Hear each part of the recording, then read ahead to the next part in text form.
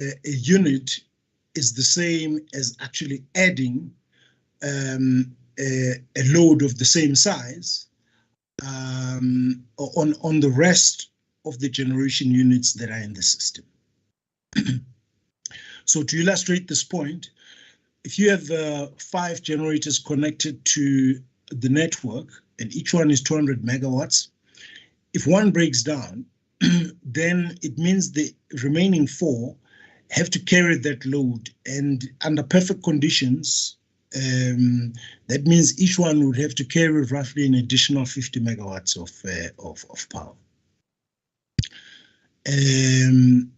The situation could also be a solar plant that's stopping to generate during sudden overcast weather or when it's the end of the day. Generators generally can handle momentary power demand fluctuations, within reason for short periods of time. However, sustained additional power requirements for each unit must come from the thermal components of the power station. This is just a quick slide just to remind ourselves, because sometimes I think we tend to forget these things. Components. Power generation is really an energy conversion system, or a power station is an energy conversion system.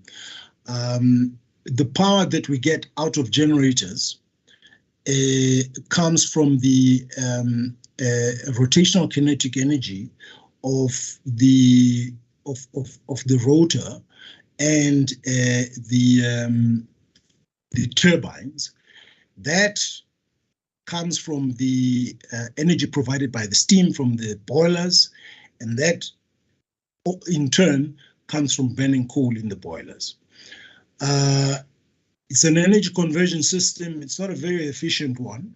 Most coal or most thermal plants have efficiencies of around 35 to 45, that shouldn't be degrees Celsius, that should be percent, 35 to 45%.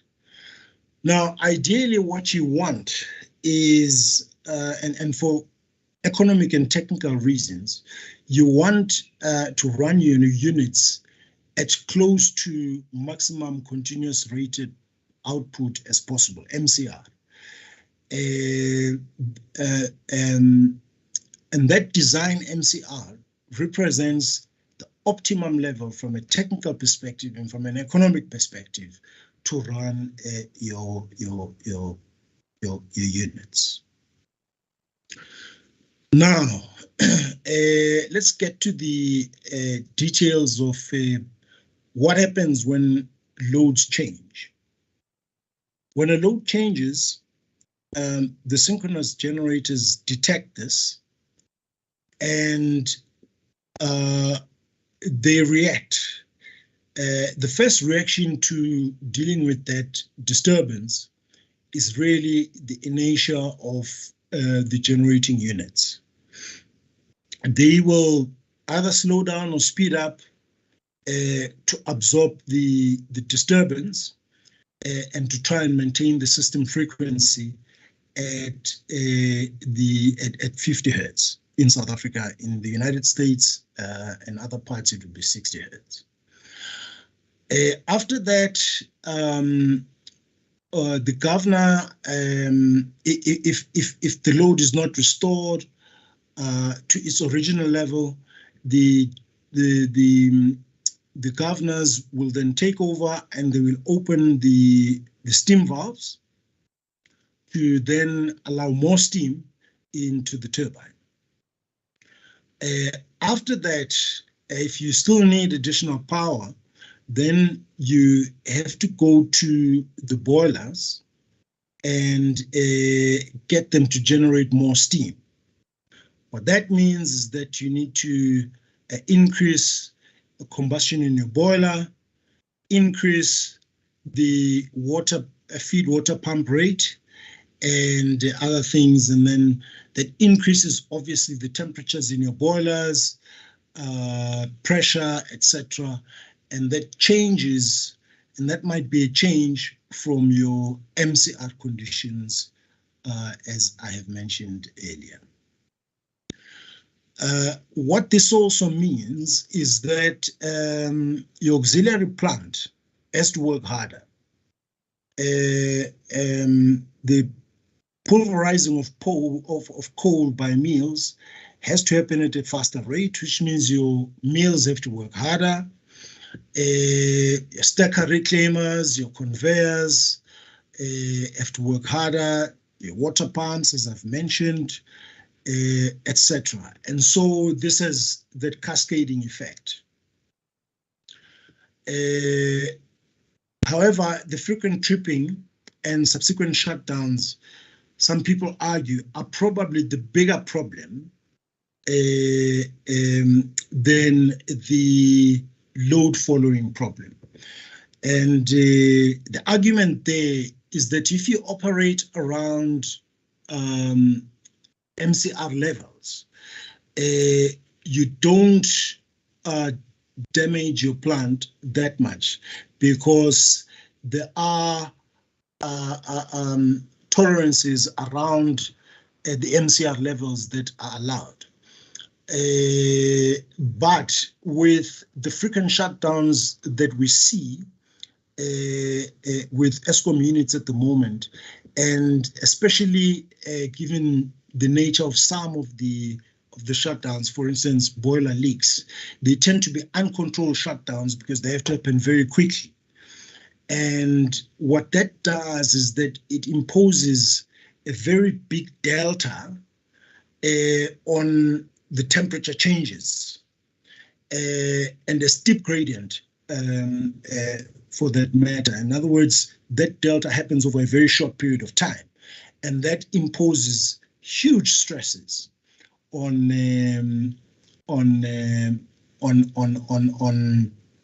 your plant, on your materials, on boiler tubes, etc. Now, there are various failure modes. On the thermal side, there are various tube failure modes. There's stress corrosion cracking, there's embrittlement, there's thermal fatigue, there's creep, there's stress rupture, etc. And most metallurgists will be very familiar with those. And creep failure is really due to metal deformation under load at high temperatures. And all metals and alloys are affected by this phenomenon. And in boilers, it affects boiler tubes, supports, hangers, etc. And all of these have established creep threshold temperatures.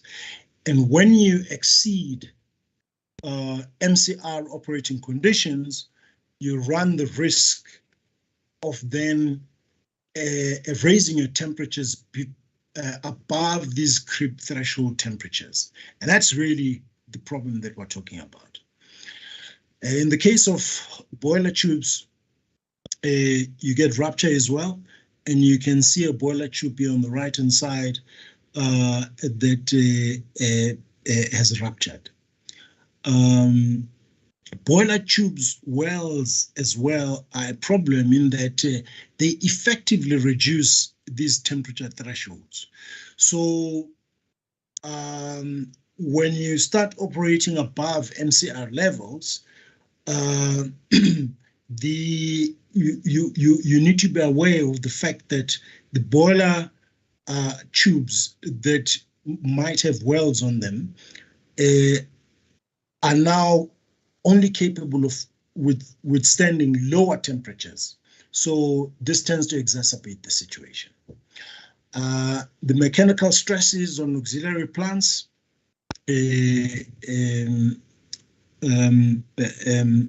cause failure due to excess loading.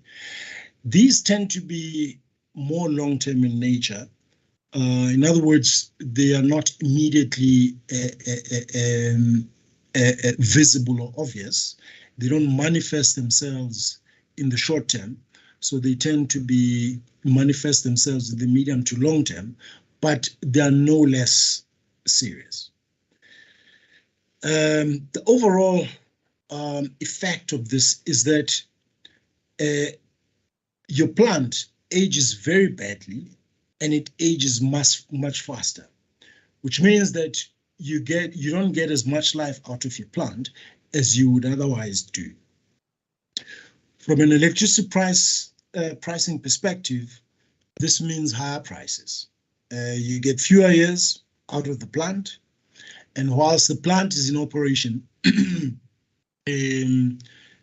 plant availability is low, and so that has an impact of increasing your tariffs. Now, another issue that is not usually mentioned in South Africa in discussions, but is a very real problem, and it's a problem that we are going to have to talk about and look at addressing as renewable energy sources increase their penetration into our grid, is the loss of system inertia. Now, I must say that I'm going to talk about the contribution of renewables to the loss of system inertia. This must not be interpreted as renewable energy bashing. It isn't. In fact, I do believe that we need to adopt new technologies, and we need to adopt new ways of doing things.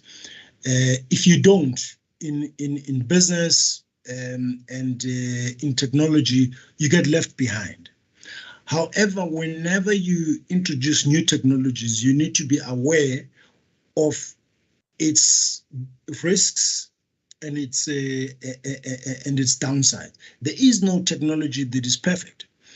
You know, coal plants have their problems. Nuclear plants have their risks. So every technology has its downside. And the problem is that if we don't address the downside of the technologies that we intend using, we then run into problems. The reason why we are facing these problems related to greenhouse gases and all the problems that they cause is because we ignored the emissions problem for a long time. And so it's important that we start early to look at what problems might be caused by the new technologies that we adopt and try to find solutions to those. I just want to recap a little bit at what happens when you get a system disturbance. I did mention this a little bit earlier. The initial response to the change is provided by inertia from the generators and the turbines. And that's that pink part of the frequency goes down if there was an addition in load or a loss in generation capacity. And the inertia of the machines helps to counter that drop in inertia. And then I did talk about the fact that what happens afterwards, the governor responses, etc., to try and maintain system frequency at 50 hertz. The problem with in a situation where, let's say, you have a wind and solar plants, is that there are no rotating machines. Even with the wind turbines, with the little bit of inertia that they provide, it's isolated from the grid because the power has to go through inverters. So there's nothing to counter that initial disturbance and the step change in frequency. So what happens is, from a system stability perspective, it means that there is no damping. Damping ensures that when you get a disturbance, your system gets back to, it overcomes the disturbance and gets back to its stable operating mode. And so what happens is the frequency fluctuations and deviation from nominal frequency keep going up and up, and then the system runs the risk of becoming unstable and running away, and it trips. In this case, what would actually happen in a system that has absolutely no rotating machines, what would probably happen is that this curve would simply just go down like this, and instead of coming up, because of lack of system inertia, it would simply run down. And obviously the result is that you get blackouts. The other problem is that our system is most vulnerable during peaks. And what we see, for instance, with PV solar is that you only really start getting close to full generating power at around about 9 o'clock in the morning for the morning peak. And that's when the morning peak is really coming to an end. So they don't help us at a time when we really need them to come and assist with a system stability at a time when the system is most fragile.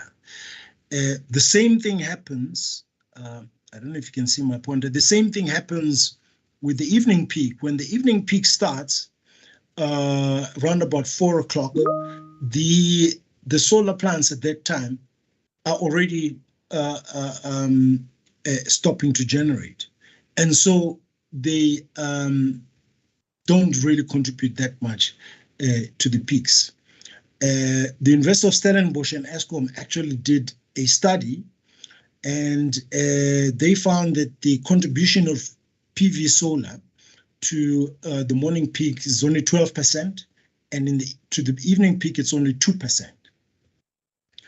And as I said, it's during these peaks that the system is most vulnerable, and renewables are not there to assist at that time. They also measured the capacity factors of wind and solar, and they found that for solar it's 24.9%, and for wind it's just under 32%. And so solar without battery backup is mid-merit power, and it's doubtful whether this is our biggest problem in South Africa at the moment. There's an argument that they don't really help us in solving our biggest problems. Again, I must mention, this is not renewable energy bashing. This is just facts of nature, really. If you look at solar, the sun only comes up at that time and it sets at that time, and there's absolutely nothing we can do about it. It's not renewable bashing, it's addressing a problem of nature that obviously we need to do something about.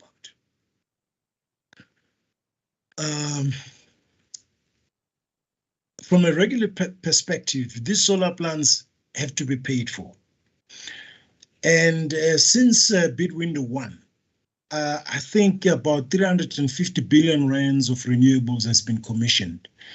You know, that's more than Kusile and Medupi put together. And yet load shedding is actually getting worse. Not all of that commissioned renewable energy has been installed or is operational, but a significant portion of it is. Now, the average man has to pay for this solution, which, as I say, it's not really a solution. And the annual sharp increases in tariffs is partly due to this problem, and unfortunately, poor people have to pay. And I argue that where is social and economic justice in this? The people who benefit are the owners of these plants and the suppliers of the solar panels, most of which we have to import. And so, who exactly is benefiting from all of this? And if poor people have to bear the increases of electricity prices every year, we need to really think hard about this. I think the regulator has a responsibility to protect the poor consumer of electricity in South Africa. And this is why this matter is being raised. And again, some of these problems can be solved technically. I think that if we insisted that every tender or every proposal to install renewables must come with battery storage facilities, we will then start seeing and now I'm getting into the solutions. We'll start seeing an improvement in some of these problems. With regard to system inertia, sorry, Chairperson, I'm about to finish. I think this is my last slide or second last slide. Engineers in some parts of the world are already researching the idea of synthetic power. Now, synthetic power is the additional electrical power from a source which does not inherently release energy as its terminal frequency rises, but it mimics the release of kinetic energy from a rotating mass. So it's a synthetic way of mimicking system inertia. Research is being done. It's early stages, and we don't know whether the research will be successful, and we don't know how much it will cost, or the solution, how much the solution will cost. But it is something that is being looked at. Secondly, I've mentioned this point. Thirdly, I believe that grid penetration of renewables should be controlled in order not to worsen an already fragile power system. You see, most of the countries that have had aggressive renewable energy programs, such as ours, have done so on the basis of a very stable power system. Our problem is that we're adopting similar aggressive approaches, but on the back of a very fragile power system. And I think that this exposes us to very serious risks. And I think what we need to do is that the penetration of renewables need to be controlled in order to make sure that our system is kept stable, or as stable as possible. It's already unstable. But what you don't want to do is to worsen that situation. Fourthly, with regard to power plant operations, proper plant operation according to the operational design parameters is absolutely imperative to alleviate some of these power system stability problems. And lastly, proper design and maintenance of plants, particularly maintenance, because a lot of our plant that we use is not actually designed by South Africans, but proper maintenance of plant throughout its life, not just when we start having problems, is extremely important. And the next speaker, Mr. Matebula, will talk a little bit more about the maintenance issues.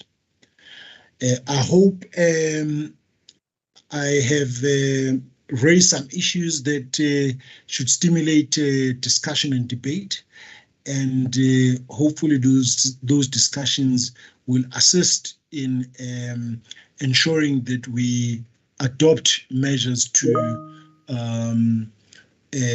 continue to try and stabilize our power system. Thank you.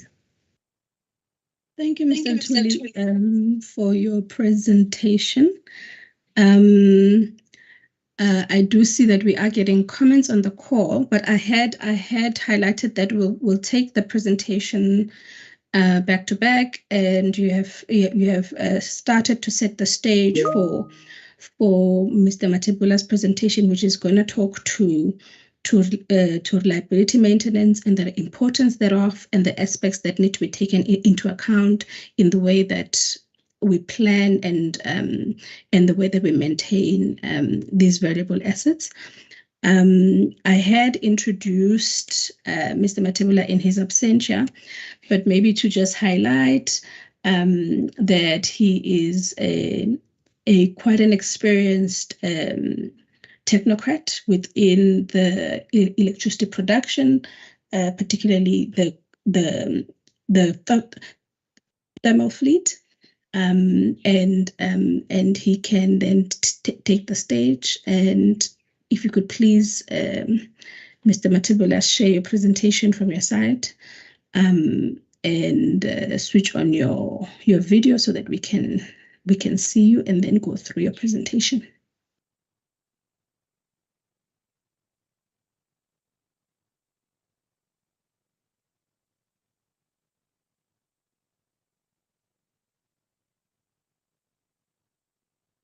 We can see the presentation. You can just unmute yourself. Thank you. Thank you. And good morning to everyone on the call.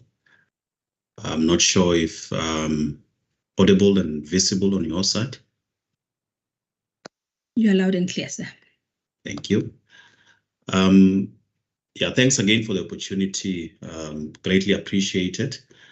And also, I think the context of the presentation that we have just gone through sort of talks to some of the issues that I will be highlighting.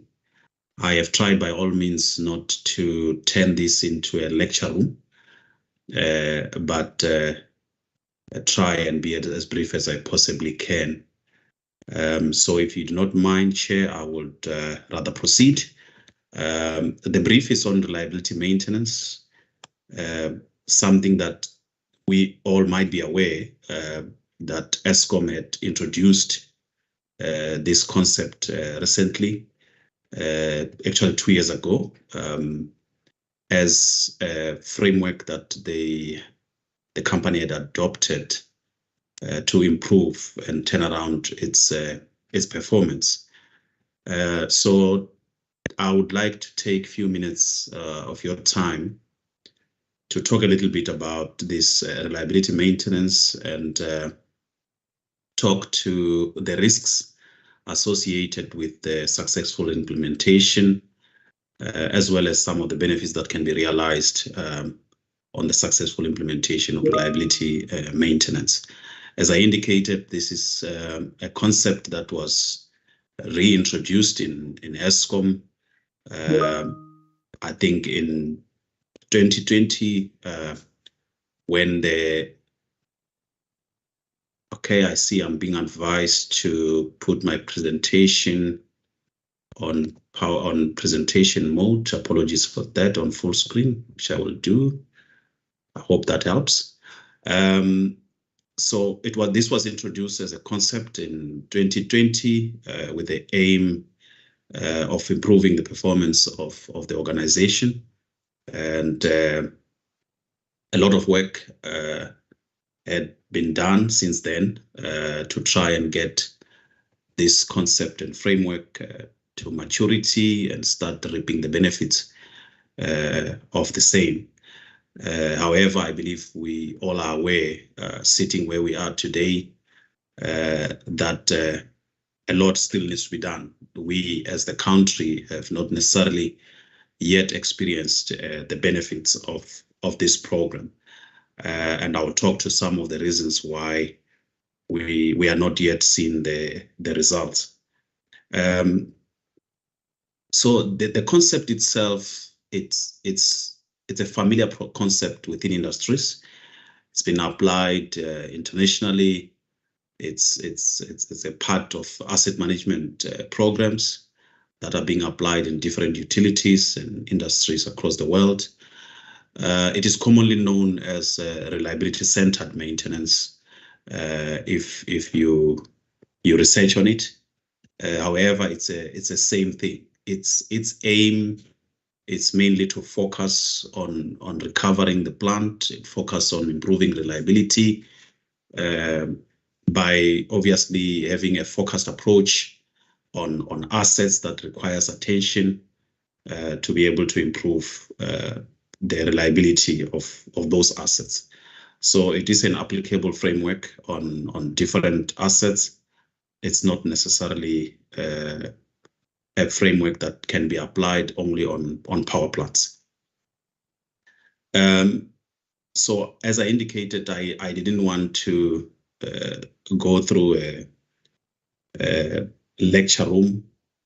So I would want rather to spend a bit of time, given where we are as a country, to talk to some of the risks that are prevalent in this environment that may be undermining the efforts that are being put in place to try and turn around the performance of Eskom, to be specific, through this reliability maintenance program.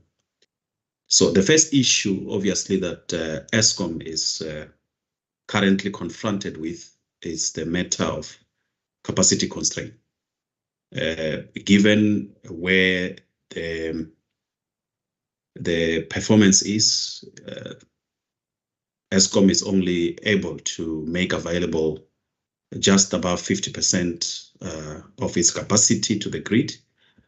And that actually takes away the room and opportunity for the company to be able to take out machines for maintenance. If you were actually to analyze the current status, you would realize that out of the 40+% that is unavailable,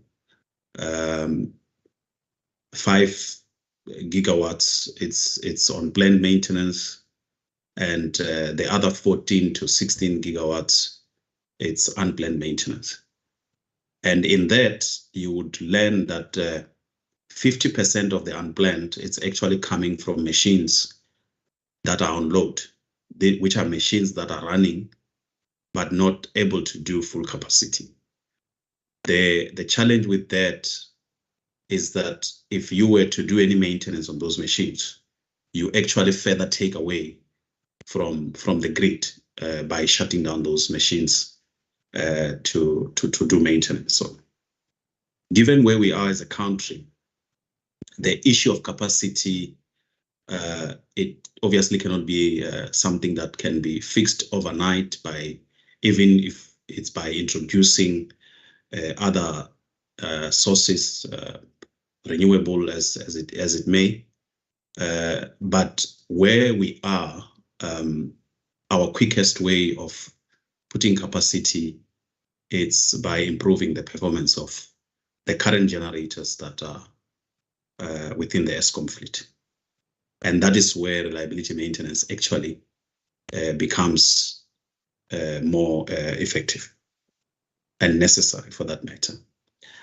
The second main issue that Eskom is facing, it's an issue of, it's actually not finding, but funding. Apologies for that error. The issue of the current Eskom debt, ability of Eskom to source funds to be able to reinvest into its refurbishing its assets. It's another challenge that the company is currently facing. And for a few years ago, I think it survived by cutting back on some of the critical maintenance that was necessary to try and survive within the constraint. And I believe that this was done with an understanding that the investment that has been done on what it's termed the new build, which is your Ingula plant, your Medupi and Kusile, will automatically bring the needed capacity on the grid that will offset and provide room for Eskom to be able to do to be able to catch up on some of the maintenance that had been deferred over time. So there is obviously a slide that I have not included here, which shows the gap between the needed budget to be able to do proper maintenance on Eskom plants in the past 10 years versus the budget that was actually made available. There is a constant and growing gap between what was funded and what was actually needed as the amount of maintenance that needed to be done. And some of those projects and maintenance programs that at the time were not funded, were postponed, are some of the things that are contributing to the current poor performance that we actually see. And if you were to go and look at the current programs or maintenance and recovery programs that Eskom is doing, you would realize that some of the projects were long overdue. They should have been done 10 plus years ago, 5 plus years ago, but they were not done with the balance of funding and so forth. However, the challenge has not yet subsided. As we speak, there is still a challenge with regard to funding, and that has gone public is the inability to even source diesel to have reserves within the system. So the funding issue for Eskom remains key, and it's standing on its way of recovery to a certain extent. We also have got an element of inflated costs of services and material, which is also fueled by other challenges that actually Eskom has, which is challenges of fraud and corruption, whereby there is too many players in the provision of service and even in the sourcing of material. We have got great interest, resulting in Eskom paying 3, 4, 10 times the price that it was actually supposed to pay.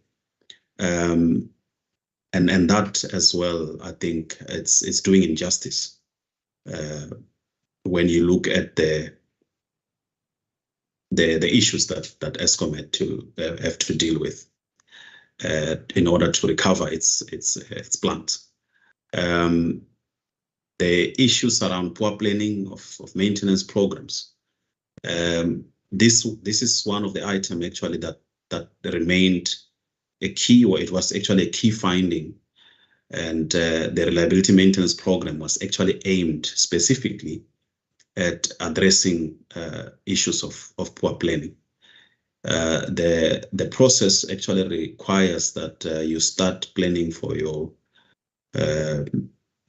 generator outage or a unit outage 24 months in advance, and whereby by the time you are left with 3 months, which is normally called T-3, you should be 80% plus ready to be able to execute.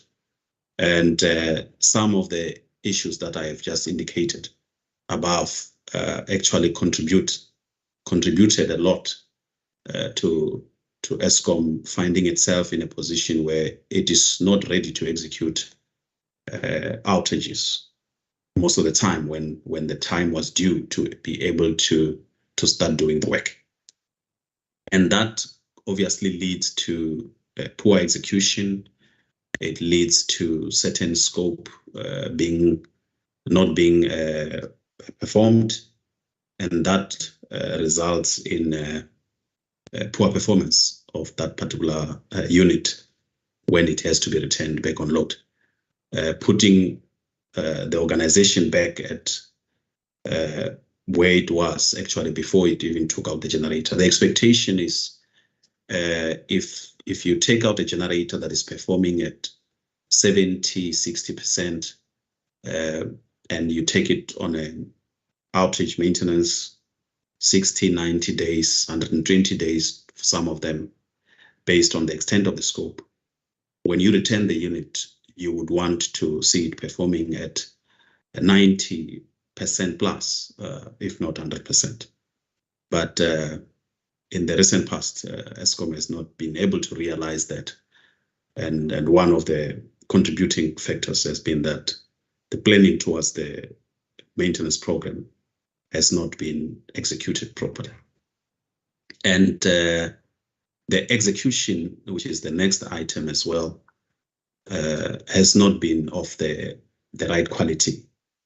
And as I indicated, some of the quality issues that are expected, they are experienced there. It's mainly due to poor planning, as I indicated.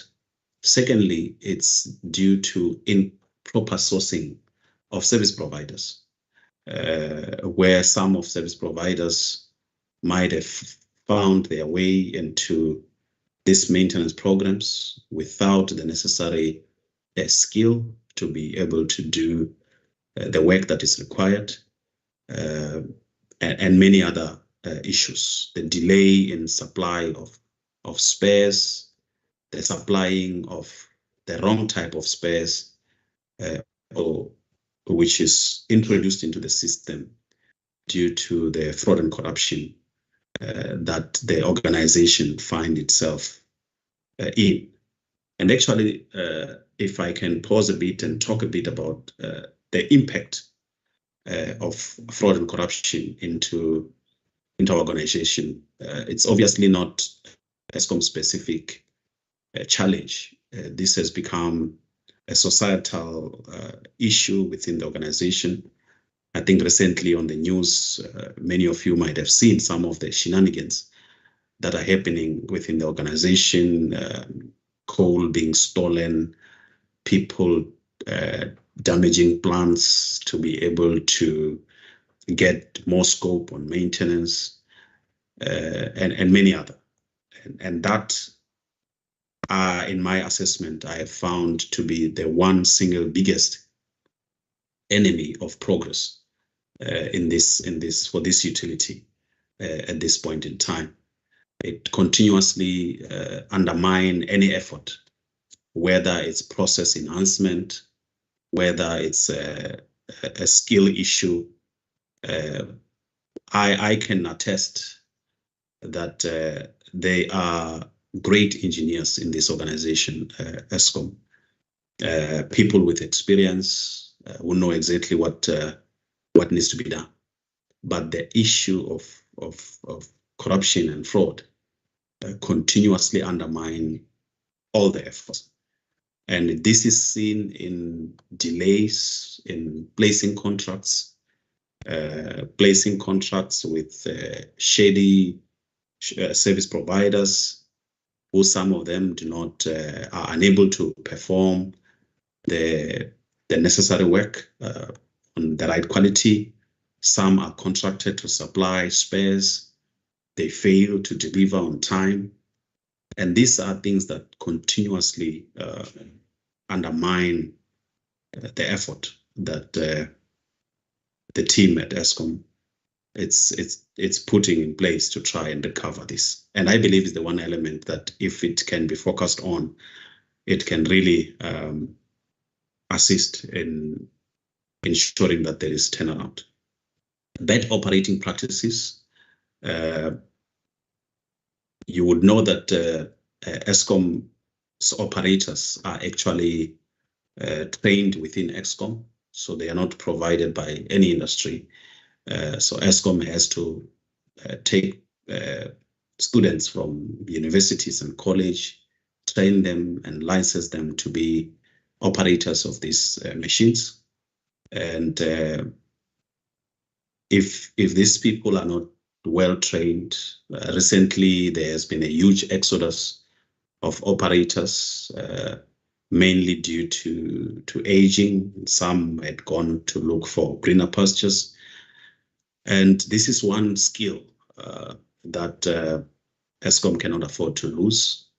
So this is one skill that requires focus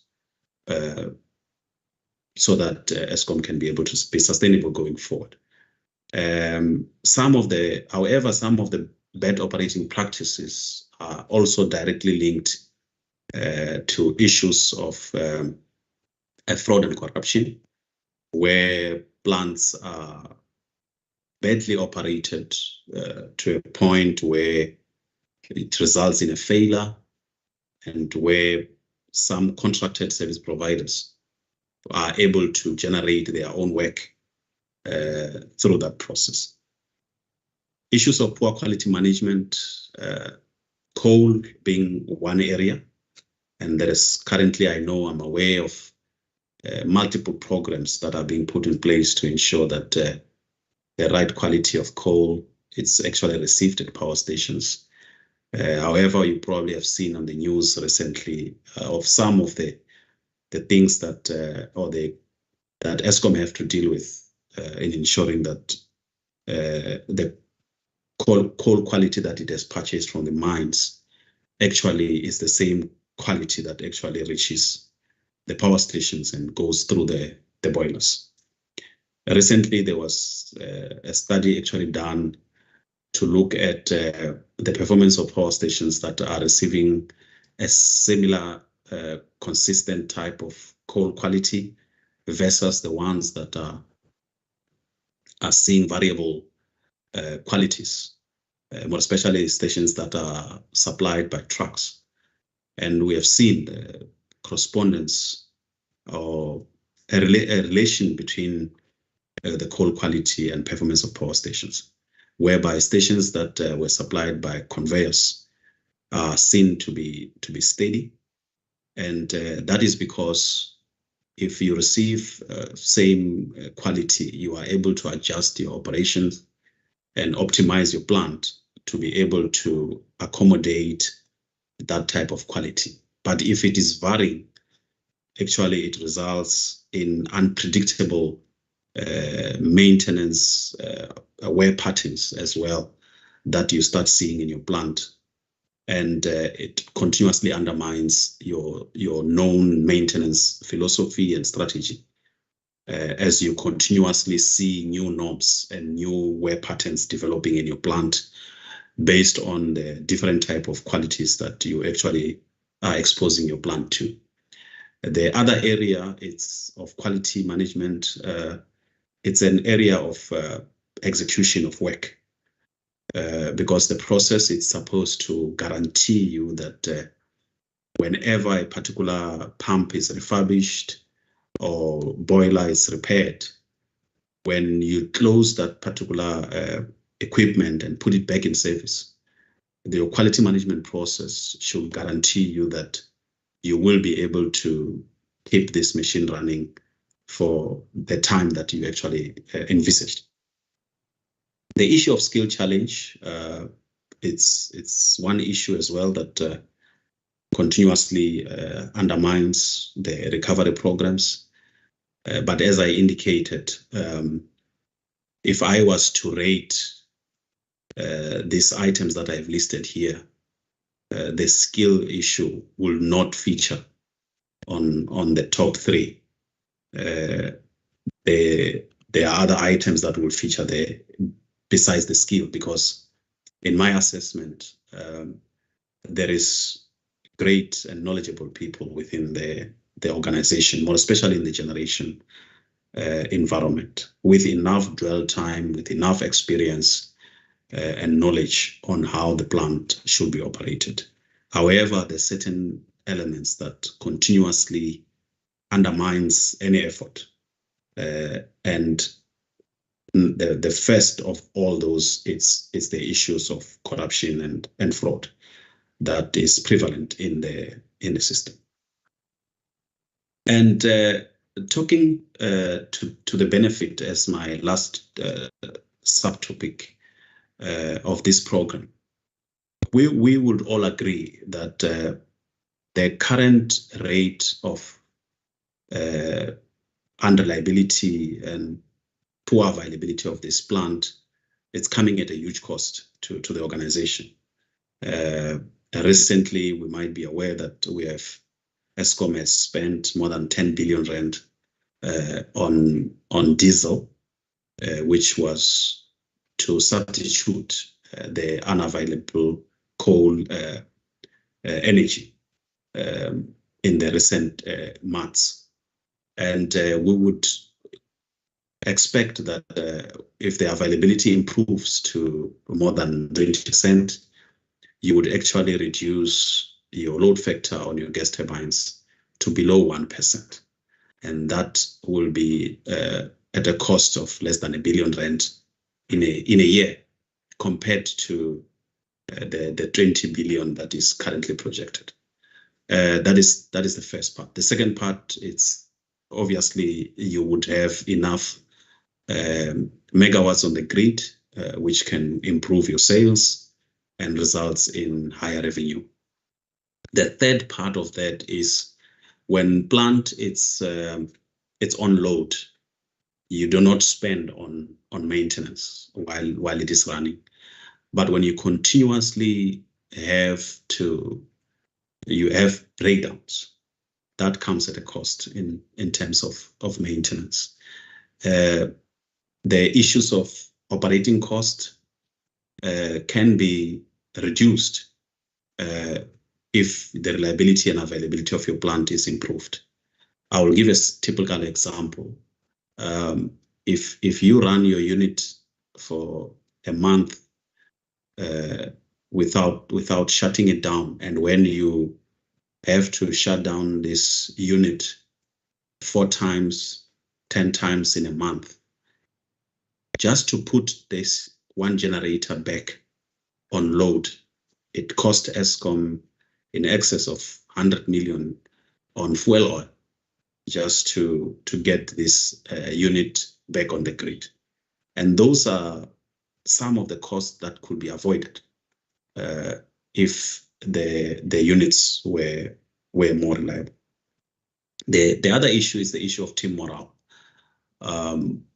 If you were to do a measure on a moral gauge of the current Eskom employees, except those probably who might be benefiting from this poor performance, those who really would want to see Eskom performing better, and more especially those who have seen the good days in Eskom, their morale, it's really dented.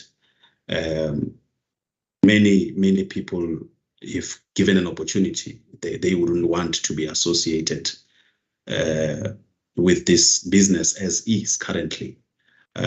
We see engineers leaving their engineering role and finding themselves now having to take on operating roles and maintenance roles due to the demands of the current fleet, because poor reliability and unavailability, results in people having to work 24/7 non-stop.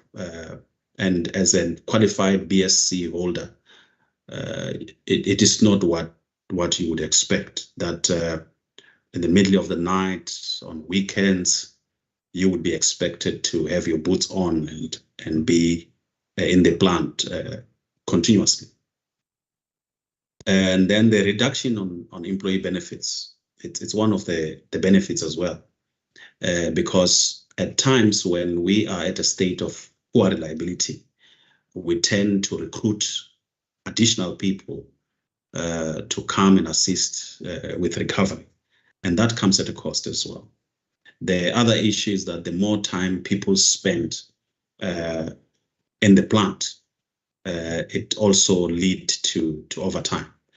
And I do not want to talk about the element of fatigue that comes with that, the increased amount of errors, which sort of becomes a snowball effect, because it then turns you back into poor workmanship, more breakdowns, and the cycle just keeps going like that. The last part being turnover. If your plant is reliable, people are seeing the benefits of the effort on maintaining the plant. People would want to associate themselves with the business. They would want to stay. And we all know what the cost of turnover is. You cannot always continuously lose experienced people, and you have to replace them with inexperienced people that requires training, that requires dwell time, that keeps on making poor decisions, and so forth. So that, in a nutshell, it's my story around the benefits. And lastly, I am confident that if the elements that I have highlighted as risk can be mitigated, and Eskom starts seeing benefits of its reliability program, Eskom should be able to see greater reliability, move away from load shedding within the next 24 to 36 months, based on the current philosophy and regime on maintenance. So, Chair, that's basically it. I think the presentation was shared in advance, so people might have had a chance also to browse through it. Thank you very much. Thank you so much, Mr. Matebula.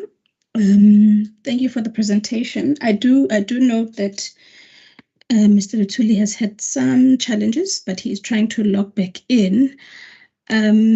So I think I will probably just start with some questions from my side, and then participants are welcome to put their questions on the chat as we go through the discussion. And thank you for saving us some time in terms of your concise presentation.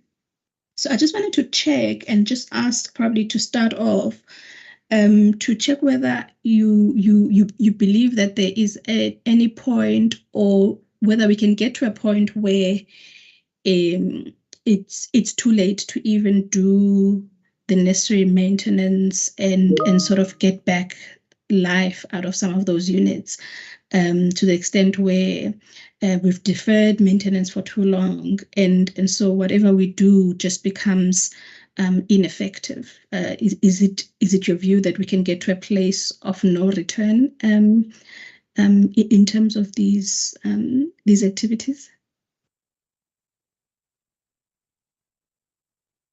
Yes, it is true. We on a daily basis, I can assure you that we're slowly approaching that. But I want to believe that the current effort being taken by the business itself, by the government, it should be able to prevent that from happening. But it's something that really needs to be done ASAP.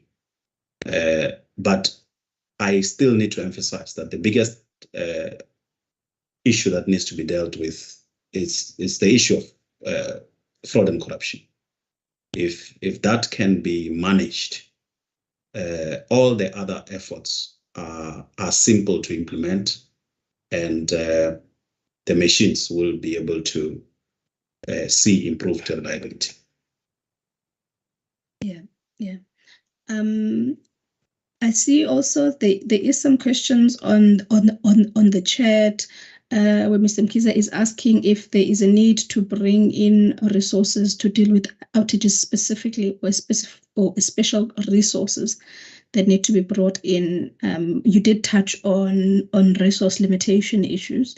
Is it your view that this must be paid special attention to? Yeah, in a short term, there is a need, more especially given the fact that where we are, we may necessarily need to do more maintenance than what we usually do. And I do not believe that the current capacity will be able to carry that. So that part, it's necessary. But again, you would not want it to be a wasted effort, whereby people come and do their best, but their best continuously be undermined by other elements. Yeah, for sure. I'm just checking if Mr. Luthuli is back. I see that you are back. Just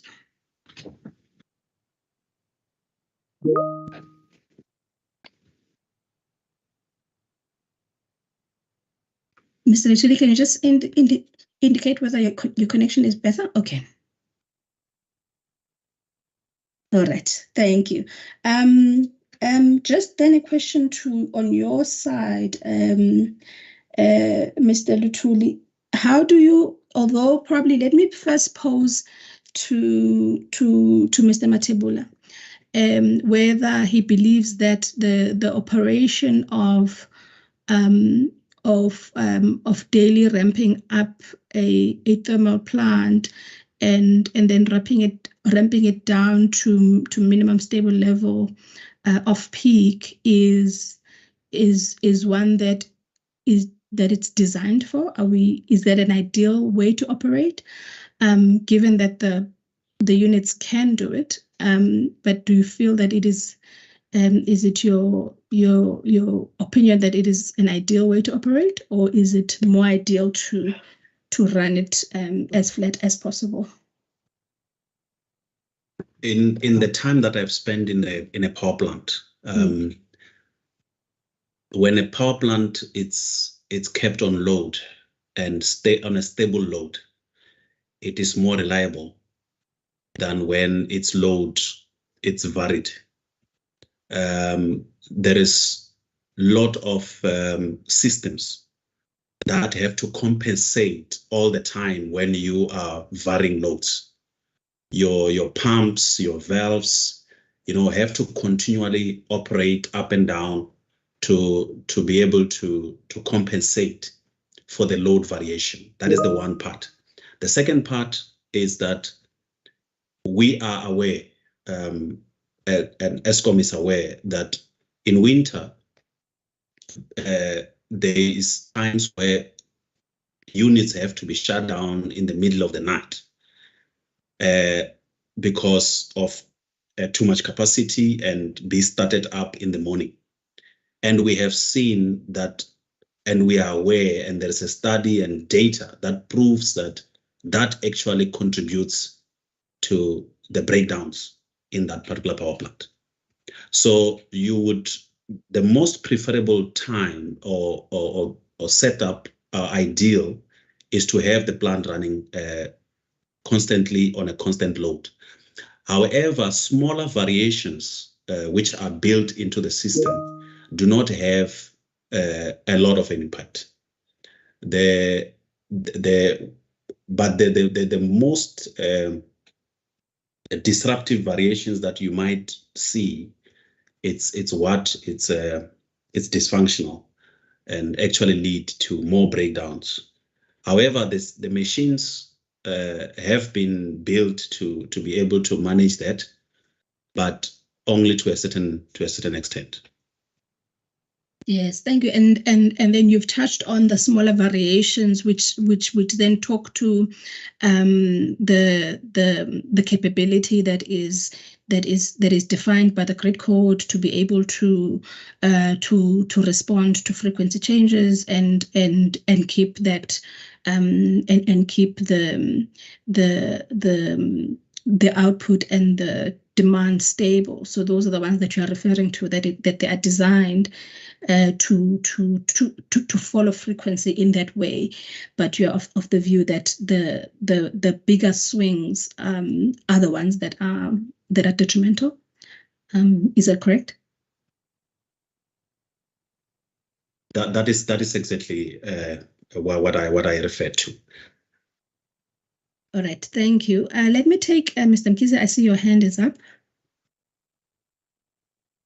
Yes, thanks, and thanks to the two presenters, Mr. Luthuli as well as Mr. Mathebula. I would just like us to reconcile the two presentations, please, because I would say theoretically both are correct, as well as on a practical level. But just want to get clarity that it's so much that has been due to the way the plant is run in order to meet demand, and therefore posing strain and stresses to the whole system, right? Resulting also partially in increased outages, and then higher maintenance costs that are associated with that, vis-a-vis the situation where you've got many outages. Then the other thing is that you have to then bring in a task team, so to say, if there are some, like they would say in a I would say in a crime prevention situation. Say, for example, you've got the special forces that are brought in to assist. Not that the people are not capable that are there. So that's what I'm looking at in terms of resources, and talking to resources in as far as it talks also to, it would come up also in financial resources, etc. But just to reconcile these two presentations and see how much of these contribute to that, not necessarily now in theory, so that you can move to the practical aspect to say how much has it cost and how much is it still going to cost us going forward, seeing that we've got this load shedding. Because at some point, one, as we talk of a point of no return, at some point one must say that running these to prevent load shedding is actually not profitable in the long term. Rather, stop doing it and then let increase, take us to level 6 or whatever, if need be, because we have calculated everything, looking into the long-term aspects thereof. Thank you.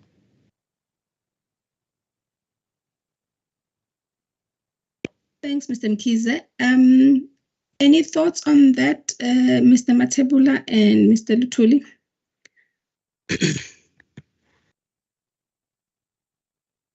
Let me start with you, Mr. Luthuli.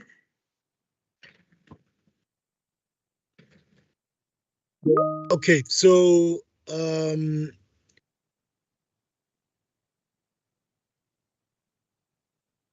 I think the question is probably more directed to Mr. Mathebula. However, I think the biggest problem is that there is no problem in running plants. Can you hear me? Yes. There is no problem in running plants around your MCR, as I mentioned earlier, and I think Mr. Mathebula has been saying the same thing. And there are allowable deviations around MCR, okay? And so for as long as you do that, you are fine. However, it looks as if the way that the plants have been run have exceeded those limits around MCR, and that's what has caused the plants to be in such bad shape. The question of whether is it better to say, look, let's retire these units and let's run build new generation capacity, because the cost benefit of actually trying to maintain them doesn't yield the desired results, is something that would require a proper analysis. And I don't know if Eskom has done that. Mr. Mathebula would probably know better. Thank you. Thank you, Mr. Luthuli. Mr. Mathebula? Yeah, I need to confirm that with the time that I've spent in the organization, these assets are robust, to be honest, and all they need is to be looked after. However, what I have observed in the recent past is that the assets are not looked after. And there are reasons why that it's not. The one part is that there are people that benefit from the breakdown, companies that benefit from breakdowns, and continuously find ways to perpetuate breakdowns and undermining all efforts that are being done. Secondly, it's the issue of obviously skill, where there is poor forward-looking planning, whether on succession planning on resources or scoping of proper maintenance programs, and so forth and so forth. So I do not want really to believe in us throwing an effort on worrying whether are we running the current machines too hard. I think it's inevitable. The current machines that are on load have to run, and majority of them anyway cannot give us full load. So they don't even meet MCR. So what is needed is obviously a different approach that will guarantee us that when a machine is taken off, it's maintained, it's put back on the grid, it will be operated properly, and it will be looked after. That for me, it's an environment that needs to be created, and unless that is done, all the effort will continue cycling on the same issue. No, for sure. I think it is the principle of doing the right thing at the first time. Probably going back to the presentations that you've made, Mr. Luthuli, and talking around issues of inertia. Also, just to highlight that we do have a session later this afternoon. I think it is session number 8, where we're really going to look more closely at the network both at transmission and distribution level of this transition that we are on, and just looking at stability issues in more detail. But there's a question that is asking regarding how effective battery storage is versus rotating plant in managing these frequency changes with load. Can you talk to that? And I'll just also run through some of the other questions that were put on the chat as you were presenting, Mr. Luthuli. Maybe you can take that one first. Okay, thank you, Ms. Mokubane.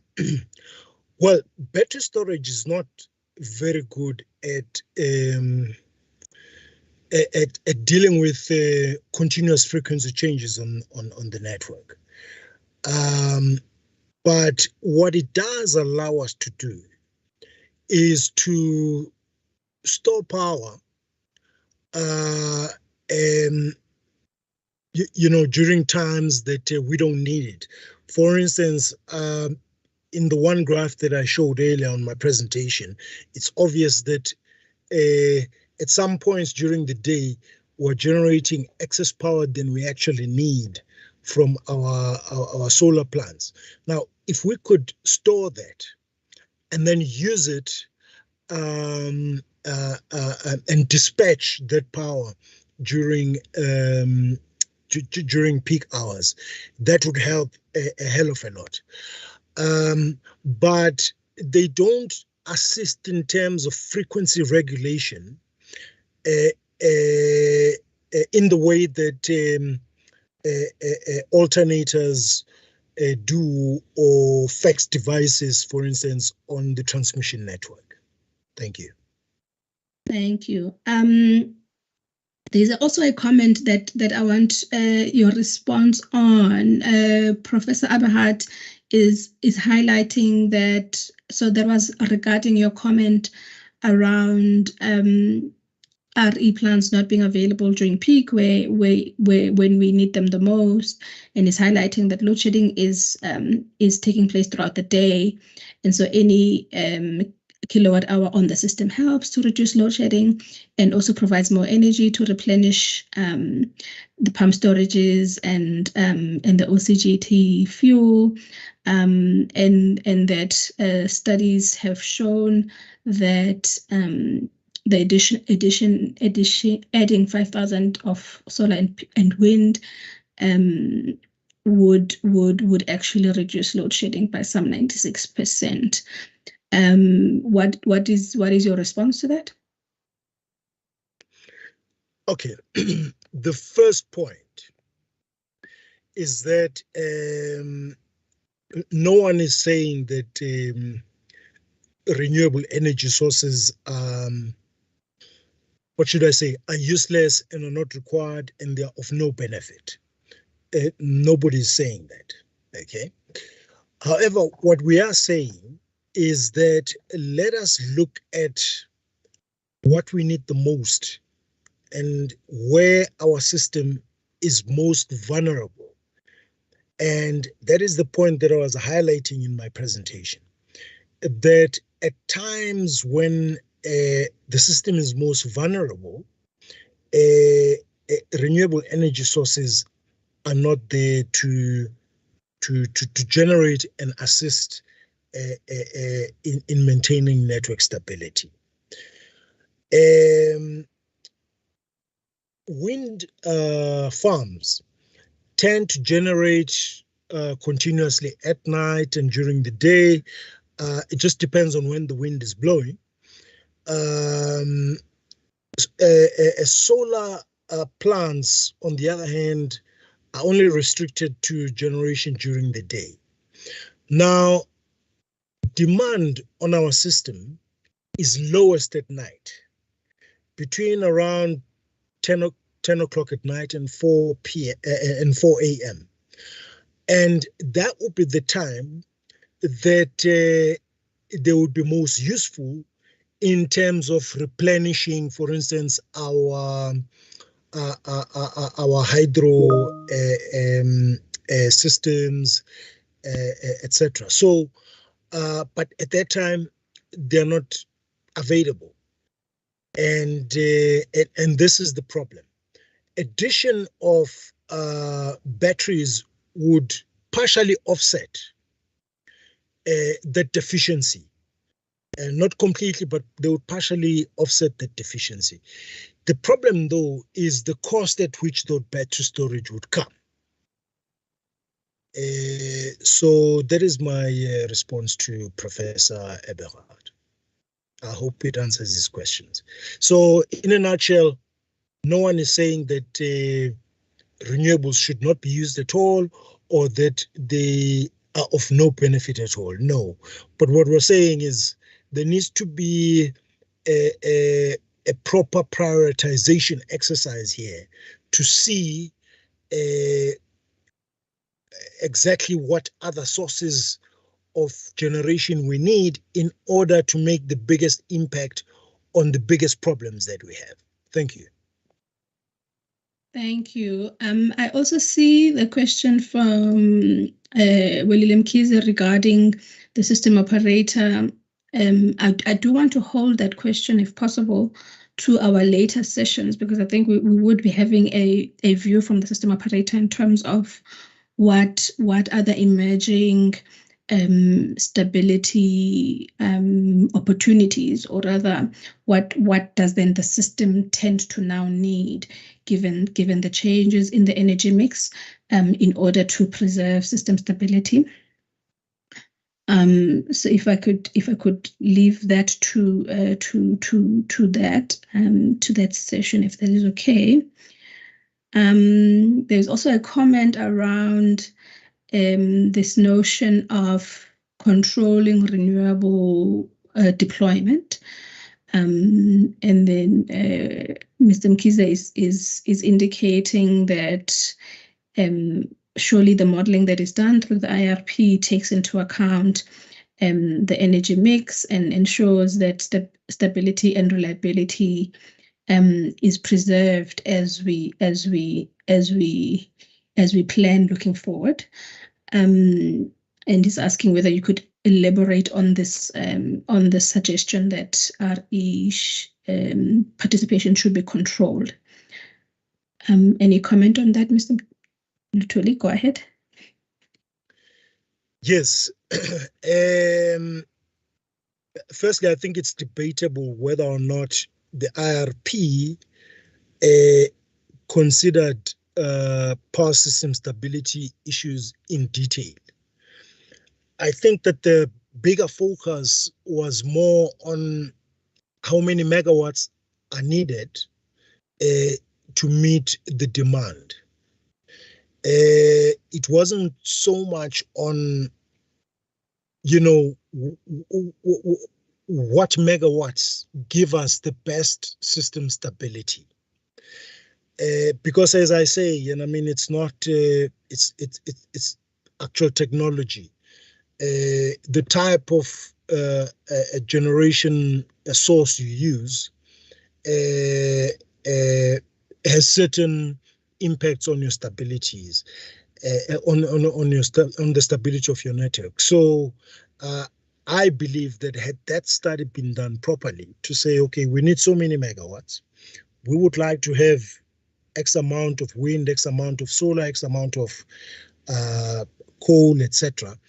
And then say, with this mix, what is the impact on the stability of the network? Both from the point of view of when those megawatts come online, things such as loss of system inertia, things such as harmonics and other quality of supply issues or power quality issues, harmonics being generated back into the network, and all of those things. That study, in my view, hasn't been done properly. The focus has been more on simply adding megawatts onto the grid. Thank you. Thank you. Thank you for that. Maybe back to you, Mr. Matebula. There's a question around whether you could talk to probably some of the challenges around the new build plans and what the drivers are for those plans not yet being at the desired performance levels. Could you share a little bit on those? Yeah. Firstly, it's my belief that and when we talk about the new build, obviously we're making reference to Medupi, Kusile, and Ingula. Ingula has been running very well. We have seen a stable and improved performance at Medupi, and Kusile, I think we are still having a great challenge there. And what I'm aware of is that the design of these plants, it's not something that the fleet, or it's not common to the fleet. If I was to have made an input on the design, I would have asked for a different design than what we have seen, and this has really contributed to some of the challenges that we see. However, I think the teams have found a workaround around this, and hence we have seen now Medupi was the first stations that Eskom started working on in trying to deal with what we call design defects. However, the spanner in the works for Kusile is this plant known as the FGD. That is the one single plant that is making it difficult for the engineers and operators at Kusile to be able to get that plant to run in full capacity. And I know that there's a lot of effort that is being put to get that plant to be reliable. And once that plant can be sorted out, I think the next biggest challenge will be getting coal for Kusile via conveyor, rather than the 800 trucks that are queuing daily there. And once those matters are sorted, we should see those plants running at full capacity. Indeed. Thank you for that. Mr. Lutuli, you can come in. Yes, just to add that Ingula obviously is different from the other two that Mr. Matebula is talking about, in that it's a pump storage scheme rather than a proper coal-fired power station. And I think, secondly, Ingula hasn't really given us any problems as such. I just wanted to add those two comments. Thank you. Thank you. Mr. Lutuli, while I have you on the floor, you made a comment around that future renewable projects should combine with should be mandated to combine with battery storage, and there's a view that that's not necessary, because you plan and you indicate how much RE you need and you indicate how much battery you need, and the participation or those facilities don't have to be linked to each other. What is your view on that, and why do you think that they should be linked? Because even if they're developed separately, they will be connecting to the same grid, and so the net impact would be the same. Would this linking not create more complex facilities and then probably add to the price? Okay. The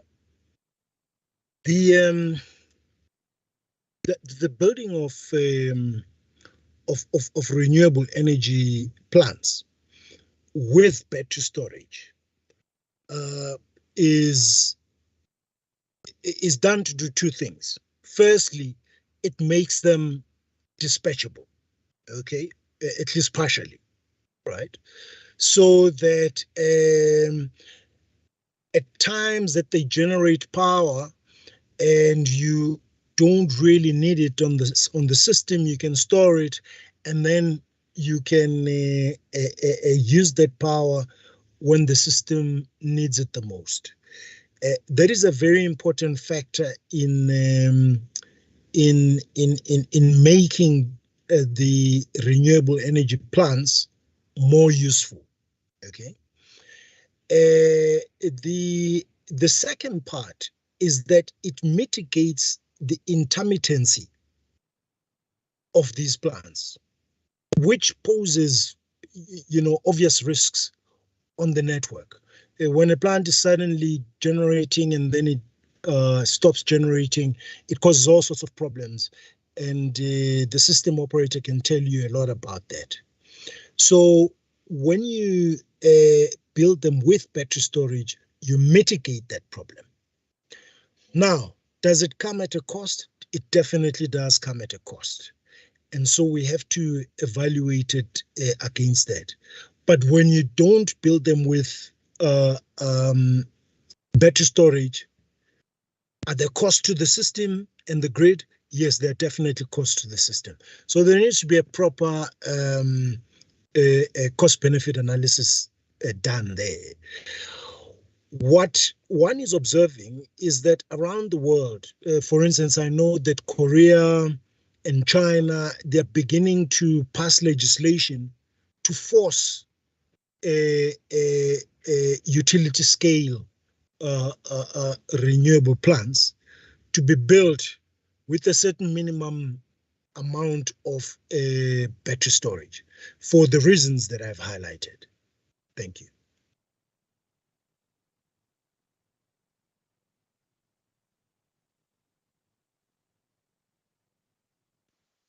Apologies, was speaking to a muted mic. What I was highlighting that I am realizing that we still have quite a lot of time for this session.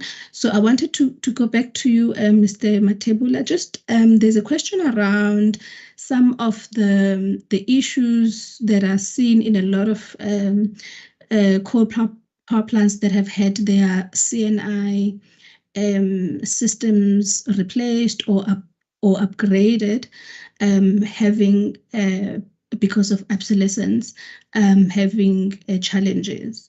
Can you talk to us about some of those? If there's a distinct issue around CNI upgrades that is creating problems for several of these thermal plants, that you can probably just give us some insights. Yeah, in every time when you introduce, more especially in this control and instrumentation systems, every time when you introduce them into a plant, there will be a time where you need to do optimization. And normally we talk about, a bathtub behavior pattern, whereby on the first few months or first year of installation, there will be a lot of optimization that is required. And then you will have this, after that, you will have this many years of a constant and stable run. And then when it gets to the time when it's now becoming obsolete, you will then start seeing again those challenges. So that for me, it's an industrial phenomenon. We see it all the time when you introduce new systems, because many a time it's not an entirely new system. You find that these systems have to merge with other systems within the industry, and there is a lot of optimization that has to be done to make sure that the different systems within the plant can properly work together, and other adjustments that needs to be done once the plant, the new system is installed. So for me, it will not come as a surprise when I have installed a new system now and I'm having some teething issues that needs to be optimized. It is an expected no. Yeah, okay. Thank you. And okay, Mr. Lutuli, you can come in before I. Yeah. Yes, this is just to add to what Mr. Matebula was saying. And what he said is correct. But just to add, what I have noticed and what I have picked up in discussions with some of the engineers that have been involved in these CNI upgrades, and it's a phenomenon that one also observes, in other CNI upgrades in sectors outside of the power sector, is that sometimes we do CNI upgrades, and the CNI upgrades use the very latest technology. And often what you'd find is that the CNI upgrades have the capability of allowing your plant to be controlled more precisely and to be very fast in responding to the changes and signals that it needs to respond to. But what you find sometimes is that the plant itself, that you're trying to control, your generators, your turbines, everything that you're trying to control is actually very old and is not capable of responding fast to signals of response that require them to to respond quickly, if you know what I'm saying. So what you find is that whilst those CNI upgrades are helpful, but they are only really partially effective, not because they themselves are flawed, but because the plant that you're trying to control with those CNI systems is actually old and cannot have the same response times as your CNI, as your latest CNI equipment. Thank you. Thank you for that. Also, just to probably correct, probably the way that I phrased the question was not exactly how it was intended. But the question was actually around, and I don't know whether Mr. Matubula could talk to this, that a few of the, I mean, noting that CNI equipment typically has a 20-year life versus the more longer life of mechanical components, that a lot of the plants have not had their upgrades in time due to the budgetary issues that you touched on. Could you give us an indication of how widespread is this problem, or how many are outstanding, just so that we have a sense of whether it could be one of the drivers that is getting us to where we are?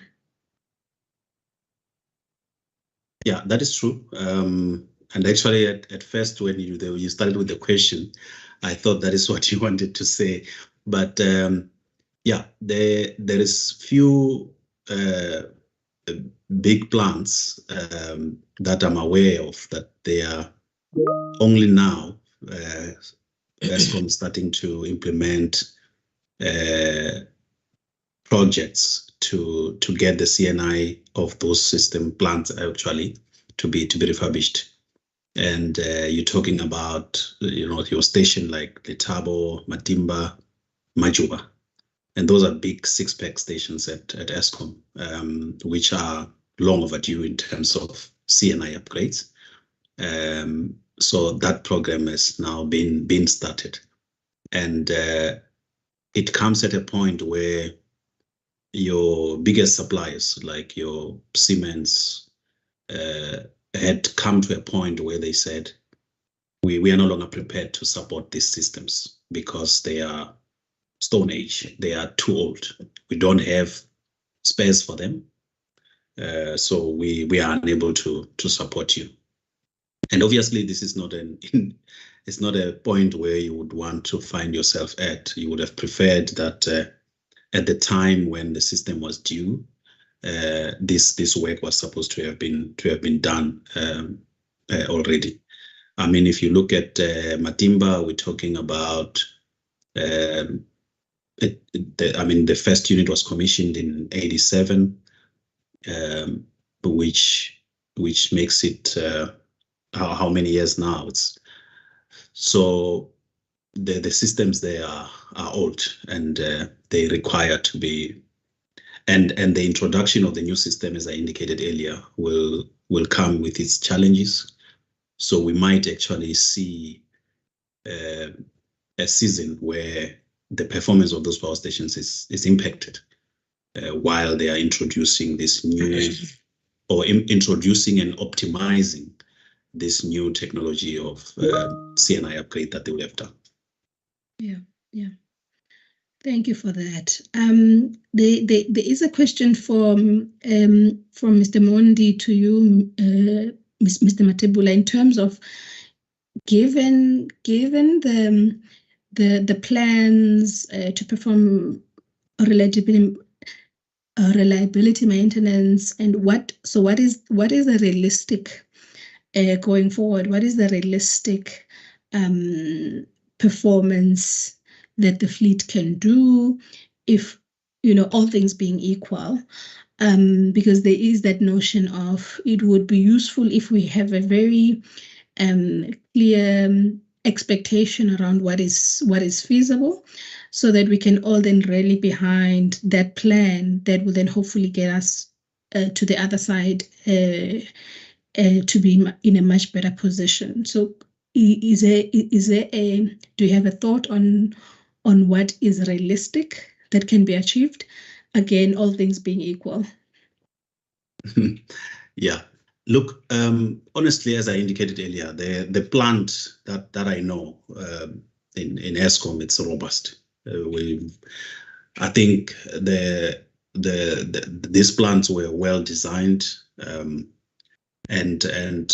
if they can be looked after, there is no reason why Eskom will not achieve an energy availability of greater than 75%. But as I indicated, there's if I was to list the top 5 issues that needs to be managed to be able to get there, I think those will be the issues that I believe if they can be managed, there is no reason why Eskom should not be able to do 75% plus. And as I indicated in my presentation, given where the current fleet is in terms of the amount of work that still needs to be done, I think in the next 36 months, we should be able to see Eskom above 75% if all the issues that I indicated can be corrected now. Thank you for that. I am not seeing any additional questions unless I've missed some that I would want to pose, but colleagues are still free to put those on the chat, or at least link me back to your question that I haven't dealt with. Suffice for those that I've indicated we can sort of more robustly look at in under session 8. I don't know if I could then come back to you, Mr. Luthuli, to indicate some of your closing remarks, and any other response that you might want to emphasize based on the questions that have been posed.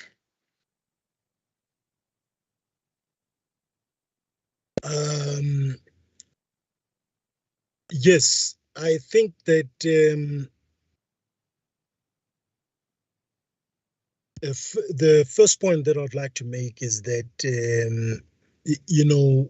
we are really facing a crisis in our country. And I think that the way in which we solve our problems needs to be very carefully thought of. And we need to prioritize the things that need to be done first, and then approach it that way. For me, the first thing is stabilizing the system, both from the point of view of adding more megawatts, which everybody realizes that we need, but also thinking carefully about what type of megawatts we need to add onto the system. This is very important. We stabilize the system. Once you've stabilized the system properly, then we look at how we can enhance it to achieve all sorts of objectives that the country has and the business has. And here I'm talking about things such as industrialization, ensuring that we comply with all the climate change requirements, etc., etc. At the moment, what we are doing is that we are doing things very, very haphazardly. I'm reminded of the announcement by the president on the removal of the thresholds up to 100 megawatts on self-generation, and its implications when you think about it carefully. Not that it's something that shouldn't be done, but in terms of how it's introduced and how it should be staggered, and make sure that you mitigate against any negative repercussions of such decisions, it wasn't properly thought out. And so I think that the whole process of going forward,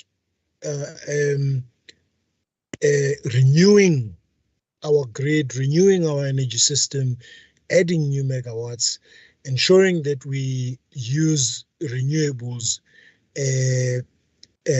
properly, is something that really needs to, and also clarifying the vision of where we're going. At the moment, if you ask anybody, they can't tell you exactly what future, what the future structure of the electricity industry is going to be. Now, we may not be able to define it 100%, but at least very broadly, the vision needs to be clear, so that we can move, all of us, in the same direction.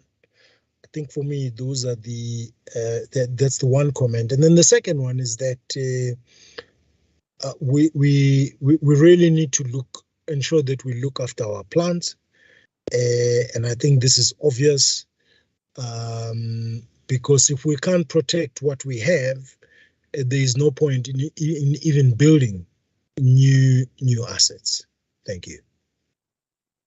Thank you, Mr. Luthuli. I before probably, or maybe as part of Mr. Mathebula's closing remarks, there was a question around, because I know we touched on the new builds, but there was a question specifically around some of the catastrophic failures that we've seen. I know of Medupi, and if we could talk around these in terms of what were the causes, and what are the risks that we needed to mitigate to avoid such catastrophic failures, especially given the newness of the infrastructure. So maybe if you could touch on that as you also give your closing remarks, and then I'll see about some other questions to NERSA.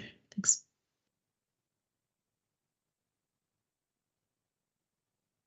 Yeah, thanks. Let me maybe start by indicating that the current energy challenge, for me, coming from the premise that the current capacity of Eskom, it's I think more than enough for what the country needs, and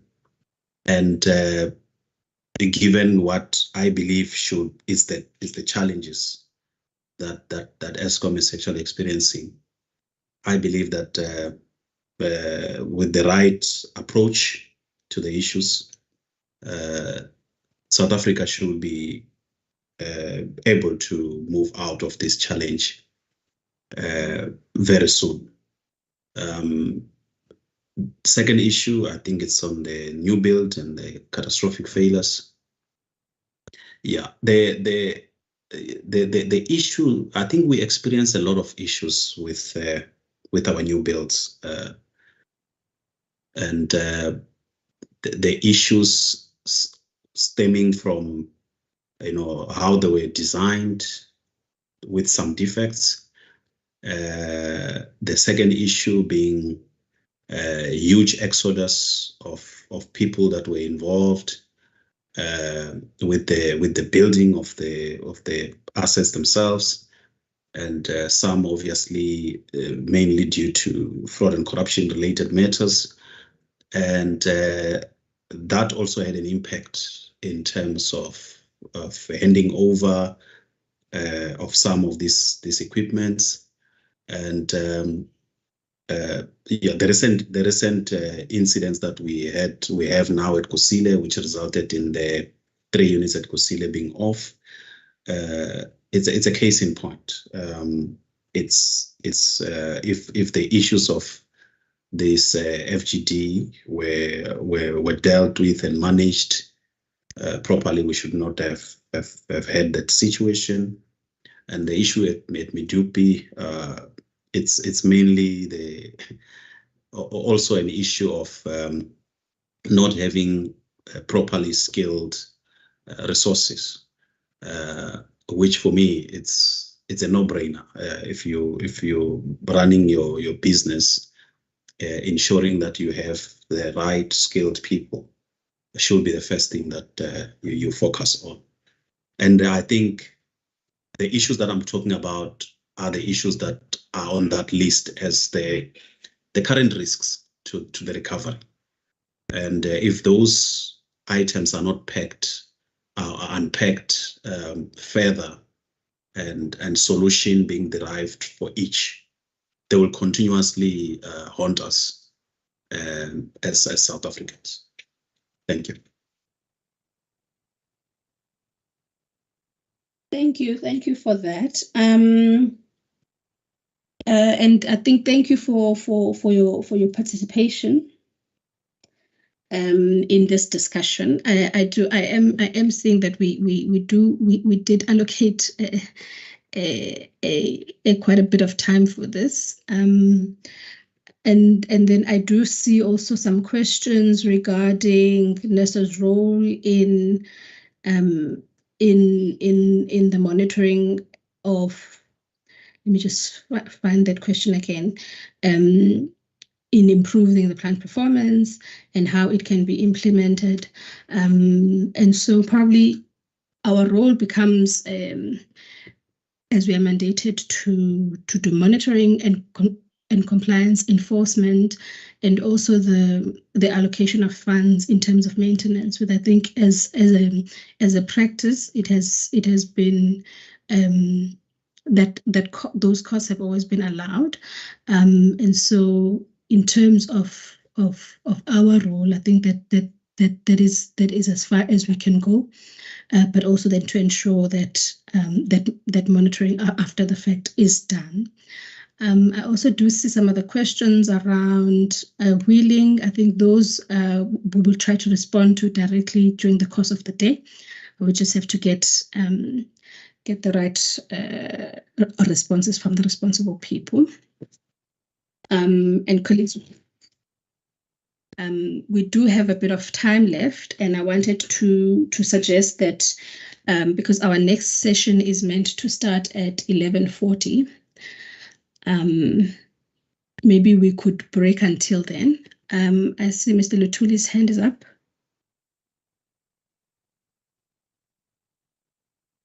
Yes, yes, Ms. Magubane.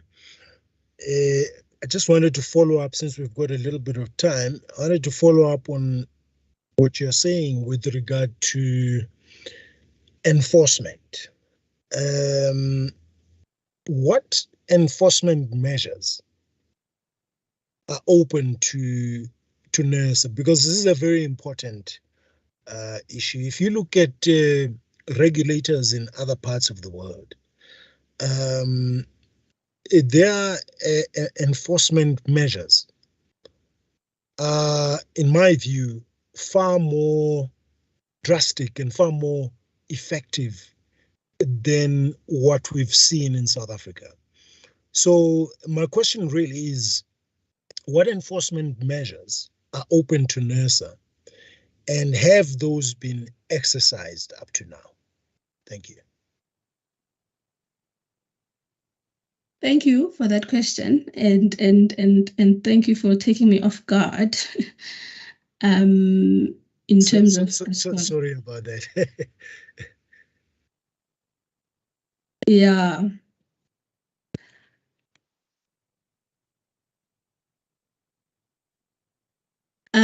Yeah, the topic of enforcement is a difficult one, and it's one that we are advocating around allowing provisions in our guiding legislation to make those more practical in terms of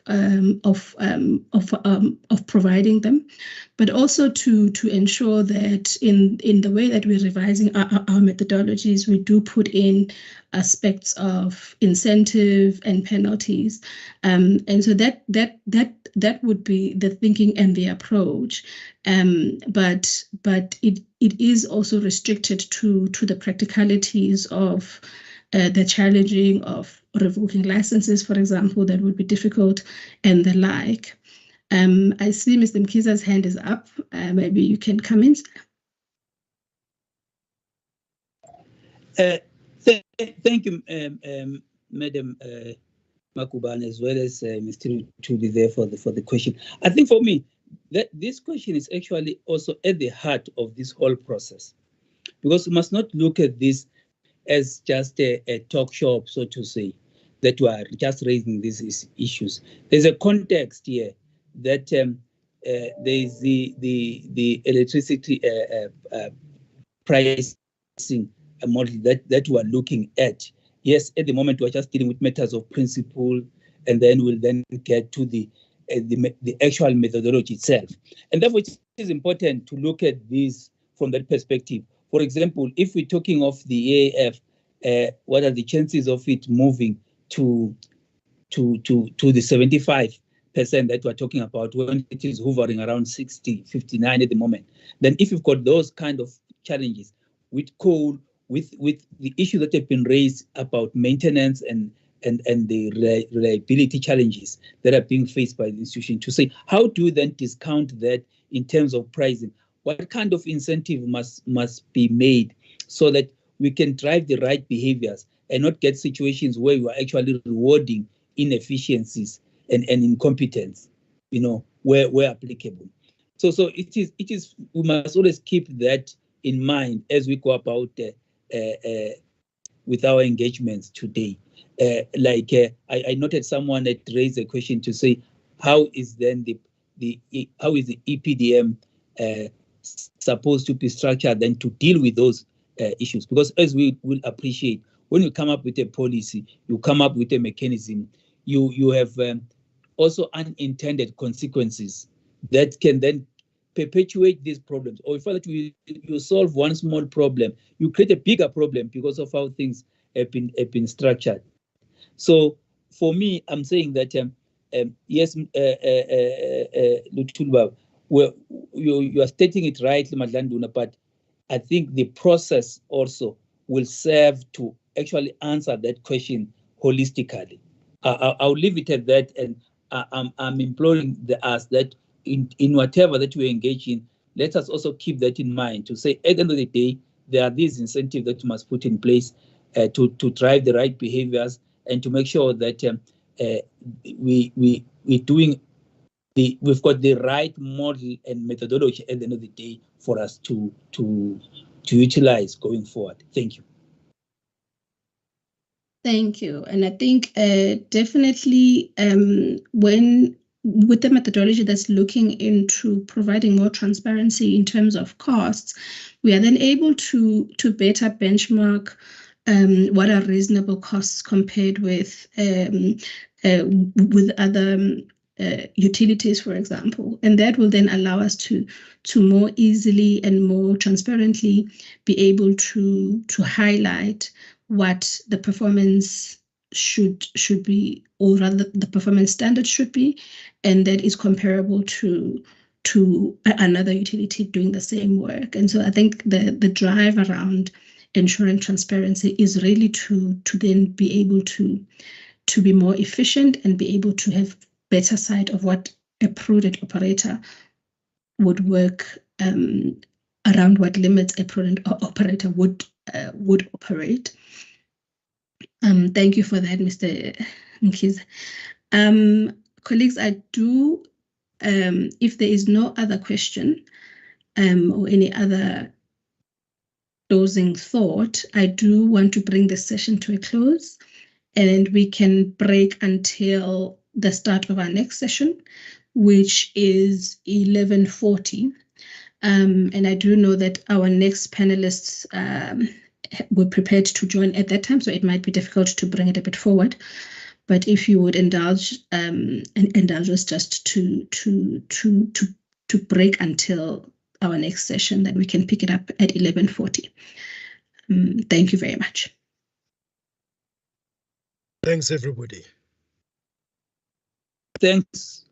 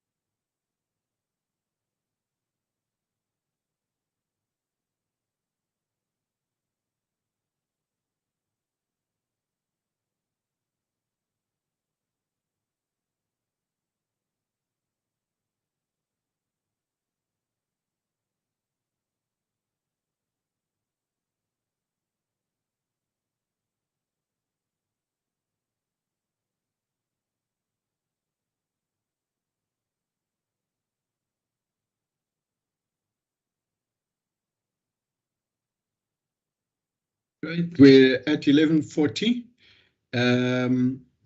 Peter, can you hear me? Yes, Mark, I can hear you. Perfect. So it falls on me to very quickly suit up and introduce you and your panel.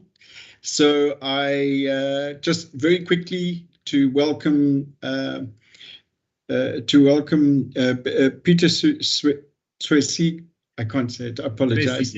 Twesige. Right, to who will moderate the panel of a group of regulators from across the continent, including the erstwhile Daniel Kiptu from Kenya, the very insightful engineer Zaria Wako from Uganda, and Dr. Ishmael Ake from the Ghana, who's the executive secretary of the Public Utility PERC the PERC regulator in Ghana.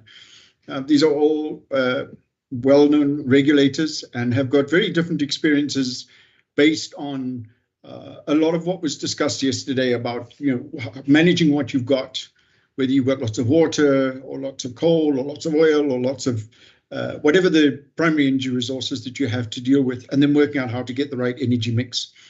So I think we're going to get a lot of insightful experiential inputs from today. And so I hand it over to you, Peter, to take it away. Thank you. Thank you, Mark, for that introductory remark. So my session is, my role is quite easy. Thank you, everyone, and good morning. I'm Dr. Peter Twesige from the Graduate School of Business at the University of Cape Town, and I will be facilitating or moderating this session around trying to understand the role of the regulator, drawing on the discussion that happened yesterday and earlier today in the morning. Today we are privileged to have a group of experienced regulators from the continent. We have Engineer Zilia Tibarwa from Uganda, who spoke to you earlier yesterday. And then we have Mr. Daniel Kipto Bagoria from Kenya, the regulator in Kenya. And then we have Dr. Ishmael Aka from Ghana to share the experiences around the role of the regulator, especially in a regulated or in a regulated environment or in a market that's trying to restructure, trying to liberalize, and trying to understand how they can set cost-reflective tariffs and discover prices that are more efficient, and also look at the challenges they experience as individuals in navigating this process, and also try to draw lessons learned and any issues that they may encounter in their daily jobs. So maybe I'll give 2 minutes to each of the panelists to introduce themselves again briefly, because some spoke yesterday, and then I shoot the first question to the three of them. We go ahead. So Zilia, I can see you online. Could you please go first? Thank you very much. I got internet connection interruptions. I just call again for the introductory areas for me to respond to. Somehow internet was interrupted and I dropped off as you are introducing me. Okay, apologies for that. Sorry, and I was mentioning that I'm giving each panelist 2 minutes to introduce themselves once again, and then we'll dive into the questions that we'll share through this webinar. Thank you very much for yet another opportunity to be here as part of this panel organized by NERSA. I'm Engineer Zilia Tibarwa Wako. I work with the Electricity Regulatory Authority as the Chief Executive Officer. As the Chief Executive Officer, I'm directly in charge with the strategic execution, but also the oversight of implementation of the regulatory mandate, which is aligned with the national policy and the Vision 2040. I have a background of electrical engineering, I have made 30 years of service in the electricity supply industry. It is the only industry that I understand. I started working as an intern, and to date I've continued to serve the electricity supply industry. I have a passion for ensuring that we deliver services in an equitable and fair and transparent manner. And that is the part of the engine that has continued to drive the ERA to speak to the needs of the common man. I'm happy to be here to share our experiences, but also to learn from the colleagues. I pride in knowing the stakeholders in small bits, because every decision that a regulator makes will make one smile and another one frown. But so long as these decisions are done in a transparent and consultative manner, and they are done for the good of the parties, the participants in the electricity supply industry, it is well with everybody. Thank you very much. Thank you, Madam Ziria. Next is Mr. Daniel Kiptoo-Bagoria from IPRA, Kenya. Daniel, could you please turn on your camera and briefly, in 1.5 minutes, introduce yourself, please?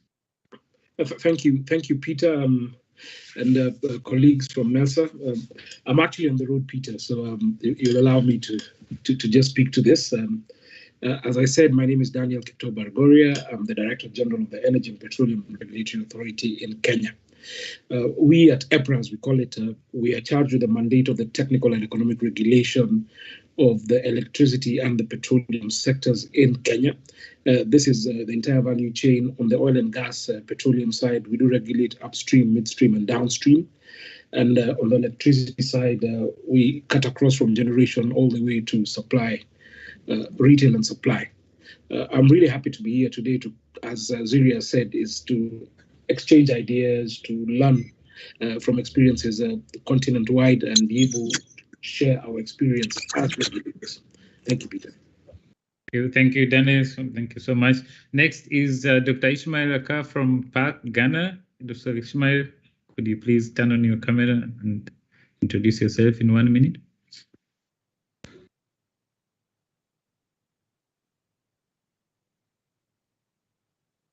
Ishmael, are you here?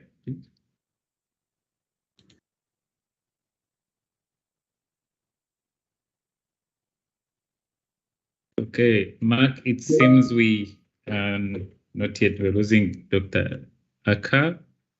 Okay, sorry, it seems Dr. Aka is not around. So maybe, so we'll go ahead with Mr. Daniel Kiptoo and Ziria. And the purpose of this session actually is try to give a perspective or sense of what experiences you go through in your own countries in navigating the regulatory environment. And I think participants are interested in understanding how you are managing the role of the regulator. So my first question to you, Daniel, is going to be, in your perspective or in your experience, what's the appropriate role of regulators in a regulated and or deregulated market in the implementation of a new market structure? We understand Kenya has tried unbundled and through the earlier reforms unbundled its generation from the vertical integrated transmission and distribution utility, KPLC, which is now called Kenya Power. And two, and how have you been able to unbundle your tariffs to achieve cost reflectivity, and what evaluations or mitigating impacts have these caused into the sector in Kenya, but also at policy level, not only at operational level, but also at policy level? Thank you, Peter. I think your question is quite broad, but I think the first thing that comes to mind is really the role of the regulator and why do you regulate? And I think Ziria said it in her opening comments, is really to have a regulator who is anchored in the law, one, but really to regulate and have a regulatory framework that is effective, that is transparent, and that is enforceable. And I think just want to echo the issue of predictability. As a regulator, we are here to balance the interests of investors and consumers. And the key to this is a predictable legal policy and regulatory environment. So for us as a regulator, really, when we're moving from, as it was, you've given an example of Kenya. Kenya began the unbundling journey in the early 90s, unbundled from a vertical integrated utility, split it and had a separate generating company. You had then IPPs come into this space. In 2006, we had the New Energy Act, and we then had a new transmission company. And we are really at the last leg of the unbundling process, which is now focusing on distribution and moving away from a single buyer model and looking to go to a modified single buyer model, as is the case in Namibia. And hopefully then with integration in the region with the East Africa Power Pool, and hopefully again with the Southern African Power Pool, going to power trade and markets. For us as a regulator, it really is to ensure that even as we move towards unbundling, we ensure that all our stakeholders and the legacy issues, if I could call them that, are taken care of. Particularly coming away from a single buyer model, a lot of the agreements are backstop. So we are really careful in that process to ensure that the sustainability and this predictability, even as we move to a deregulated market. Thanks, Peter. Thank you, Daniel. Maybe as a follow-up on that process, how are we able to build a coalition of supporters, a coalition of policymakers, technocrats, advisors that were able to see through this unbundling process? Yes, Peter, because as I said earlier on, really in terms of facilitation and the push and pull between, and really the regulator sits at the middle, because the regulator is balancing interests of investors who really are looking for a return on their investment and they're looking to recover their costs. You're looking at the consumers who are looking at reliable supply and in all cases lower tariffs. And then you also have the government that is looking at lower tariffs, is looking to increase investments, and is looking for really a tariff, or rather a regulator who ensures that they balance the interests to allow the regulator to meet not only the financial objectives when it comes to tariff setting, but also the socio-economic and the socio-political. So really building that coalition of the willing is really the role of the regulator. In our case, in Kenya, our mandate is not only regulation, but also advisory in legislation to advise the policymakers. So really, when we talk to this transition that we're in, you cannot achieve it without the support of the executive and also the support, of the legislature. Thank you, Dennis. I will now go to, thank you so much. I will now go to Engineer Ziria. Engineer Ziria in Uganda is known to have undertaken extensive reforms and in a space of about 6 years, which was quite fast for a developing country and with a small system of about 280 megawatts then. In your role or in your experience, what is the role of the regulator in implementing such a new structure? How did you go about it? And how did you transition to implementing cost-reflective tariffs? Thank you very much, moderator Dr. Tracy J. The regulator comes in to operationalize the primary law, first through ensuring that from the primary law you put in place the legal and regulatory framework through the various regulations, codes, standards, directives, and the guidelines. And these should be done consultatively to ensure that you have all the stakeholders on board. On one side, you have the financials of the private investors, the banks, the development partners. You have government policy, because the law is first operationalized by the policy, and then later through the regulation, and then the implementation happens So one thing that has happened in Uganda is that our primary law, the Electricity Act 1999, as amended by Act 4 of 2022, had the very good provisions with the clear roles and responsibilities of each player within the industry. So the primary law that we were standing on to be able to oversee the implementation of the reforms enabled us to make independent decisions and as well implement these decisions.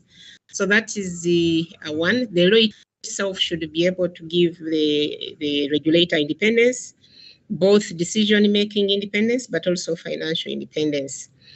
Then the other one is the methodologies that we took. For example, from the onset, to be able to open up the industry for private investments, we went through competitive processes. We had the competitive processes in generation segment, where we brought on board the Bujagali.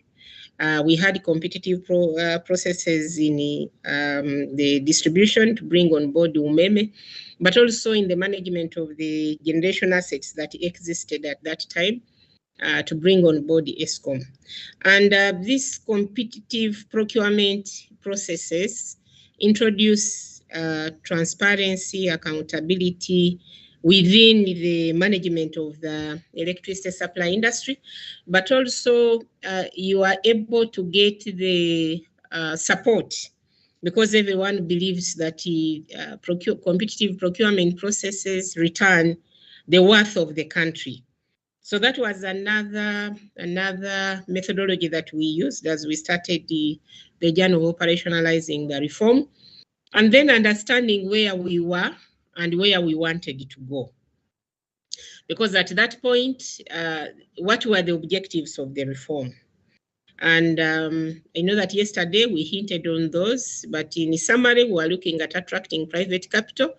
And therefore, if you are going to attract private capital, which environment do you want to create to ensure that you achieve that objective? Because the private capital is shy, where there is no predictability, where there is no transparency, where there is no understanding that they will be able to recover their capital.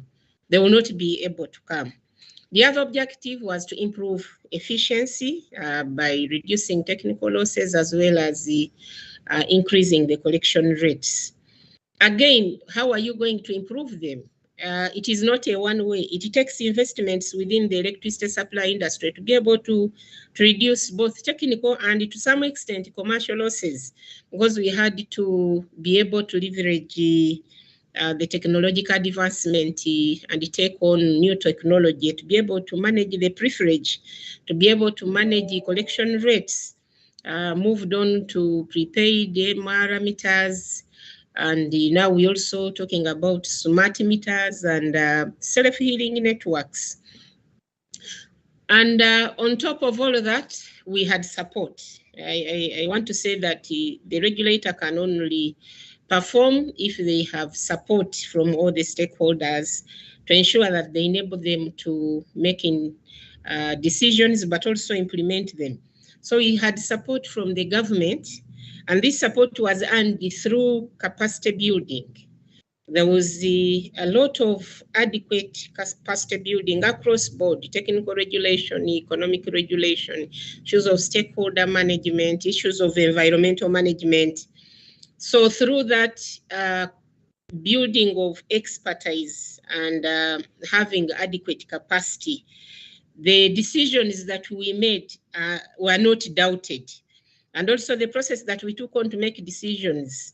I can also share that today I've signed off a letter submitting all my applications for tariff review to the Manufacturers Association to review and give their comments. And once they give their comments, you have to take care of them. But also once you make the decisions, then the reports and the methodologies should be open so that the stakeholders that you consulted are able to see how their comments were taken care of. So through that, we build the trust.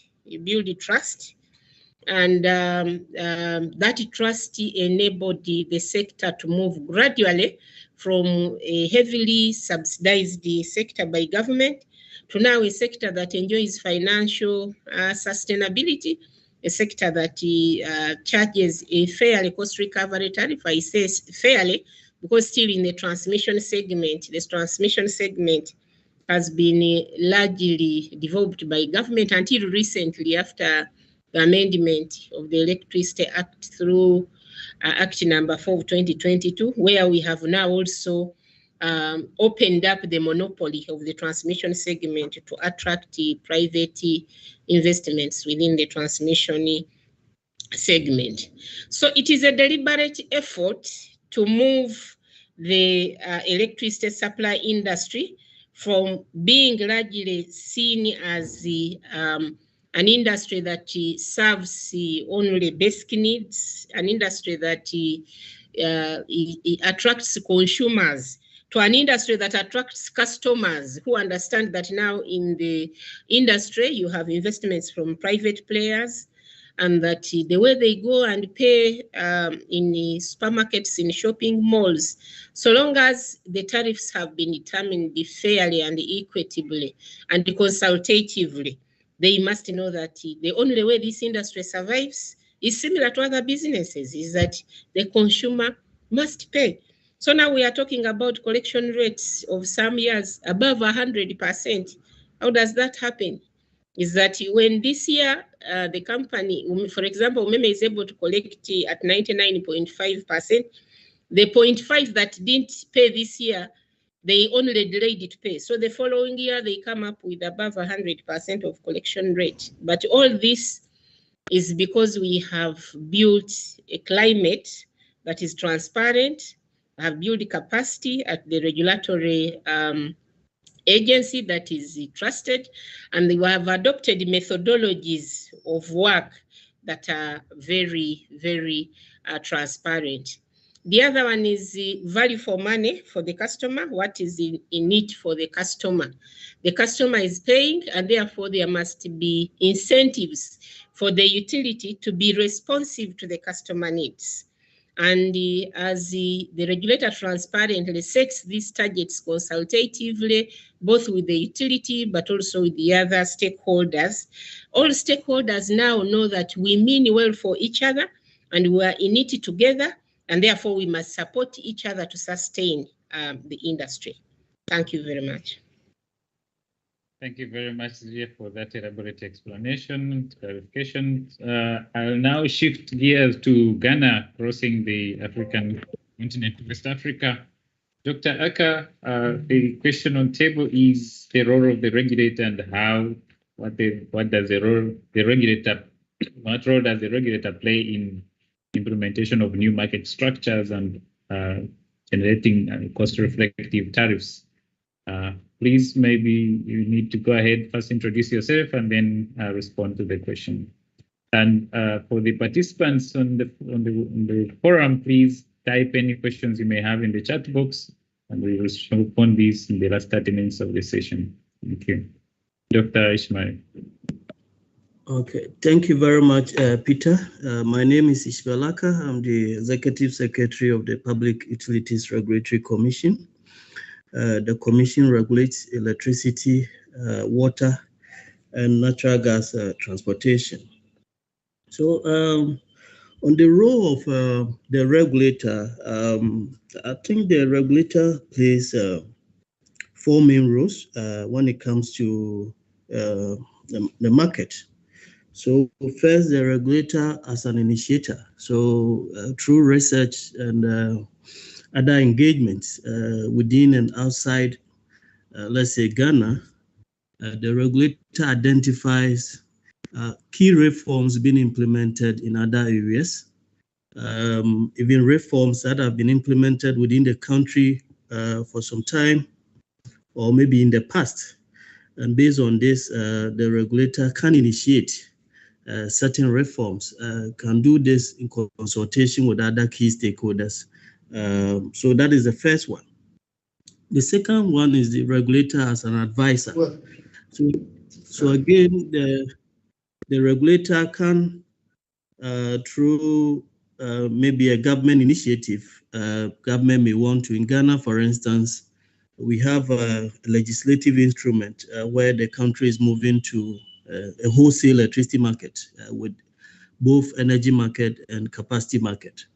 So this is an initiative driven mainly by government and the transmission company.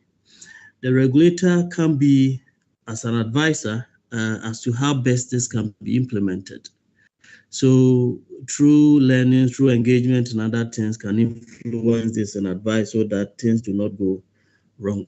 Again, the regulator can be an implementer. So there are certain parts of the market that require that the regulator implement certain reforms. So here the regulator implement. And finally, I think the regulator plays a role of oversight. So whether the regulator is an advisor or implementer, at the end of the day, the regulator will have to monitor, will have to measure, and have some oversight, put in place measures, controls, so that stakeholders within the market play the role that have been assigned to them by law and by practice. So I think these are the key roles the regulator can play when it comes to the market. On the issue of the tariff, so yes, at the end of the day, for us, our act that establishes the Public Utility Regulatory Commission mandates us to balance the interests of the utilities and the consumers. For utilities, the act is very specific that we should ensure their financial viability. But at the same time, you are also to protect the interests of consumers in terms of receiving reliable services, in terms of getting value for money and other benefits. So what we do is that we have to, as a regulator, we have the right and for that mandate to determine, based on proposals and engagements, the revenue requirements of the sector. So in determining the revenue requirement, we need to make sure that, yes, only prudent cost that is fair for the consumer to bear are the costs we are passing on. And this means that we need to do a lot of regulatory audits. We need to do a lot of research and others so that inflated figures can be reduced and other non-regulated activities are not passed through the tariff. So after this, then we determine the tariff and see how we're going to allocate. But in allocating, we have certain social factors built in. So we have the lifeline consumers who are these lifeline consumers until this year were cross-subsidized by industry. So they pay a little lower so that the remaining about 40% or so of their cost of service was to be borne by industry. But since August this year, that has been reversed. So though that we still have the lifeline consumers, that burden has been shifted to the non-lifeline residential consumers to ensure that industry also has competitive tariff for them to produce and also to contribute to national development. So in determining the making sure that the tariff is cost effective, I think it starts from how much industry need to operate viably. But to do that, we need to, as a regulator, also put in measures to measure, to ensure that whatever they are bringing is prudent. And after determining that, we need to also make sure that, yes, in line with the national development goals, in line with the best practices elsewhere, and in line with our own mandate, industry become competitive and customer do not become overburdened. Thank you very much, Peter. Thank you very much, Dr. Eka. You talked about prudent costs and prudence in tariff determination, which takes me to my next follow-up question is oftentimes the expectation of certain stakeholders is that any cost you incur in the industry should be recovered through the rate base, and that as long as it is spent and recorded on the books of accounts, it is a legitimate cost. I would like to pick your views. How is this handled in Ghana, and what's your experience in Ghana? Then Ziria in Uganda. Thanks. Okay, thank you very much, Peter. So in determining how prudent the cost is, I think we use about 3 indicators. So the first one is whether that cost is even within the regulated activity. So your job is to generate electricity to serve customers. Now, the same institution may also have a school they are running, or maybe they have a hotel. So the first indicator is that the costs of that you incur at the hotel should not be passed on. So there should be some form of ring fencing. It should not be passed on to the regulated activity, because the hotel does not have any bearing on your generation or your distribution of electricity. So that's the first one. The second one is also this work in progress. So for us, what we do is that, yes, we have dispensations where the regulator can give, and this year we did that, some special dispensation for utilities to budget for certain strategic investment, which we think, one, can serve customers better, and two, can reduce the losses. So in such cases, you bring a budget, we do a market survey, and when we are satisfied, we approve. But in most cases, things you are initiating and work in progress and other things, we don't factor into a cost. So that's the second one. The third is even what you've spent. So we are looking at, for instance, the cost of capital depreciation and other things. In fact, for Ghana, every 5 years, you need to value your assets as a utility. And in valuing the assets, we also realize that some assets have been paid for, have been paid off. We've not done any retrofitting or some maintenance and other things. But some utilities may still want to, almost every tariff proposal period, bring in some of these things that are, so 1965 and others was paid off, let's say, by 2005.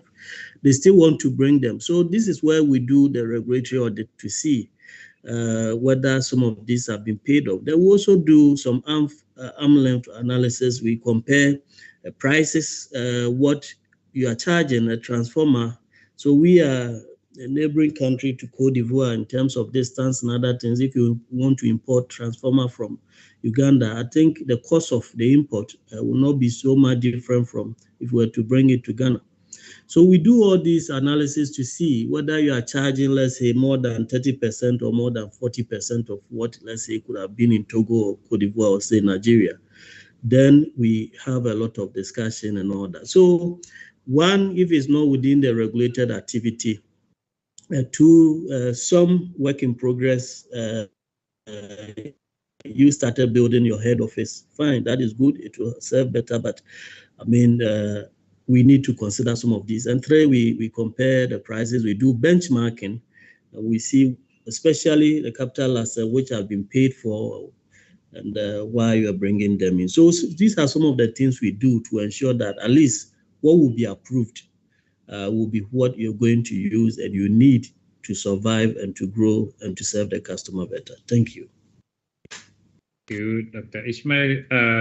Going now back to Kenya, Nairobi, Dr. Ishmael just spoken about productive efficiency, which is a regulated objective that aims to create incentives for cost minimization. Of course, regulating natural monopolies is a huge obligation or pressures on regulators to minimize costs. And since they don't actually face stiff competition, how do you which regulatory tools do you use in Kenya to enforce productive efficiency or build incentives for cost minimization? Thank you, Peter.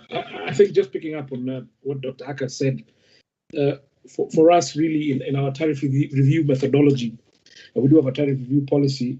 We really, over the 3-year tariff control period, require the utility to submit to us the annual investment plan, which we then review and look at it in the form of what is a core and what is a non-core asset, and ensure that where an activity or a strategic investment that has been planned in the tariff control period, we look at it and within the context of prudence and ensure that that project is implemented. In the event that project is not implemented, for instance, if it's a transmission line, we're then able to claw back at the end of the year, and we don't have to wait for the 3-year tariff control period to be able then to review the tariff. This will ensure also that consumers are not overburdened with costs for projects that are not implemented, and 2, we also monitor and supervise project implementation to ensure that there aren't any cost overruns when it comes to project implementation. I think also on the matters of regulatory accounts, there is one area also that allows us then to be able then to segregate assets and to be able to ensure that the utility, the utility as required by law, obtains a fair return on its investment, but really striking the balance, as I would call it. Thank you, Daniel. Yes, Ziria, would you could summarize the experience of Uganda around cost minimization? Thank you, the moderator. I do agree with all the submissions of my colleague, Dr. Aka and Council Poto. What I can add in all these efforts is being predictable, putting in place a regulatory framework which is predictable, and being consistent to utilize it to be able to achieve the cost efficiency. For example, in Uganda, we have the investment approval and the verification regulations. These regulations require that before you implement any investment within the electricity supply industry, you submit a plan to the regulator with the scope, the cost breakdown, the justification, and the intended value addition to the customer. So then based on this, these plans are reviewed and are approved. And once they are approved, then the utility equally submits the implementation schedule, and then it keeps on submitting the quarterly progress report, so that at the end, when the utility submits the project completion report, the regulator has been able to give input during the implementation period, so that the utility knows very well whether they are moving towards this project being added on to the rate base or not. And that predictability is very, very, very important as we introduce cost efficiency. And we're also operating a combination of rate based and the incentive based. And under the incentive based, we set targets. These are annual targets. The utility has targets, collection targets, has loss targets. They have targets for the quality of service that they offer to the customers. And these targets have penalties and rewards. So what is important is that you put in place a predictable regime, which is documented through a regulation. And if a regulation takes a while, a process to be able to develop and enact, then you need to come up with guidelines and standards or directives that will guide the activities of the utility. It is important that the utility from right to go, in addition to the license terms and conditions, they are very clear on the terms and conditions on how their performance will be evaluated. Then it is also important, as you set these targets, you provide the investments, you provide the capital to enable them to achieve these targets. And once all this is done, then towards the end of the cycle, the tariff cycle, it is important to engage with the utilities. Do joint verification and clearly see that they have achieved or they've not achieved, and as well engage them through an exit meeting so that it is very, very clear to them that the reason for failure to achieve is entirely within their mandate. That transparency is very, very important to not dampen the investment climate. But once that is done, then it is always good that once targets C, once incentives C are set, if not achieved, then the utility should not be compensated. So there are various tools that we have to enforce cost efficiency, but what is important is that there must be a predictable, transparent regime right from the starting of the tariff cycle or the revenue cycle to ensure that there is a balance in taking care of the interests of the various stakeholders. But I agree with the rest that my colleagues have shared, save for that addition that we need to do this in a predictable, consistent, and a transparent manner. Thank you. Thank you very much, Zilia. I'll now shift gears and go to challenges faced by regulators. And I know under the regulatory framework that provides for governance, substance, and impact, you often interface with policymakers, industry actors, consumers, and then in all this process, there is a conflict often around balancing the interests and also the independence of the regulator, which is often compromised by some potentially political, non-transparent pressures, especially around licensing, as well as tariff setting. Could you please share your experiences on how you've been or how you've managed to counteract this political pressure or challenges that come through industry actors? I think I will again go with Daniel first. Thank you, Peter. And I think this subject is really one of the biggest challenges of regulation and of regulators, is really balancing the interest. When it comes to regulatory independence from a governance standpoint, we in Kenya have faced challenges which I know are not unique to us but are similar across regulators, is the misalignment in certain instances between the role of the regulator and the regulatory decision making, and the misalignment with the policy. And this is a challenge that we see particularly, just to give the example of Kenya today, is a transition, particularly between one administration to the next, is energy policy and policy shifts that may not be consistent with the mandate of the regulator. How we have dealt with this in the past is with our Energy Act 2019, is to introduce a process and really to reiterate the independence of the regulator in law. And I think this is the first safeguard, is really to have a very robust and a very clear legal framework that will ensure that there is a safety net, as it were, for the regulator in its decision making. But having said that, really, for a regulator, we're independent in decision making. But however, we have to have a recognition that there is interdependence with the policymakers and with also legislature, because a regulator is a creature of statute. And for us, sometimes really is to try and balance and to share information as widely as possible to ensure that all our stakeholders, in this case the policymaker or the parliament, are aware of the decision that the regulator is intending to take. For instance, just to give an example on a tariff, for instance, or on a license, and two, the reasons for the decision, and being able to break this down from technical language to non-technical language in a language that, one, the policymaker will understand and appreciate, and two, also the legislature.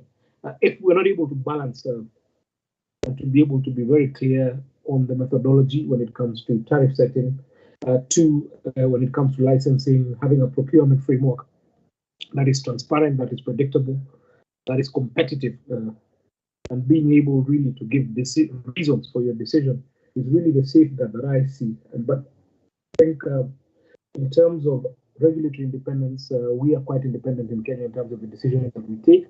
But really, my advice and my comment on this issue of regulatory independence is communication, and continuous stakeholder engagement. You may have the mandate in law to take a decision, but if you don't engage your stakeholders, if you don't communicate the reasons for your decision, then you then run into headwinds in terms of executing a regulatory mandate. Thanks, Peter. Thank you, Daniel. Going back now to Dr. Ismail, could you please share experiences on how you managed to keep your regulatory institutions independent from influence from stakeholders? And I noticed that we have a few minutes left, so if you could be a bit succinct and brief in your response. Thank you very much, Peter. So yes, I agree with Daniel. In terms of decision making, the Act specifies that a regulator is independent in the decision making, but government is a major stakeholder. For us, we have independent source of funding, but government appoints the board and the executive secretary. So government as an appointing authority. Government is also the owner of the biggest utilities we regulate. Then at the same time, government is a customer, the largest customer. So with these three things, it makes them very important stakeholder.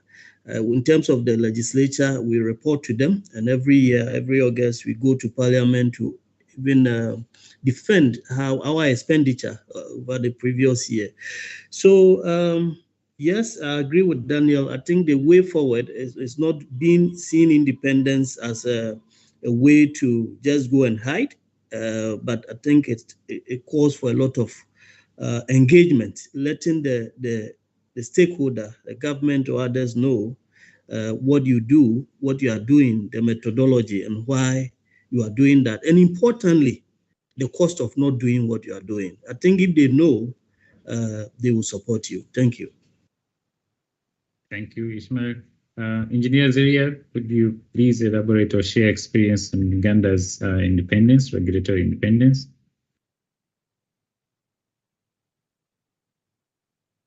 It is the primary law, because also if the law is not clear on the roles and the responsibilities, and it does not enhance the independence of the regulator, then the regulator becomes vulnerable. I can share what I mean, because the regulators, as my colleagues have shared, perform a delegated mandate, delegated by government. And therefore, they are part of government. They are an arm to accomplish, to implement policy of government in a business like, as opposed to the mainstream public service.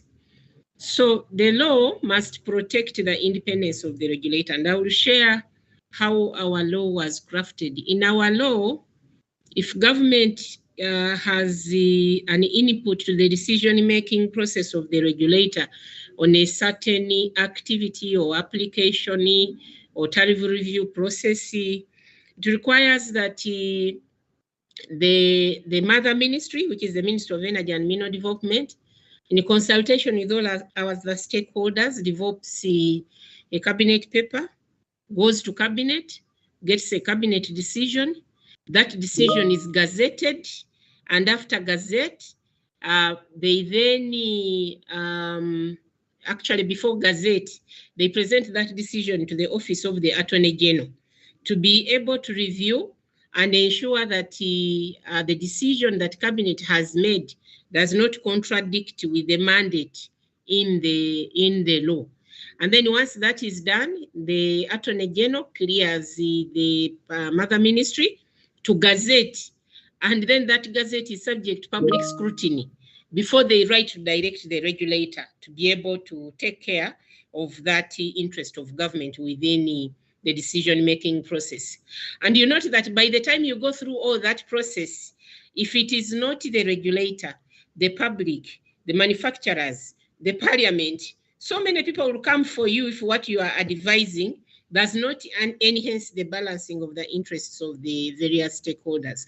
So the law itself, the way it is crafted, and in addition to that, even when you look at our law, it says they can give a policy, take care of the policy directive, which does not impair their non-delegatable mandate.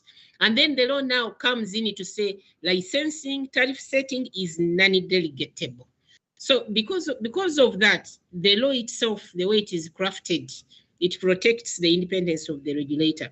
But that said, what I want to add, and I agree with what my colleagues have shared, and I don't want to repeat that, I just want to add the word effective and efficient stakeholder engagement, because many times people put adverts on the radio, they call for a stakeholder meeting, and only the licensees or the utilities who have applied come. They don't take care of special interest groups. They don't even ensure that the policymakers, the oversight committee of parliament, the media are engaged effectively. So it is very important in what my colleagues have shared, that you ensure that the message that you are sending has reached the targeted population cluster, and that you have managed to pick the input from that population cluster for you to be able to consider that input in your decision-making process. And when the decision is made, you have to close the loop. You have to communicate this decision with a detailed report publicly, so that you are able to gain the trust of the various stakeholders. And finally, given the time constraint you've already indicated, is that you required to be seen and to balance the interests of the various stakeholders, because there will be decisions that you will make which are not easy, which even your own minister will disown you, which the manufacturers will not be with you. But as a regulator, it is your responsibility to make those decisions for the sustainability of the industry, as well as for balancing the interest of the stakeholders, so that you don't dampen the investment climate. And finally, the regulator is as independent as their efficiency and effectiveness in stakeholder engagement. Otherwise, you are independent from what? Otherwise, I thank you. I think that's my additional contribution to that topic, in addition to what my colleagues shared. Thank you very much. Thank you. You've left us with the rhetorical question. We don't know who we are independent over from. I see hands up, and so we've gone into the Q&A session. And I think the first hand up is from Andile. If you could please go ahead and pose your question.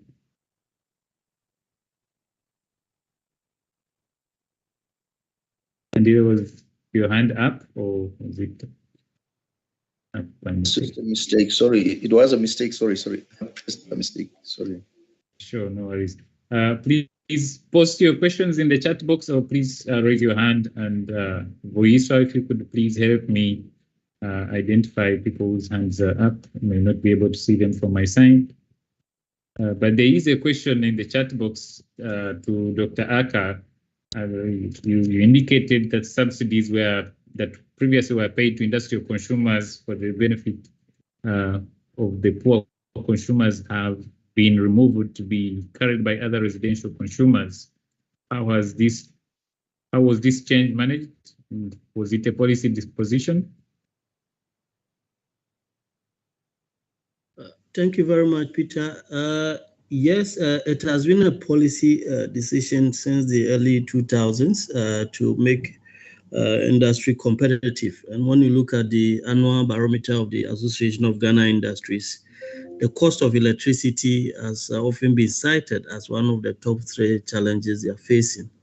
The issue was when we were going to implement that. So this time we did it, but before that, we had a lot of engagements, engagement with the Trade Union Congress, engagement with the Association of Ghana Industries, engagement with the citizenry that, yes, we need to, this is what is good. I mean, this is where the way to go. One, if we want to maintain our jobs. If not, if electricity keeps increasing because of the subsidy or add on to the or the increased electricity tariff of industry, some of them may relocate. You may lose your job, and even the ability to pay for your electricity bill may not be there. So we had that down to earth, effective, as Engineer Ziria would say, very effective engagement with all groups, with everyone.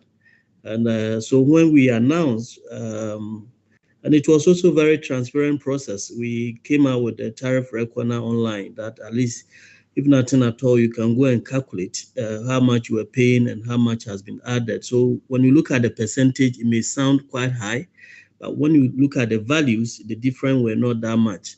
So we did all those things, transparency, engagement, and I think that it went well. We didn't face any challenge so far. Thank you. Thank you, Ismail. Are there any other questions from the participants? If you do, please don't feel shy to ask the CEOs in the group. Please raise your hand and we'll go ahead and ask your question. Okay, if there's none, I'll go to my next question directed to Daniel. So the energy sector is experiencing the energy transition globally, and often electricity regulators are facing new challenges with these disruptive innovations with renewables from solar, wind, gas. And Kenya is known for having added a significant portion of geothermal energy, which is actually, I think, the highest in the continent so far, as well as ICT technologies that are enabling the uptake or change in the business models that are shifting the way the traditional utility business model has been implemented. We are seeing a shift of growth in distributed energy resources, and the uptake and the oncoming of prosumers. And often this is led by the private sector, and regulators are often caught on the back foot, struggling to regulate these technologies and innovations in the new complex business models. So what new or what innovative regulatory tools and measures are you as regulators designing to maximize the opportunities presented by this scenario of the energy transition? Daniel. Yeah, thank you, Peter. I think really for us as regulators is to be facilitators. And as you correctly say, technology is going ahead of regulation. And for us, we're really trying to play catch up. How we are doing this first is to ensure that we have a very robust R&D division within our regulators, so that then we're able to pick up on best practices, we're able to pick up on new technology, and be able to find mechanisms within our regulations. And really, it's an issue of having flexibility, so that then we are able to regulate effectively. We're able, working with other agencies, for instance, our Bureau of Standards, to ensure that the technologies that are coming are safe, the technologies that are coming are able to be integrated into our mix. As you correctly say, today Kenya's mix is predominantly 91% renewable. We do have a geothermal accounting to 42.5%. And we have a lot of intermittent solar and wind in the system and actually in the pipeline. So we're really looking at, for instance, matters related to technology, if I may, on battery storage, for instance, is one of the areas that we're really looking into as a country. We're also looking into matters related to the Internet of Things and digitization, as we call them, the 3Ds, decarbonization, decentralization, and digitization. Really, digitization is one of the limbs we as a regulator are looking at in terms of ensuring that we apply technology so that then we make the function of regulation easier. One of the big challenges when you talk to the transition is new technologies. I just want to speak to one, which is green hydrogen. In Kenya, our administration, government particularly, is quite keen on green hydrogen, and also looking not only at green hydrogen, but also green ammonia. But this is linked with agriculture. So we as a regulator are looking at more innovative tools, having flexibility inbuilt in regulation to ensure that we're able to adapt to new technologies as they come along. And really is to ensure that even as we bring in these new technologies, we ensure that we have balance to ensure that these technologies do not impact adversely on an upward trajectory the cost of power. Thank you, Peter. Thank you, Daniel. Maybe if you could speak more about the Turkana wind project and how that was enabled or fast-tracked onto the sector, as well as the geothermal. We understand that KenGen actually has this exploration and extraction of exploration and drilling of geothermal energy that is now an anchor, kind of like a baseload source of energy for Kenya. And what are the shifts and trends happening in that space? Yes, as you say, Peter, Kenya has been at the forefront in terms of leadership of geothermal, not only on this continent, but also globally. As I said, we do have about 10,000 megawatts of geothermal potential, of which about 900 megawatts are currently connected to the grid. We do have KenGen, which is the Kenya Electricity Generating Company, which was a result of unbundling of the vertically integrated utility in the early 90s that has been spearheading this endeavor. KenGen was joined in the geothermal space with the enactment of the Energy Act of 2006 that formed the Geothermal Development Company. The Geothermal Development Company's role is to de-risk geothermal investments in the country. KenGen have today not only implemented projects in Kenya, but are continuing to implement also projects in the region. They are present in Ethiopia. They're also present in Eritrea, conducting geothermal exploration. But I think the success story of KenGen is really one that needs to be looked at not only in Kenya, but within the context of the region. You've also spoken to Lake Turkana. Lake Turkana is a 310 megawatt wind farm in Kenya. At the time the project was mooted and constructed, is the largest private sector investment in Africa at the time. It is the first wind project in Kenya. Today we have just about 400 megawatts of wind power installed into our system. And as I said, we do have a lot of potential and looking to bring on more renewables into it. The challenge is matters related to stability of the system and matters related to battery storage and auxiliary services, which we're looking at as regulated today. So we do have a good story as Kenya when it comes to renewable energy. As I said, we're 91% of our mix is currently green, and we are hoping to be able to transition to be 100% green in the next couple of years.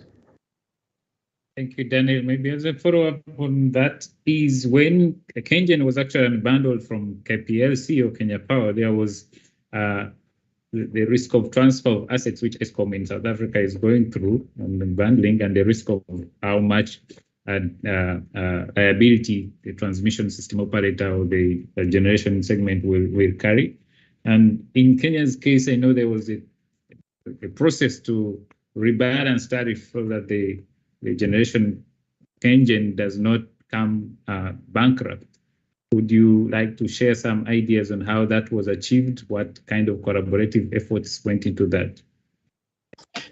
Yes, I think during that unbundling, one of the bigger challenges was exactly as you said, the rebalancing, particularly of the assets. And the regulator came in here when it came to the tariff determination, and particularly one of the issues that is core, and I think look at the ESCOM case, is a challenge we're still seeing today, not only with KenGen, but particularly moving on from KenGen back to KPLC, which is the single buyer in Kenya, is the issue to ensure that even as we continue to unbundle, we ensure that there is a sustainability of the sector.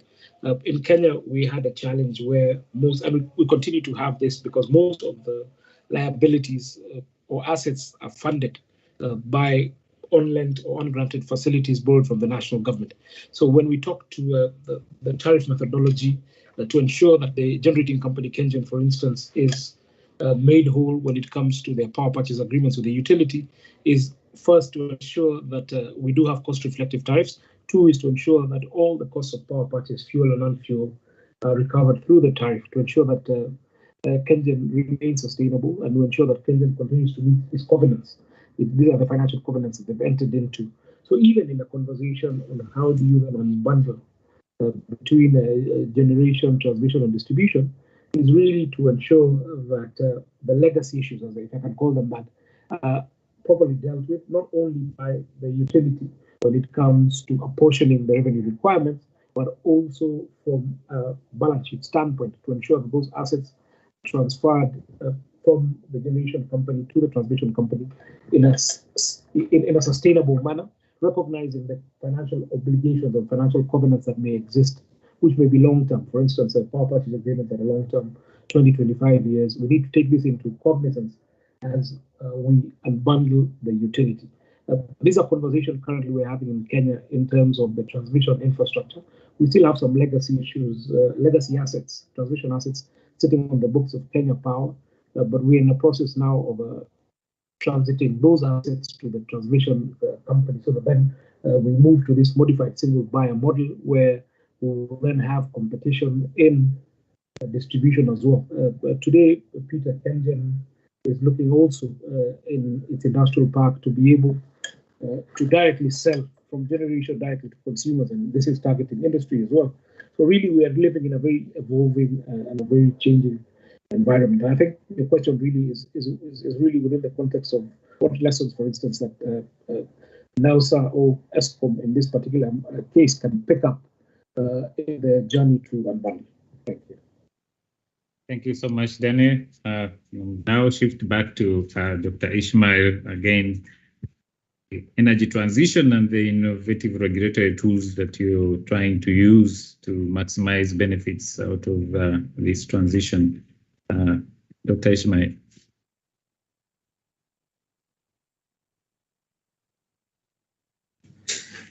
Thank you very much, Peter. And so for Ghana, we have experimented with renewables others for some time. I think until 1997, Ghana was only dependent on hydro.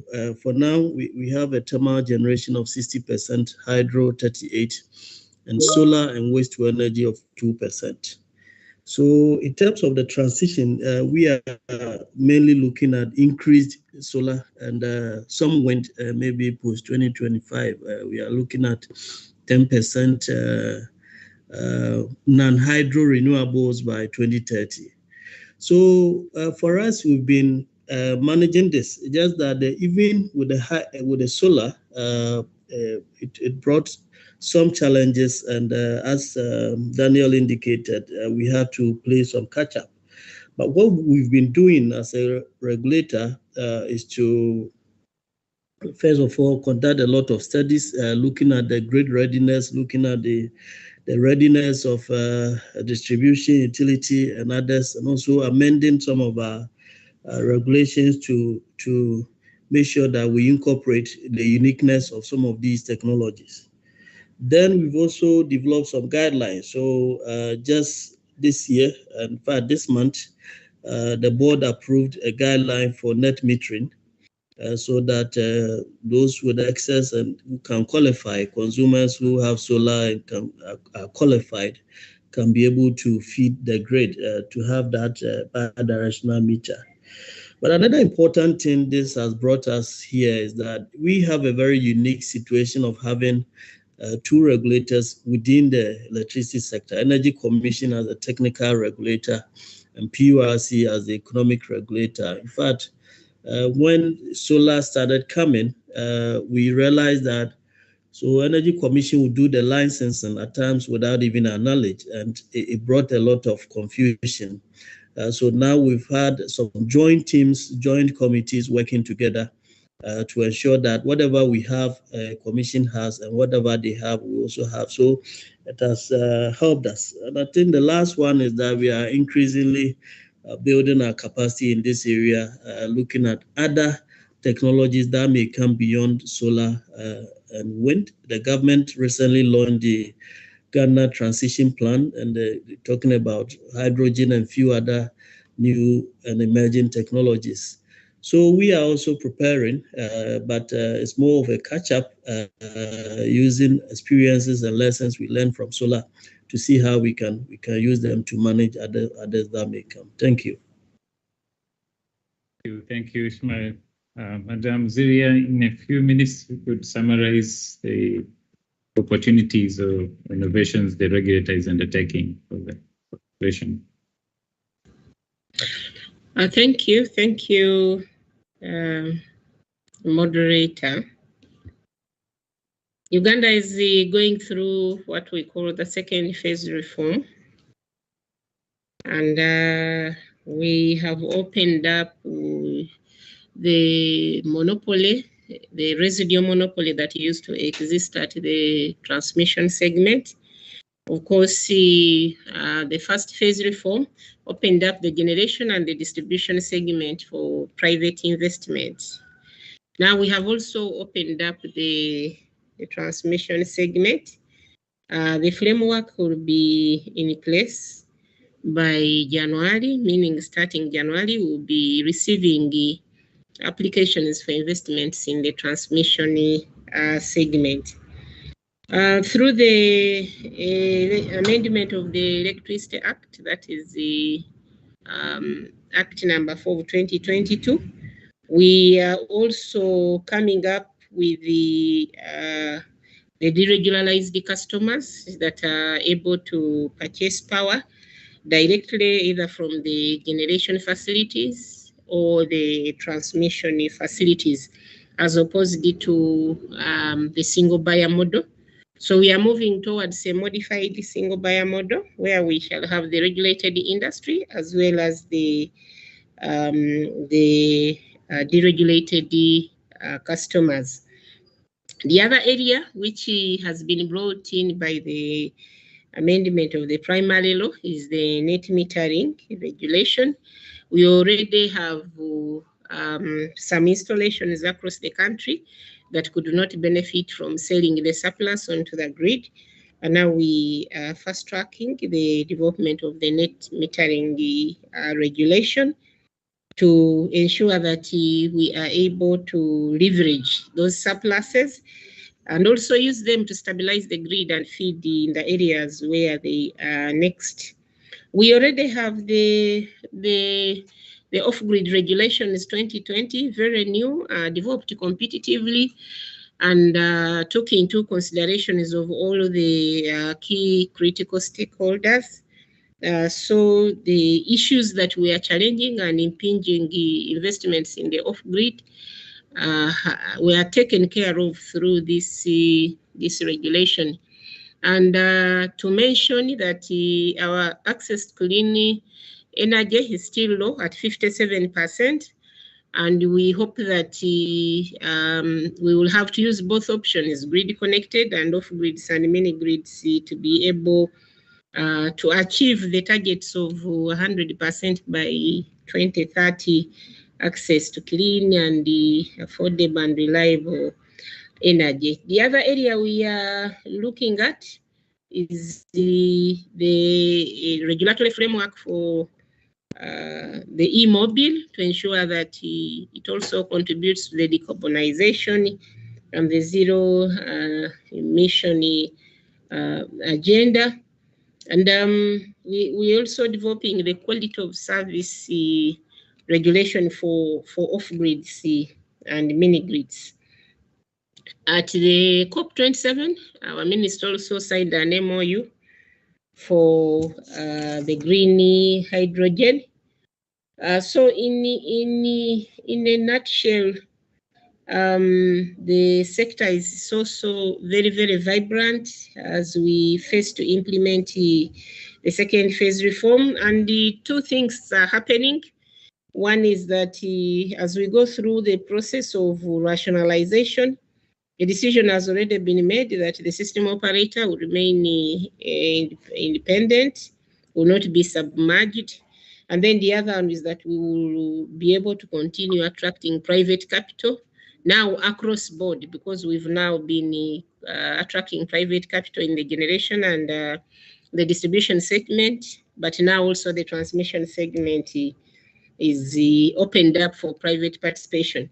So the sector is very, very vibrant and many changes are happening, but being very, very careful that as we undertake all the various changes, we are able to retain the gains that we are obtained. We are able to remain financially sustainable as a sector so that we keep growing and delivering a service to the satisfaction of customers.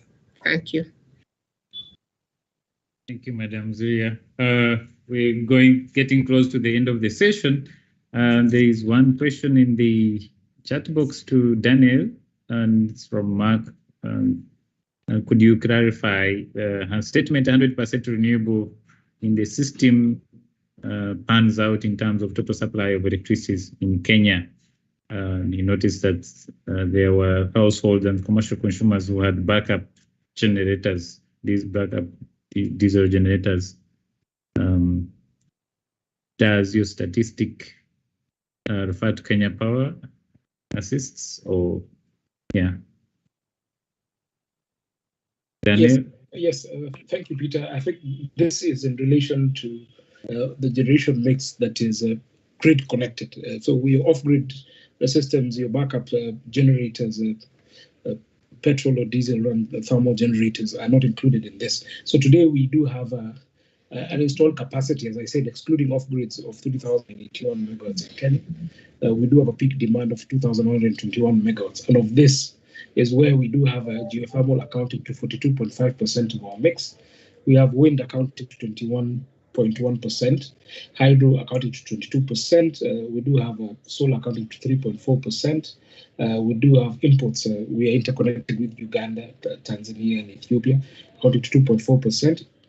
And we do have thermal generated power accounting to 9%. And this is the 9% that we were looking to transition, so that then we can be 100% renewable. Thank you so much, Daniel. Thank you, Ishmael and Dr. Ziria, Engineer Ziria, sorry. We're coming close to the end of the session, but I would like to get two takeaways from each one of you for shared of your experiences for an entity or institution that is trying to move away from bundled tariffs to unbundled and cost-reflective tariffs. If you were to summarize two major lessons, what would they be in your case? Ziria? Thank you very much, Dr. Twesige. My two concluding messages on cost recovery and unbundled tariffs will take on the form of facing both the utilities as well as the consumers. To the utilities, we have the desire to ensure that you recover prudently and reasonably incurred costs, but remember that you have a responsibility to deliver value for money to the customer who pays the check. And to the customers, please remain customers and not be consumers, because the technological advancement will load shed you if you want to keep being a consumer. Because as we speak today, you load shed yourself. Nobody will come to your home to load shed you. So those are my concluding remarks, that we should have a balanced industry to make the work of the regulator easy. Thank you very much. Ishmael, thank you, Engineer Zri. Ishmael, please, your two takeaways. Thank you very much, Peter. Let me just add to what Engineer Ziria said, that we all have roles to play: the regulator, the utility, the customer. I think that in order to have a very effective energy system and sector, we should all take our roles: customers, paying our bills and on time, not doing illegal connection, and others; utilities, ensuring that we are very efficient, especially in areas where we have incentive methods. In Ghana, for instance, we give you a regulated benchmark loss. So for transmission, 4.1%. If you're able to do better than that, you get the money. But if you go beyond that, it is your cost. So we need to also innovate to ensure that we are coming down, reducing costs, so that such a reduction can also be passed on to the customer to make industry competitive. Let me thank NERSA and for this initiative. It has been good, and I think that this should be encouraged for us to learn from each other. Thank you. Thank you, Ishmael. Daniel, what are your 2 key lessons or takeaways you would like to share with the participants? I think the first one for me is in the journey that NERSA in South Africa wants to walk. The first critical factor is having a robust legal and regulatory framework. And I think this will go back to my point around consultation with the executive and with the legislature and parliament particularly, so that then you first have the bedrock, which would be the legal and regulatory framework that will allow you as a regulator to be able to take the painful decisions, because in reality there will be painful decisions that need to be taken, but they must be backed by the law. I think the second point I want to make is consultation, so that then, because there are a lot of legacy issues and there'll be a lot of pushback, so to speak, but if you have a robust consultative process, so that then you onboard a majority of your stakeholders that may be construed to be anti-reform, so to speak, if you have a robust legal framework that gives you the legal mandate to execute the unbundling process, and two, you have the goodwill of political class and the executive, you are able then to make those painful decisions. But really is the process of unbundling, even for a big system. And I think the challenge comparing to our systems in Ghana, in Uganda, and in Kenya, these are much larger systems, but would require really a very strong push, not only from the regulator, but from all actors and all stakeholders. And again, finally, it is consultation. Thank you. Thank you so much, the panelists, Daniel, Ishmael, and Engineer Ziria, for your wonderful contributions to these discussions. And we hope that you've shared information that participants are going to learn from or pick lessons where necessary. And to NERSA organizers, we thank you so much for organizing this webinar, and we hope that it has delivered some value as you had initially planned. And thank you all for staying on with us for this entire segment. We'll now take a break, and I'd like to hand over to Vuyiswa and Mark. Please, over to you. Thank you.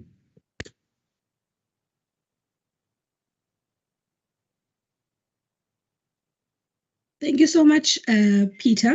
I won't try to butcher your surname. Apologies for that. But thank you so much. This has been very, very insightful. And I think definitely we have picked up quite a few things that we can learn from. So that is very appreciated, and thank you for your moderation. We have come to the end of the session. And according to our program, we are going to be taking a break. We are going to be breaking for lunch to then join session 7 at 1:45.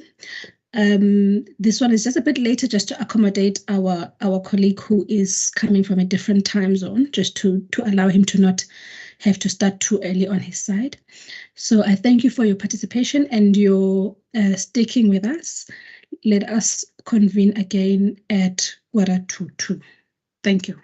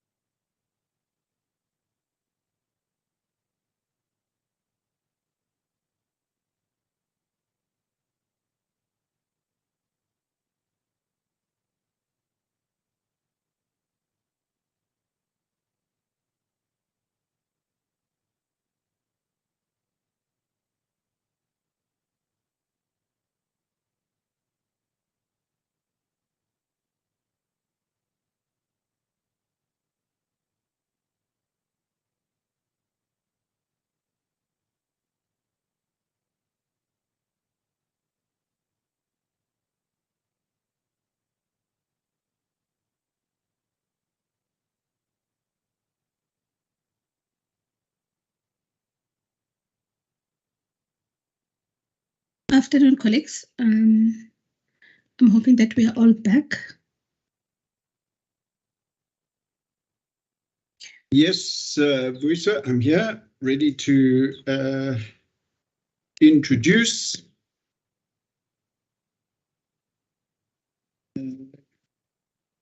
Back, let's see. Yeah. So,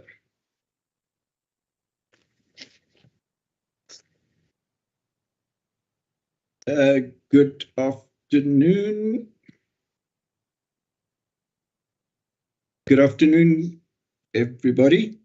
Is everybody in? Yes, it looks like it. I'll check on the panelists afterwards. So just a quick introduction to welcome this panel and the moderator, Mark van Rooyen, who we saw in action yesterday, will continue in that spirit today, keeping us to time and to scope.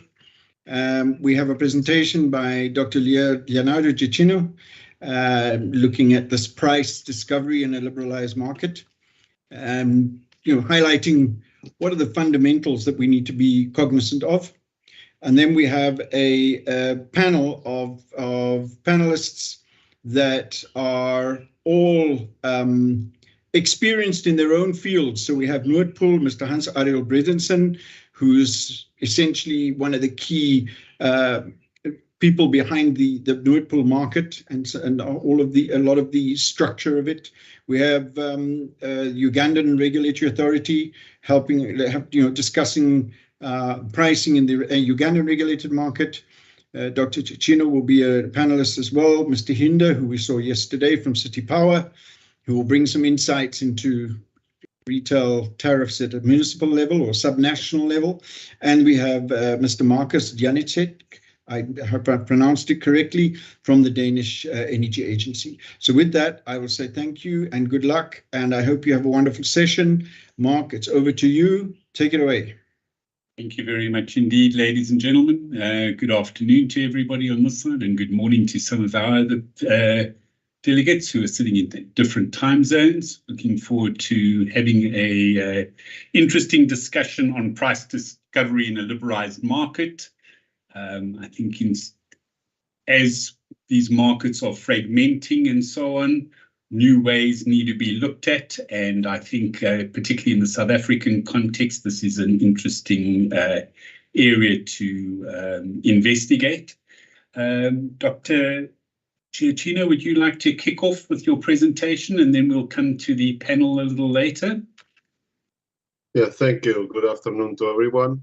I'm going to turn off my video and share the screen so we don't have any inconvenience with the connection. Sure. I'll do the same.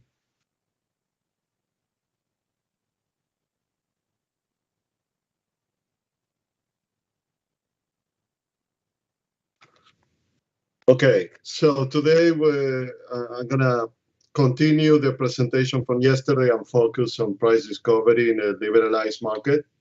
And I would like to take a couple minutes to summarize what I have presented so far. In terms of the theoretical framework for the determination of cost-reflective tariffs and bundled tariffs, I mentioned the five-step rate process for each regulated company. Step one, you determine the revenue requirement. Step two, you functionalize costs into different activities that could be regulated or unregulated if the company also provides services that are not regulated according to the legal framework.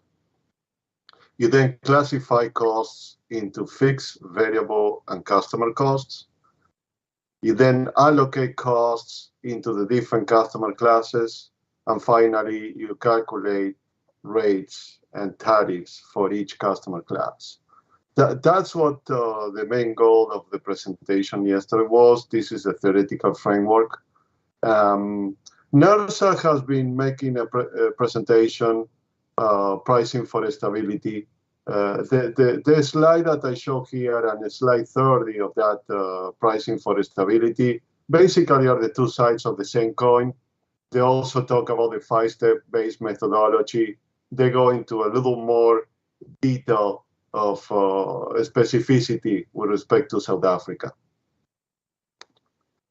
But in order to look at prices in a liberalized market, in the case of South Africa, where we still is on the way there, we need to look at the steps in calculating rates. And the last summary I provide, and then I go into today's presentation. Again, you have steps 1 and 2, which typically are done simultaneously. And what is important in looking at generation and the connection to transmission and distribution is that when you functionalize cost, you might separate into different voltage levels. On the distribution level, you look at low and medium voltage. Transmission, you're looking at the high voltage. And so that's a way to functionalize cost or separate into activities, because if we're going to be looking, for example, into ancillary services and a company that would like to, let's say, contract for wheeling services, then if you functionalize cost that way, it's possible to get a specific rate for the wheeling services. And then that customer contracts with the transmission company for wheeling, and then with the distribution to get electricity delivered when they need it. So you classify cost into fixed, variable, customer cost. You allocate them according to a specific criteria. You see that here in this slide, I get into more specificity. You might allocate based on individual peak, hourly or daily system peak. Also, you look into coincidental and non-coincidental peak. There are all different ways to allocate the costs, which will allow you to calculate prices for different services. That's what you do at the end, and you can have 3-part rates, 2-part rates. You can have 4-part rates of different. I just put a couple of examples here, what is typical.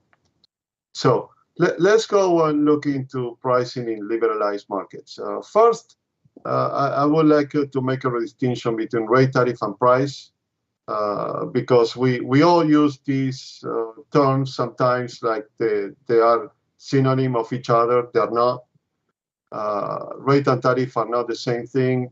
A tariff is a complete scale of rates. Even though some people use tariffs to mean rate, there's a distinction. When a customer is looking into a tariff, they're looking at the different prices that apply to the service that they are trying to contract.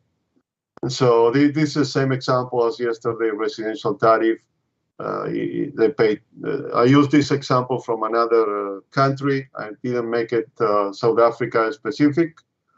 So they pay a fixed charge, call it 20 pesos, $20, whatever you wish. 10 cents for the first 500 kilowatt hours, 12 cents for the thereafter, if they consume more than 500 kilowatt hours in a month. And the average price for the customer depends on the customer usage on a given month. And so this is important in a more liberalized market. Customers look at what is their specific price, and it's very typical that not two customers have the same final price. So here is an example. You have two different customers with these rates. One consumes 700 in a month, the other one consumes 1,000. And because this is with these rates, the more you consume because of the fixed charge of 20, it's clear that the customer two is going to have a lower average price. And so we see that even though these two customers are in the same customer class, they end up paying a different final price, average price, 13.43 cents for customer one, 13 cents for customer two. And so that's why it's important to understand that you can calculate prices and say, okay, for this customer class, the average price is going to be, I don't know, 13.2%. And some customers will be above that, some customers will be below that. Many times people that calculate rates don't take that into account. And within the same customer class, you have customers that behave very differently. And in that case, you need to separate the class. Otherwise, if you liberalize, and let's say that you go into something like retail competition, the customer that whose average price is way above the customer class is the first customer that is going to leave the utility and contract with an independent provider. And the utility then ends up with all the customers that are below the average for that class, and they don't recoup the revenue requirement for this specific customer class. So the average, in terms of average prices, both utilities and regulators need to aim to design the rates that are specific for a tariff to a customer class, such that they can collect, they allow the opportunity for the utility to collect what they're supposed to collect. Again, if we have a customer class that is too wide, is too broad, and you have, let's use the previous example, the average is 13.2 cents, and you have a lot of customers that whose average is 15 cents, and a number of other customers whose average is 9 cents.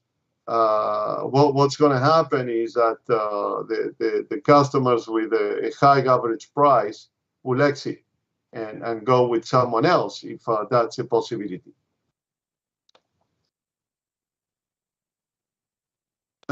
What is important to remember is that usage is what drives that average price, and that's why when designing tariffs, a load factor study is key. Understanding how those customers behave. But at the end of the day, some customers will pay a little more, some customers will pay a little less. If the pricing is done correctly, you end up with a customer class that is well designed. Some pay a little more, some pay a little less. Some might pay on the average. And remember, a customer might be on the average 1 month, but might be above the average on the following month and below the average on the next month. So, but as long as they're close enough, that's a good design. Now, if you adopt an increasing block for the rates to subsidize the small consumption in the residential sector, you have to be very aware that it can be problematic, and it has to be done correctly. So if you use a range of consumption for the smaller classes, and you put cheaper blocks that are too wide, you might end up subsidizing households with higher income. And that's something to look into in South Africa for the residential customers, making sure that that doesn't happen. And a good example is if you look at some Caribbean islands, they have increasing block rates, and the early blocks are so cheap that middle and upper class customers have engaging behavior that is not efficient for the system. And what happened over there is that for the first 700 kilowatt hours, it's very cheap. And so they go to sleep and they crank up the AC. You know, they put it very high, and then they use blankets, which, you know, for people that are not from the Caribbean, make no sense, right? It's not efficient. It's not good for the environment. But that's why they do it, because it's cheap, and they like doing it that way. And so you have to avoid those situations. Now, in order to design tariffs that are unbundled, that also can accommodate to be in an environment that is mainly regulated, and then you go into a more liberalized market, you have to take into account time of use rates. The advantages of time of use rates is that it can provides better signals for both supply and demand. Many electric utilities have peak demands during the middle of the day and early evening, and especially in the summer months when cooling loads are highest. And so time of use rates help to ameliorate that problem. However, there are some drawbacks. Consumers don't like to see rate increases at peak times, and so they might perceive the wrong economic signals. Take the example of Spain lately, right? Spain, they've been using time of use rates for all customers, including residential customers.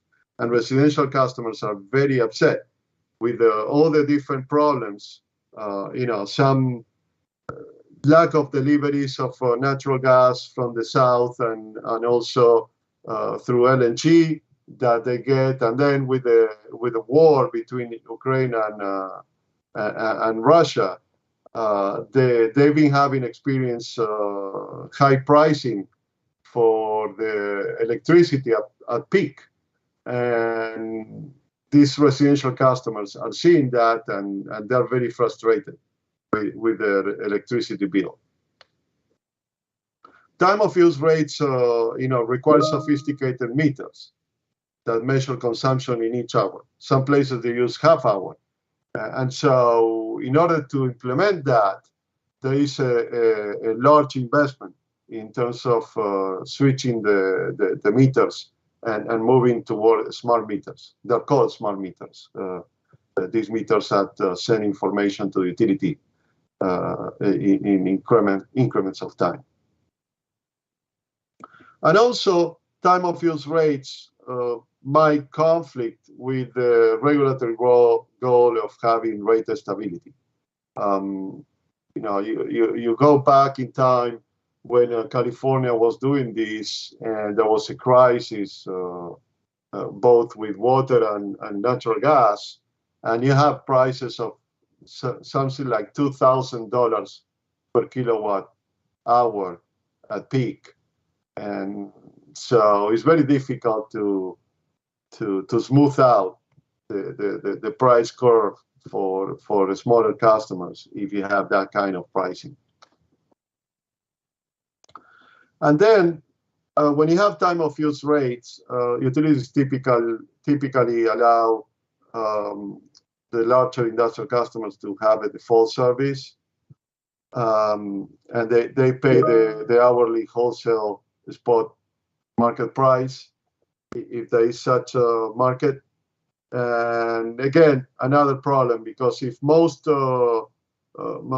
electricity in the wholesale market is contracted out and only a few transactions are on the spot, then the price might end up being volatile, and that default service might not be might not present a price path that those large industrial customers will be happy with. Now, for the smaller industrial and commercial types, the type of use is also important. So let's look into that with an example. Let's say we have two customers, a hospital and a movie theater. They both have 1 megawatt of installed capacity. They are in the same general class of commercial customer. And let's assume that overall they consume, they have the same consumption on a month. But the movie theater is more inconsistent throughout the day on how they use. And most people tend to go to the movie theater after work or on hours that are in the late hours of the day. And so most of the use is concentrated on the afternoon and the evening.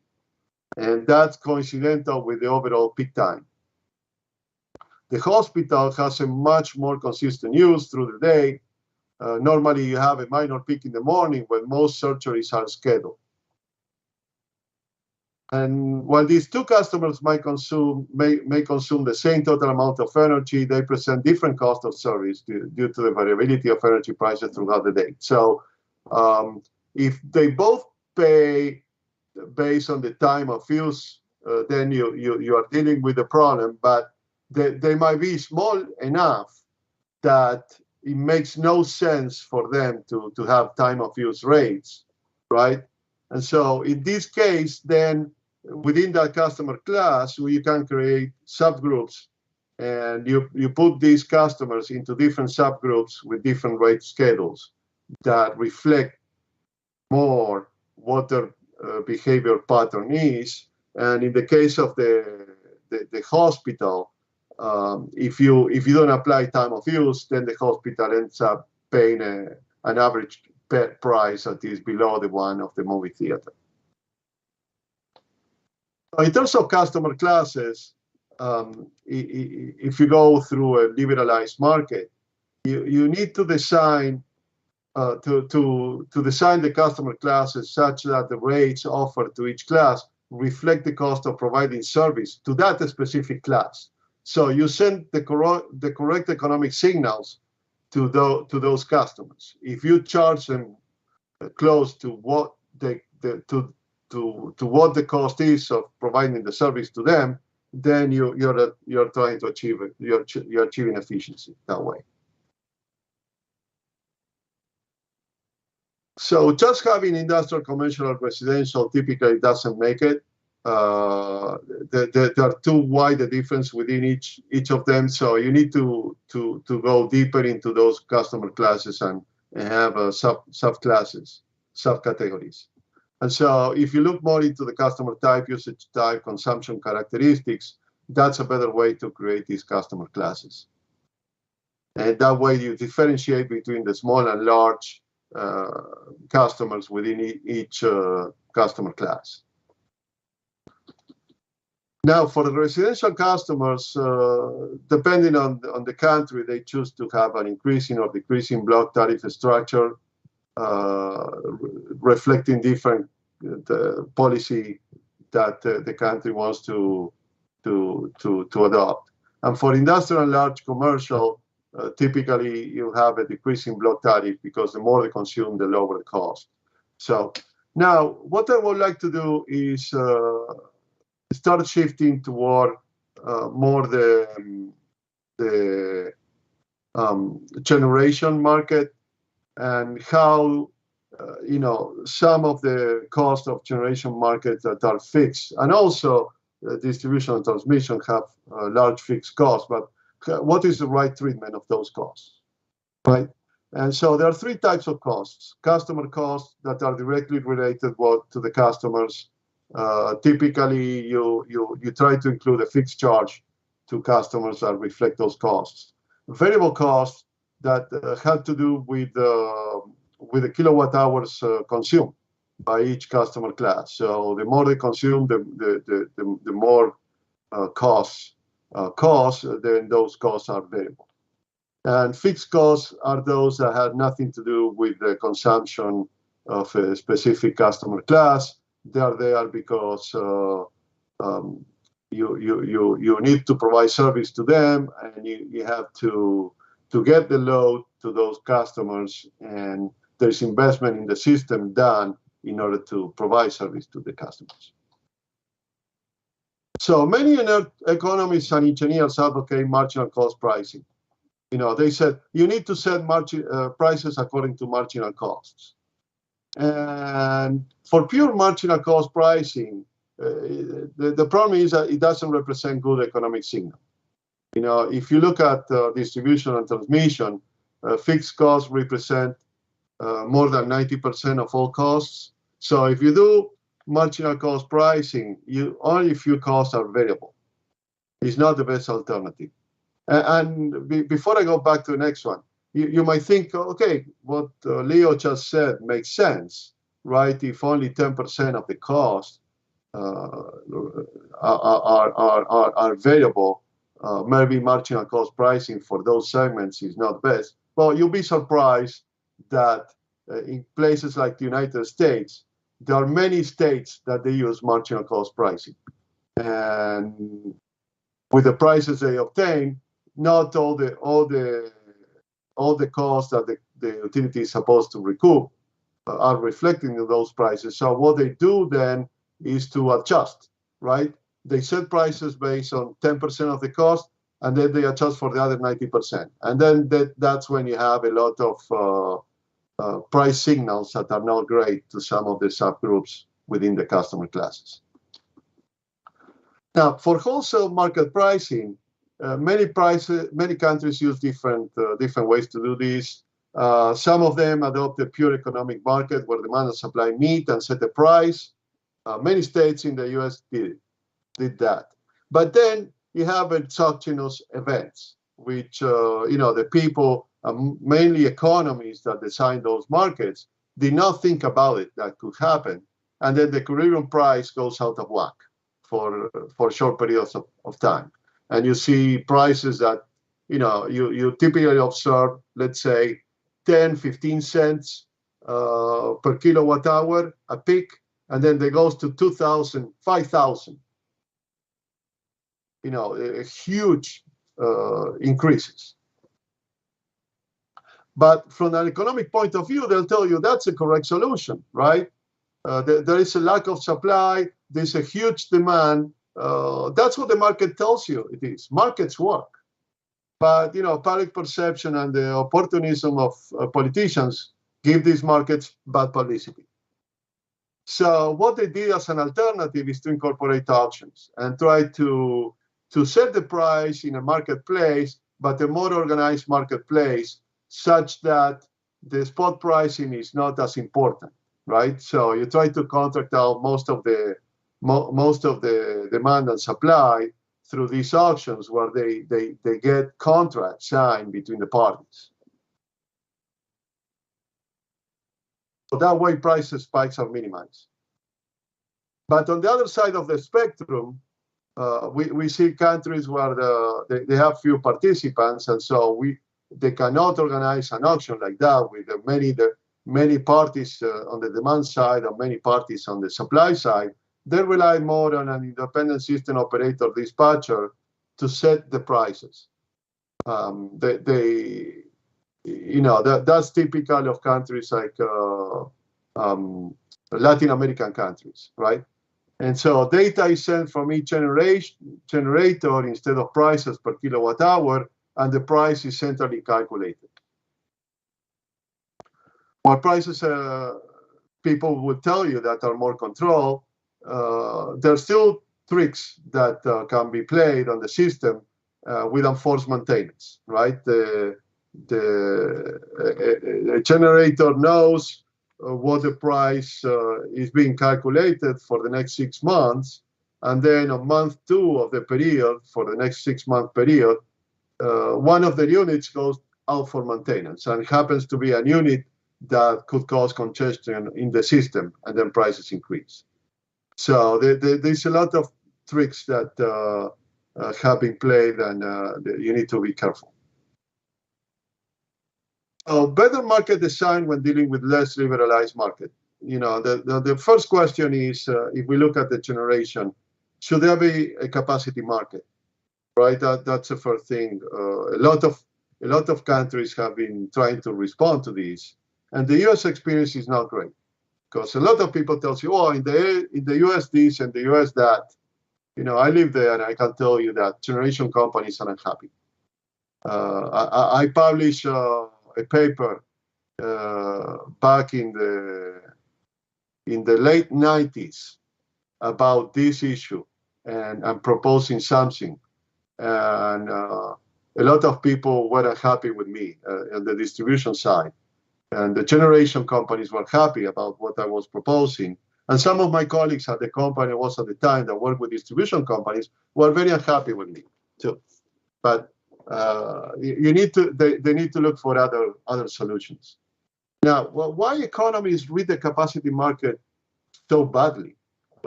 Because if you look at the specific markets there, like the New England, the NIPO, right? They got this capacity market, and the price has been zero for many years. And if the price is zero, it means that the market is not working. And one question that needs to come to the mind that I've been telling my colleagues, it's a dynamic programming issue, right? Because when you're dealing with generation companies are not thinking for the next month, 2 months. They might be thinking for the next 10 years in terms of capacity, right? And they're reading the market, how much more demand there's going to be if I'm going to bring a new power plant into the system. What I'm going to get paid for that? How is going to be on the dispatch order? How is the dispatch order going to change, et cetera, et cetera. So you need to look more in terms of what is called an expansion model. Expansion model that back in 2005, I helped South Africa develop one. I don't know what happened with that model. It's maybe going around somewhere, but that kind of model. And something to think about is the picker method more suitable for emerging markets like South Africa.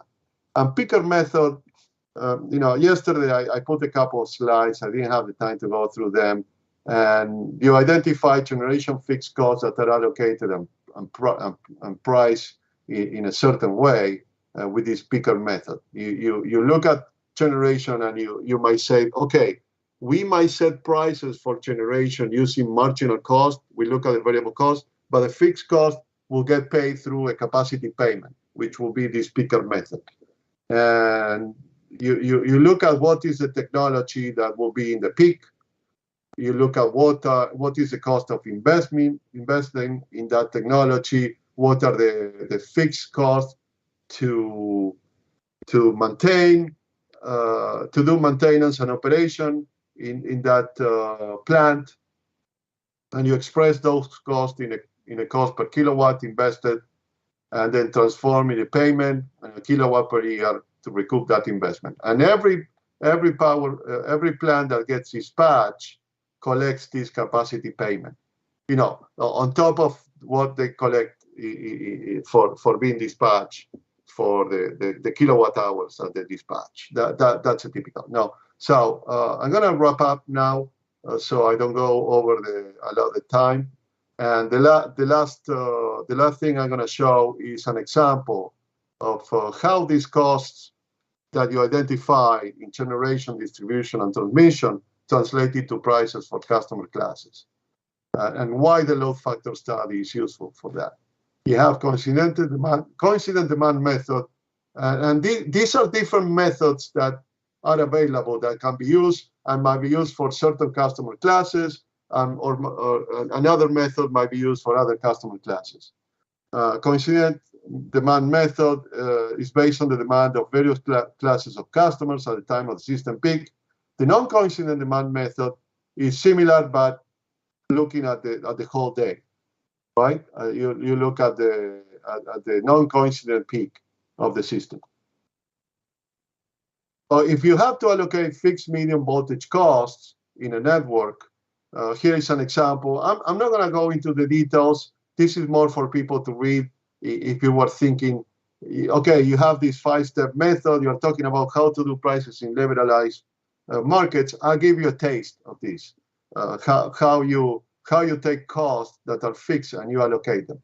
And so you identify the consumers and you weight them based on the usage on the peak, and you use those weights to allocate the fixed costs into the different classes.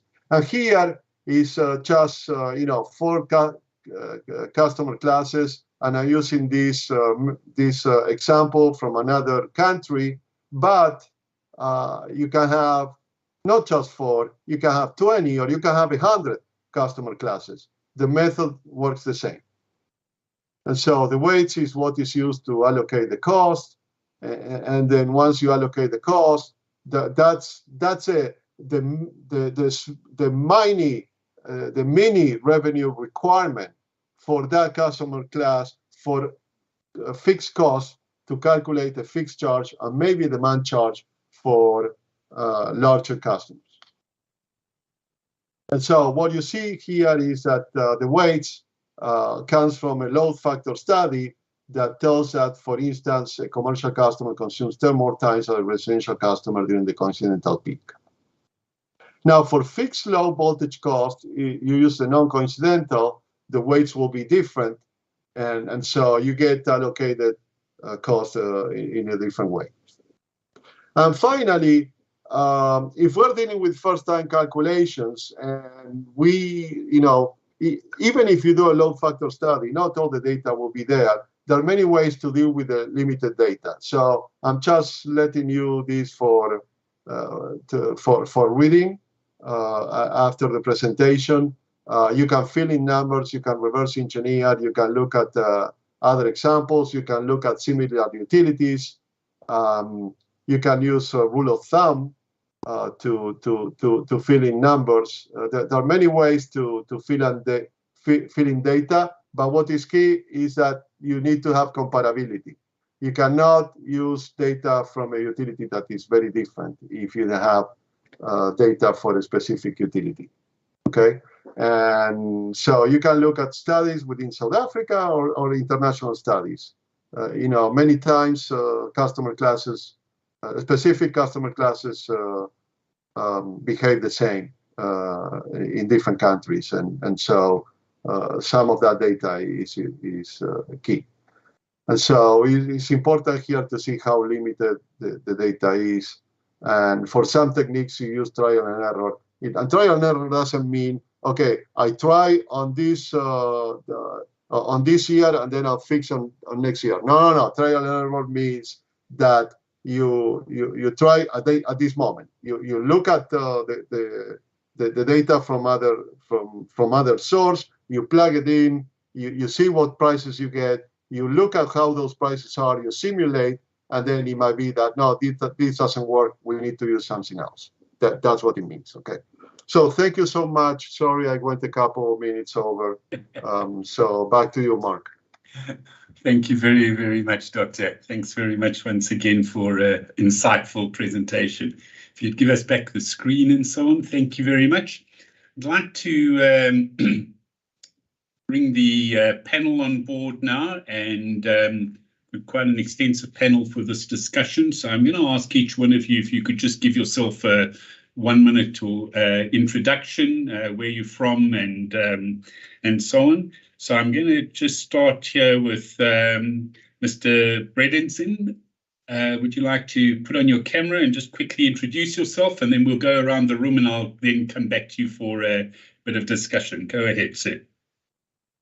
Yes, thank you very much. Yeah, my name is Hans Bredensen, coming from Norway, so reporting from the more snowy parts of the world. Been lucky enough to be part of NOPOL since its starting. Again, as one of the more, let's say, competitive and liberalized markets in the world, but also been lucky enough to work on market reforms all over the world, and currently also rather heavily engaged in South Africa and Southern Africa on both the market reform for South Africa, but also then have been supporting Southern African power pool for the last 15 years, and also then supporting several of your neighboring countries, Namibia, Zambia, Lesotho, in some of their efforts. Thank you very much indeed. I'd like to move to Mr. Hinder from City Power. Go ahead, sir. If you could just do a short introduction. Good afternoon, colleagues, and good afternoon to you, Chairperson. My name is Frank Hinder. I'm from City Power. I'm dealing with bulk purchases and tariffs at City Power. Thank you very much indeed, sir.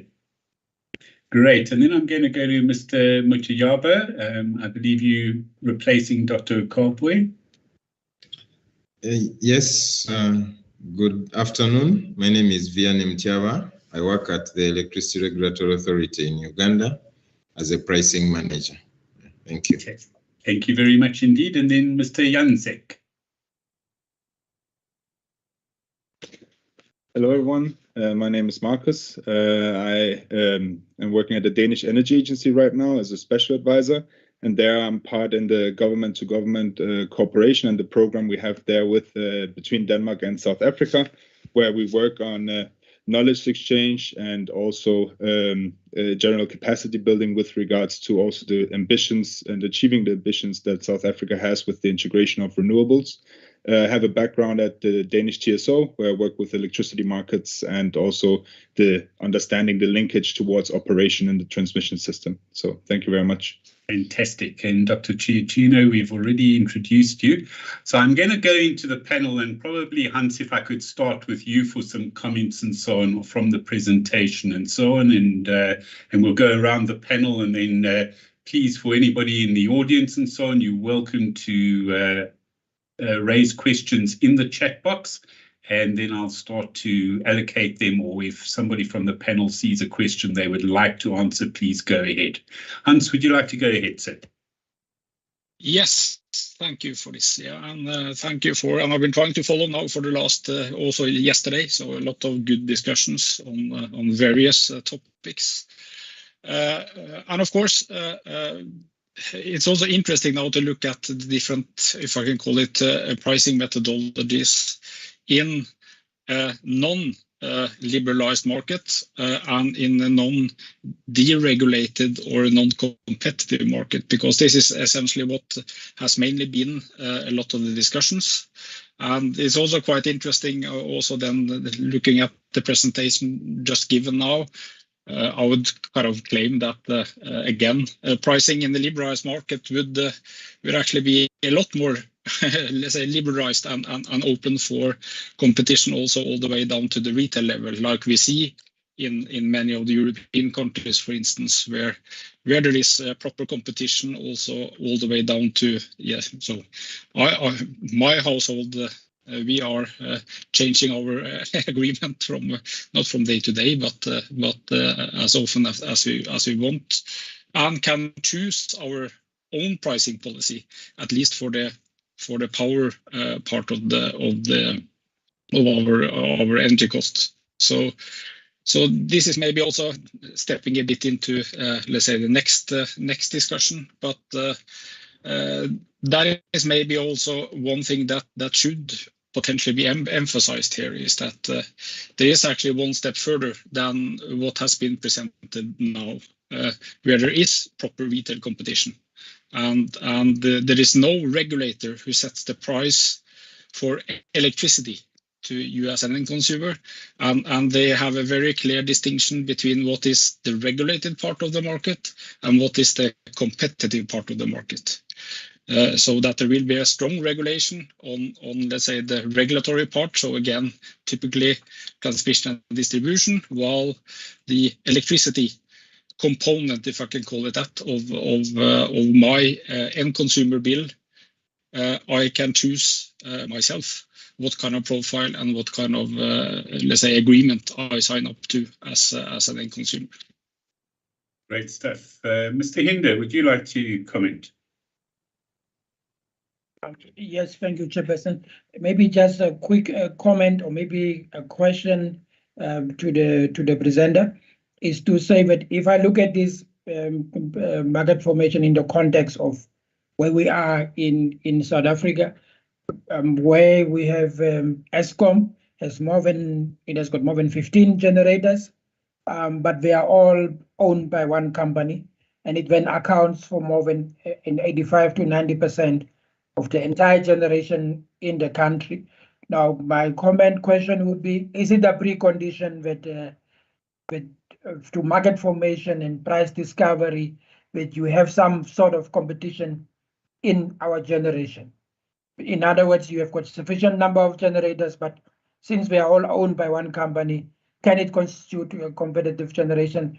And is that a precondition for market formation and price discovery from where we are right now? Chiene. Thank you, Chair. Go ahead, Dr. Chiene. Yes, it's a good question, because in 2005, I was working for the government of South Africa on this specific question. And I presented a report where I took all the generation units of Eskom and subdivided them into 8 generation companies that could compete with each other in a market without having any market power on their own. Except for, there is one, the energy, the nuclear power plant is always difficult to insert into a market like this. And so at the time, I think that South Africa was going into that direction that you mentioned. But at the end of the day, it's a policy question, right? And it's the government the one that answers where they want to go. And if they decide to do something like that, it works better, right? If they don't do that, you can still create a market with the existing within the existing framework, where you make the generators that Eskom has compete with each other. That's possible, and that was done with Mexico. In 1998, they were trying to do the same thing that South Africa was trying to do in 2004, 2005. And they couldn't do it because they had to change the constitution, and they couldn't. So what they did instead, they allowed the units of the state-owned company to compete with each other going forward. And then a few years back, they were able to change the constitution and finally liberalize their market. And they were better prepared. So there are ways to do that. The answer is yes. It depends on what the policy decision is on the part of the government of South Africa. Perfect. Thank you very much. Mr. Muthiaba, any comments from your side? Yeah, thank you very much, Mark, the chair. I just have 3 brief comments from my experience here in Uganda in respect to the presentation. One is the declining block, the increasing block for domestic, where you have cheaper units for the first units, then it increases as you consume more. I think for us, the most recent change we made here is that we realized that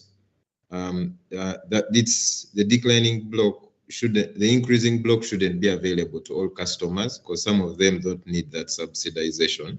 They don't fall in that category of customers that need support. So we made a change to make sure that you have to qualify in terms of setting a threshold.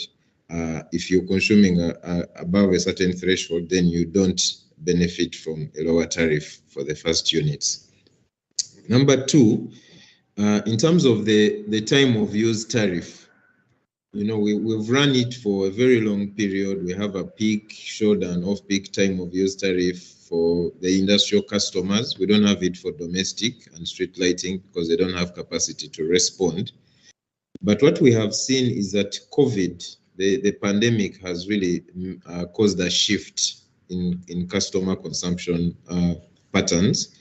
Because of the lockdown, I don't know how the experience in other sub-Saharan African countries, but we had curfew here in Uganda. You couldn't move past 7, 8, 6.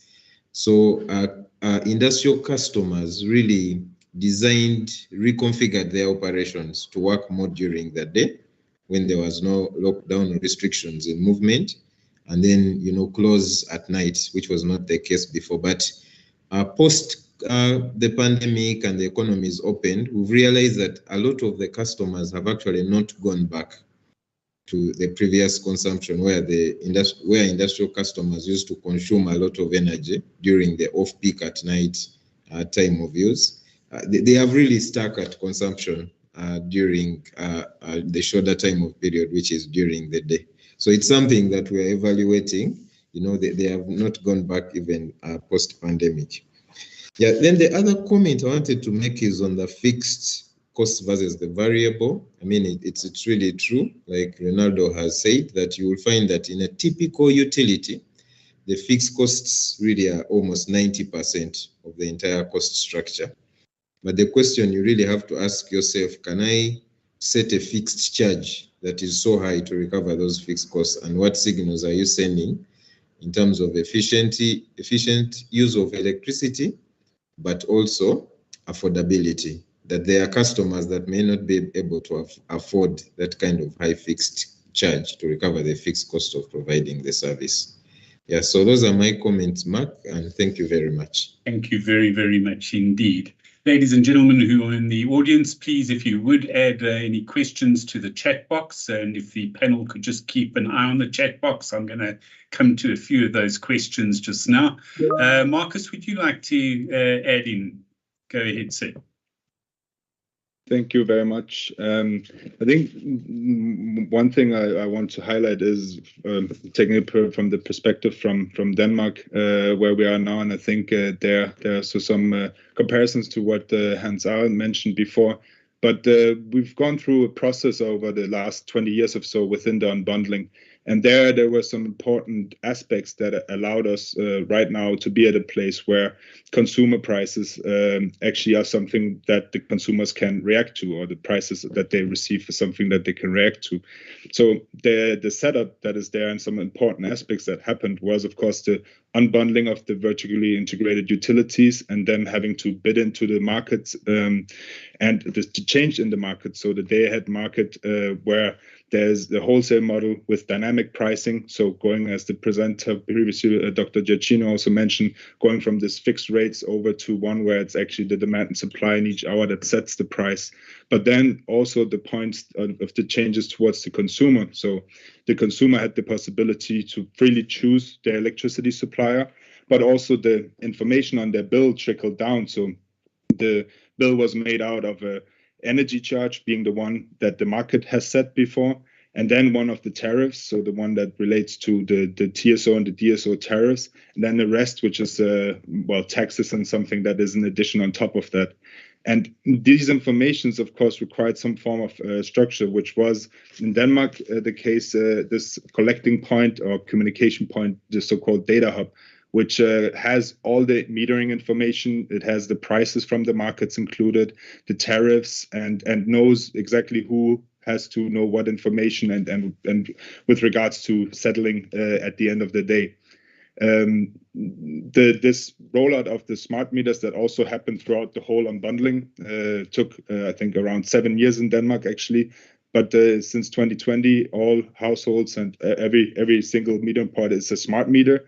And that again enforced this that you were able to make use of the price signals that the market gave to the consumers. And here you have the point of where due to the choice also being able to choose your electricity supplier, but you could choose either to just keep one fixed price as a household, which could be one that is on average cost of the day with additional cost that the electricity supplier has, or you could go towards a point where you would choose the variable cost, so that you're actually within an hour where you use your use electricity, that the energy price is the one that the market has cleared. And this is something that, put the building blocks ahead to the part where I think tariffs is one that now is a factor that allows us to especially in our path to the integration of renewables, where we expect a lot of more electrification in the system, to try to use tariffs also as part of the market solution to provide some incentives to consumers and producers. I think that was also just mentioned that you have this the current fuel crisis in Europe. Actually, data shows that since last year, throughout the day, at the peak demand, we have our households in Denmark have actually reacted to the higher electricity prices and have decreased their consumption by around 10% in those hours. So this kind of indicates at least that there is more to get from the demand response also, but having the possibility to react to the prices that are given to you and have a very clear setup of it, an understandable setup, really provides flexibility in the system also towards the consumer. Thank you very, very much indeed. And I don't know if anybody's got any last comments before I go to some of the questions in the chat box. Any other last comments from the panel? Go ahead, Doctor. Yes, one additional thing with respect to our colleagues from the north of Europe is that retail competition is working in many developing countries, the developed countries, right? In their countries is working well. Is working well in the US, and it's a good goal for a country like South Africa to eventually get there. The issue is how to get there, and that was more the focus of the presentation. And the one thing that we need to remember is that even when you have full retail competition, like you might have in Norway or the US or Denmark, there's still people that do not choose an electricity provider. And so for those people that do not choose, the default provider is the electric utility, right? So they don't choose a retailer, and so there's still a need for the regulator to sit down with the electric utility and set a regulated rate for that default service.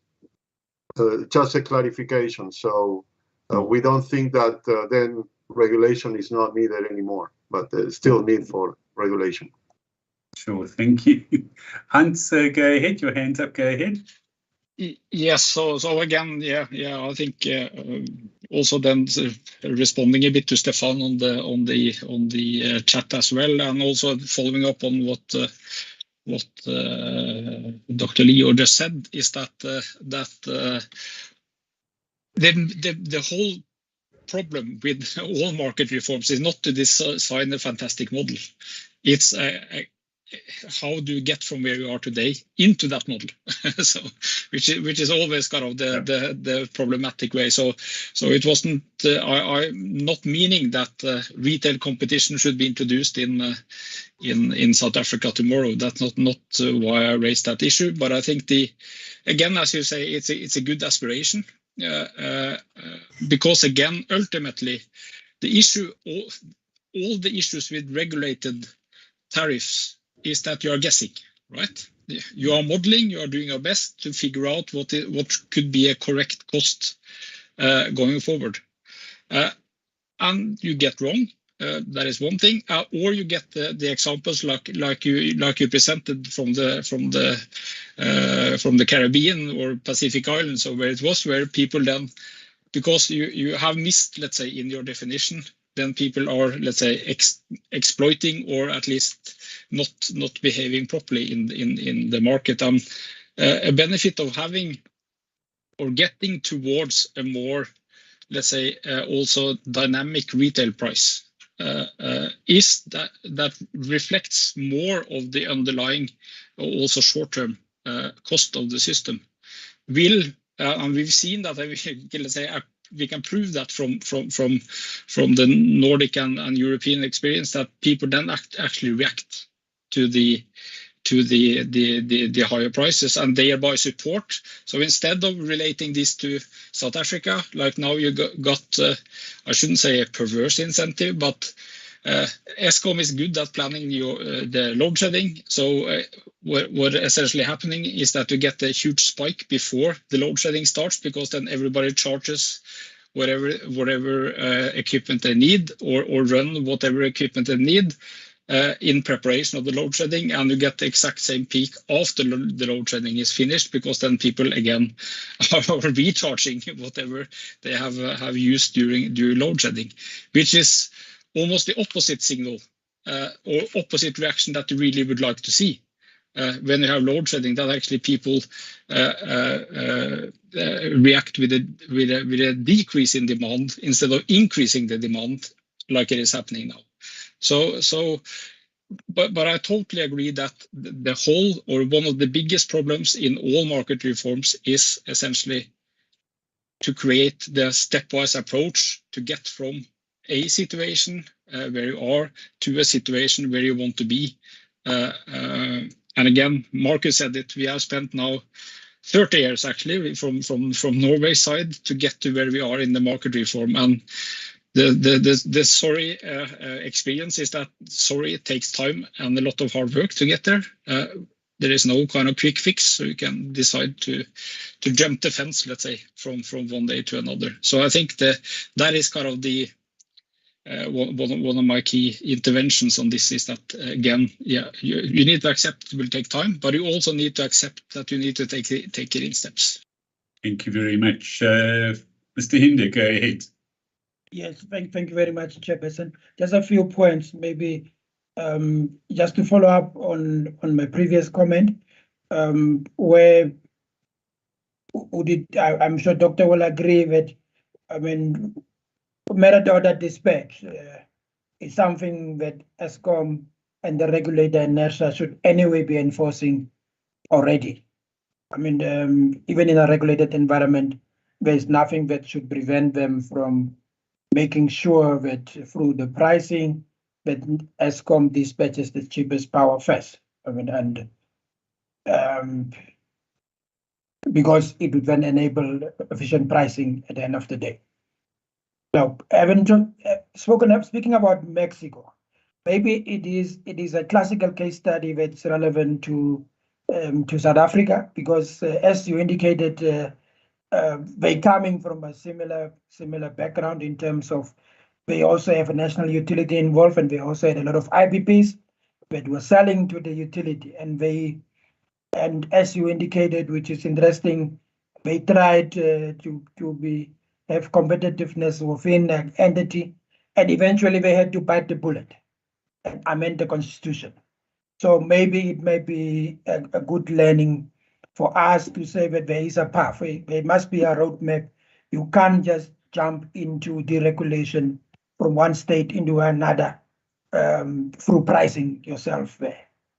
And what makes it also interesting is that even so, as much as we now have got IPPs that are contracted to Eskom, the Mexican model found a way around it to house them into one of the competitive generators. But eventually they had to bite the bullet, and they had to break up the generation into clusters of entities. And the success or lack thereof might be there to tell. But maybe lastly, it is, again, if I look at market formation, the fact that we probably need to move in that direction speaks for itself. There are so many world examples where it is so much better than where we are right now. But you indicated if I can stretch that argument to say that market formation is a policy prerogative. There must be policy, and pricing yourself, regulating yourself into it must follow that. Now we have a situation where in the next 2 years, we are envisaging a particular pricing regime. And we don't see, or at least there is no evidence that policy is moving at the same pace, if ever it is moving. Now, isn't policy supposed to be an enabler for this, what we are trying to do? In the same vein, is it not the case that generally, for as much as there needs to be transition, and one has to appreciate that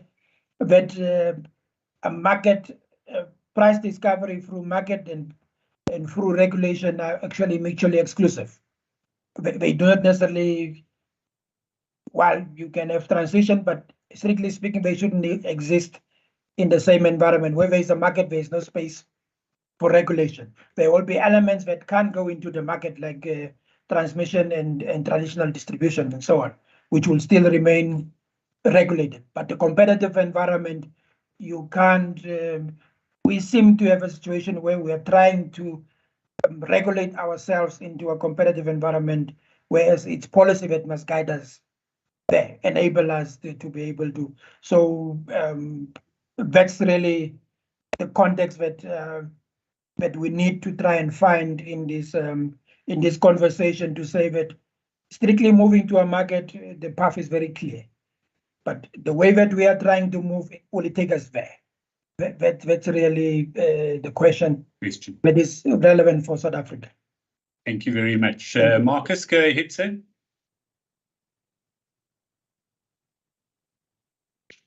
Thank you. Yeah, I fully agree with that, Mr. Hinder, that this, I mean, one part in Europe and also with the unbundling, that is one that to a large extent was driven by the EU and through the EU Commission, the unbundling through 3 liberalization packages and many steps that took place there. But there was always also for the markets a clear target model in mind and the direction of where to go. So there was a common ground of knowing that for market participants, but also for the regulators in the country, they knew the direction of where everything was going. And another, I think, also a very good point to highlight is exactly that part with that policy or tariffs shouldn't be something that hinders the development. And that is especially one case where we are in right now, I would say in Denmark, where with regards to tariffs, for example, the value of our system since 2005 has more or less 6-folded. But the tariffs in that time have only increased with around 75%. So there hadn't been a lot of development. And now we look with the integration of renewables and the targets that we have to have green electricity by 2030. We look into the state where exactly you have the challenges of production moving away from consumption and the place where, as mentioned before, there's a electrification that well exceeds expectation every year. So there, the tariffs actually are one that we use as a kind of not a rigid setup that cannot be changed, but one where it of course needs careful consideration within the principles that are given in the framework and the laws, but one where you can use, for example, this form of interruptible capacity, where you provide rebates on tariffs to consumers that would want to be not have that allow to be load shedded in a certain moment of time where the system requires it, but then as a compensation they would get a rebate for that. And that, for example, allows some industry consumers and other big consumers to, for example, freezing warehouses or so, they can then shut down their consumption for a few hours while everything slowly warms up again, and then they can cool it down after 5 hours or 8 hours or so. But that means that they can contribute to the overall system security, and they actually get remunerated by it through their tariffs. So the tariffs, at least here, are thought now and are looked into to be more of a way to actually help the transition, the green just transition, and also be part of the integration of the renewables, where for the past many years, not a lot has happened on the tariff setup in Denmark, and there's a lot of things to be considered and up in the air for now. Fantastic. Gentlemen, I'm going to go into some questions, but I think, in the South African context, it's about scoping what we see as a really good goal to get to, and what is our roadmap to actually get there? And clearly, you know, from the comments and so on, I'm hearing engagement and advocacy platforms like this are going to be absolutely critical to move policy in the right direction to guide it. But we're going to need to scope that sort of transition period to that ultimate goal at the end of the day. Right, I'm going to handle some of the questions, first of all, in the chat box here. So I've got Stephanie, a few markets have open retail 100% from the start, and there will be a need in South Africa to define eligibility and have a plan to gradually open the market. This also means there will be a regulated retailer, an independent retailer or traders. NERSA will have a role to make sure municipality procurement generation efficiently for the regulated customers. Any general comments on that? I think it's more a statement than a question or anything. Any comments there? I see there one or two go ahead, Hans. Yeah, but I think, as I said before, and I totally agree, and this is also in line with what was presented before. Again, yeah. You will not do kind of a revolution and jump to a full open retail market without taking the necessary step in between. So I agree that that for a period of time there needs to be, and maybe for a long period of time, there needs to be also regulations going on to make sure this.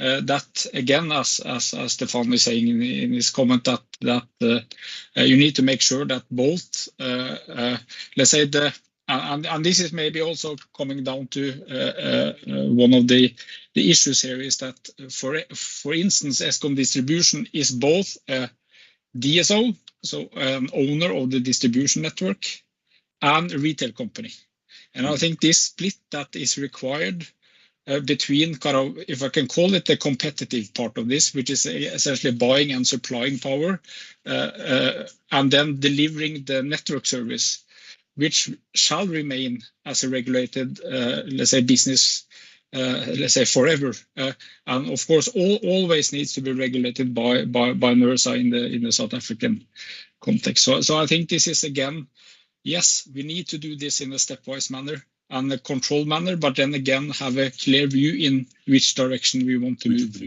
Yeah, fantastic. Dr. Chichina? You're on mute, sir. Still on mute? Sorry, I agree on that. The only thing I wanted to add is that the difference with some developed countries that have initiated this process to go into retail competition, and they were successful. In South Africa, like in many other countries, you have some cross subsidies in the existing rates, and so you have to be very careful so you don't create wrong incentives. Just to give you an example, in Argentina, people that had a large property with a nice pool and all that, they separated part of the property just for the pool, to call it a vacant lot, and get cheap water and electricity. As for a meter, put the property on the name of their son, 19-year-old son or daughter, and that way take advantage of the subsidies. So with good design, you can get there, but you have to be aware that people tend to find ways to trick the system. Fantastic. Yes. Thank you. I don't know if you can see my hand. I can. I'm coming to the hands just now, if you don't mind, sir. I'm just going to finish some of the questions in the chat box first, and then I'll come to your hands, sir. Just hold on one moment. So I'm going to go to this next question here from Mr. Gumedi.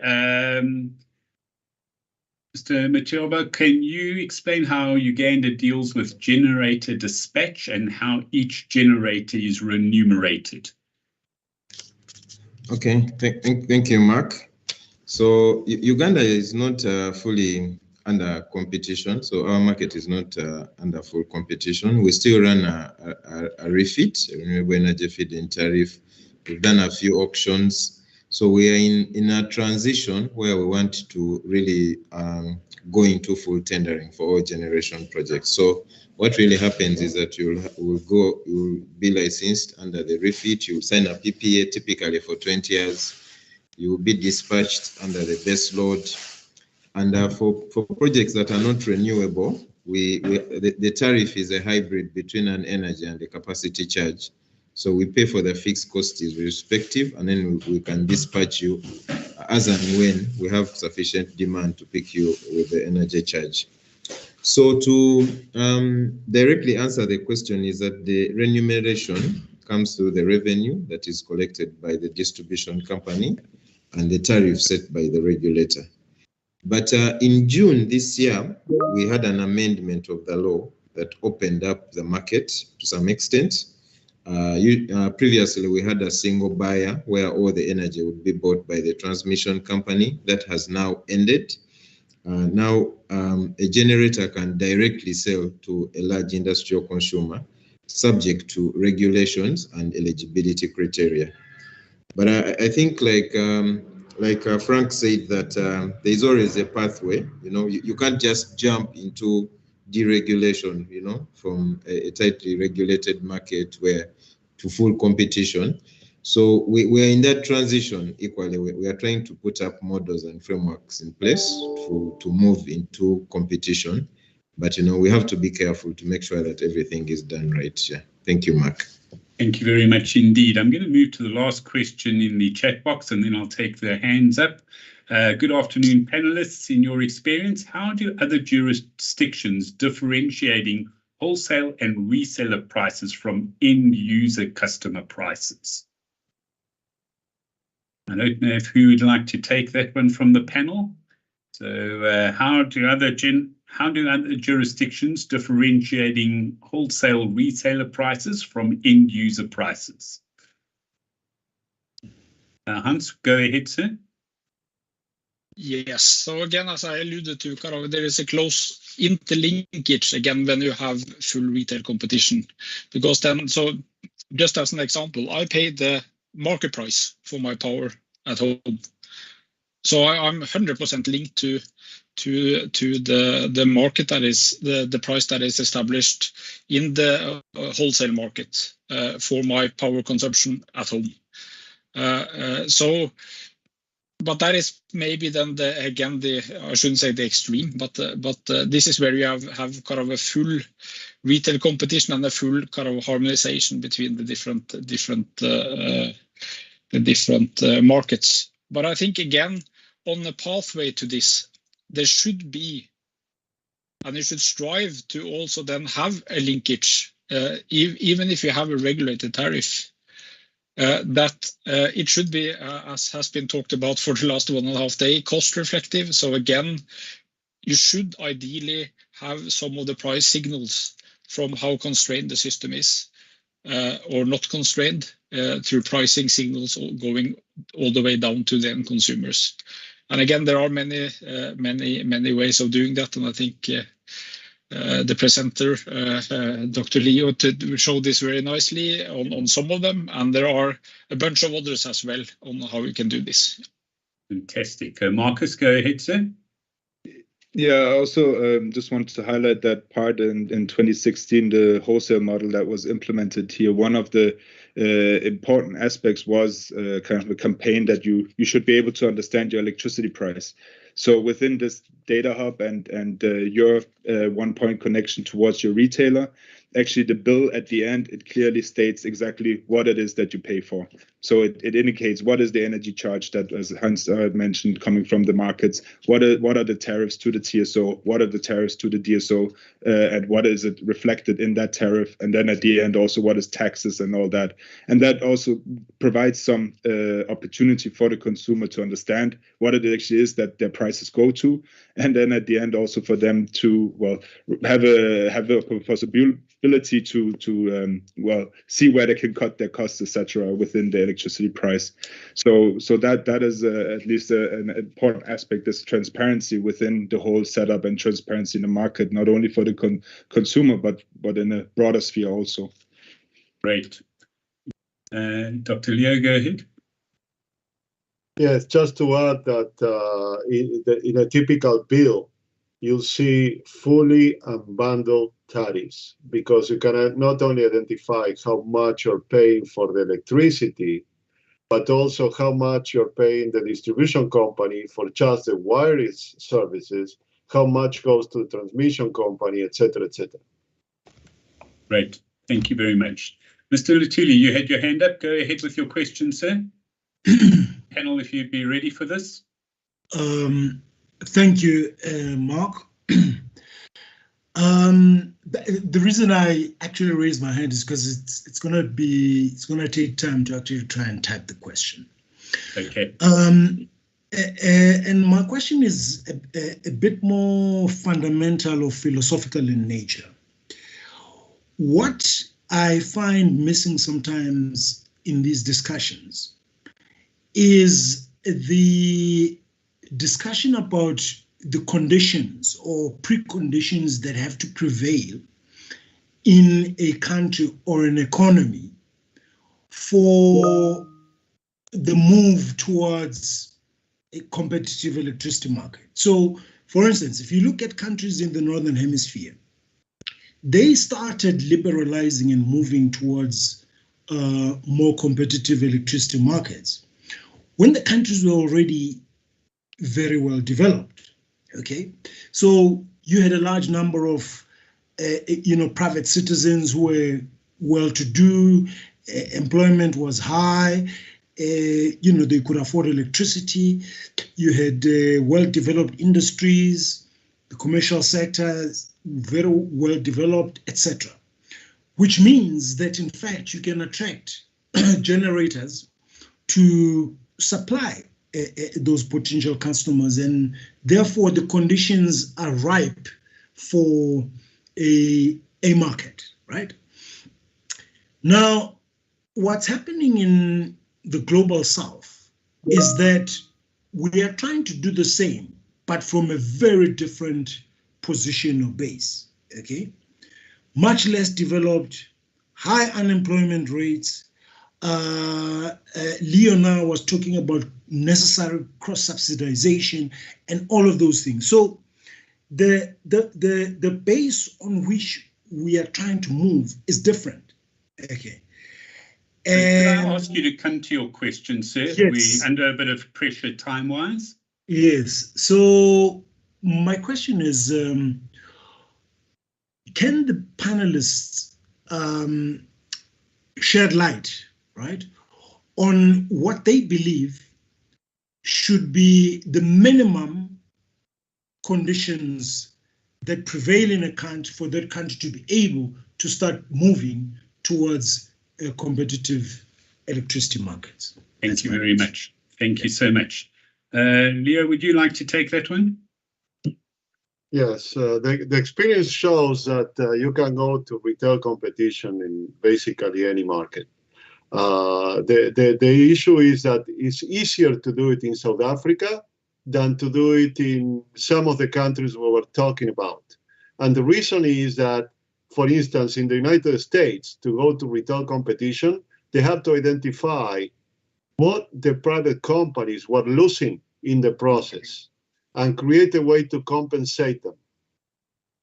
Because, if you were established utility and you were a private operator for decades, and now they tell you, okay, you're not going to sell electricity anymore, you're going to just provide a wire service, and you might compete, not necessarily they were going to recoup all their costs. And so they created these CTC charges, similar in Spain, to compensate utilities.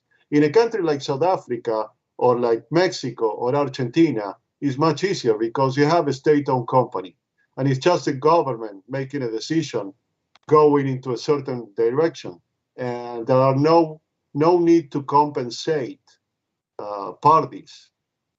And so the only precondition is the macroeconomic conditions, right?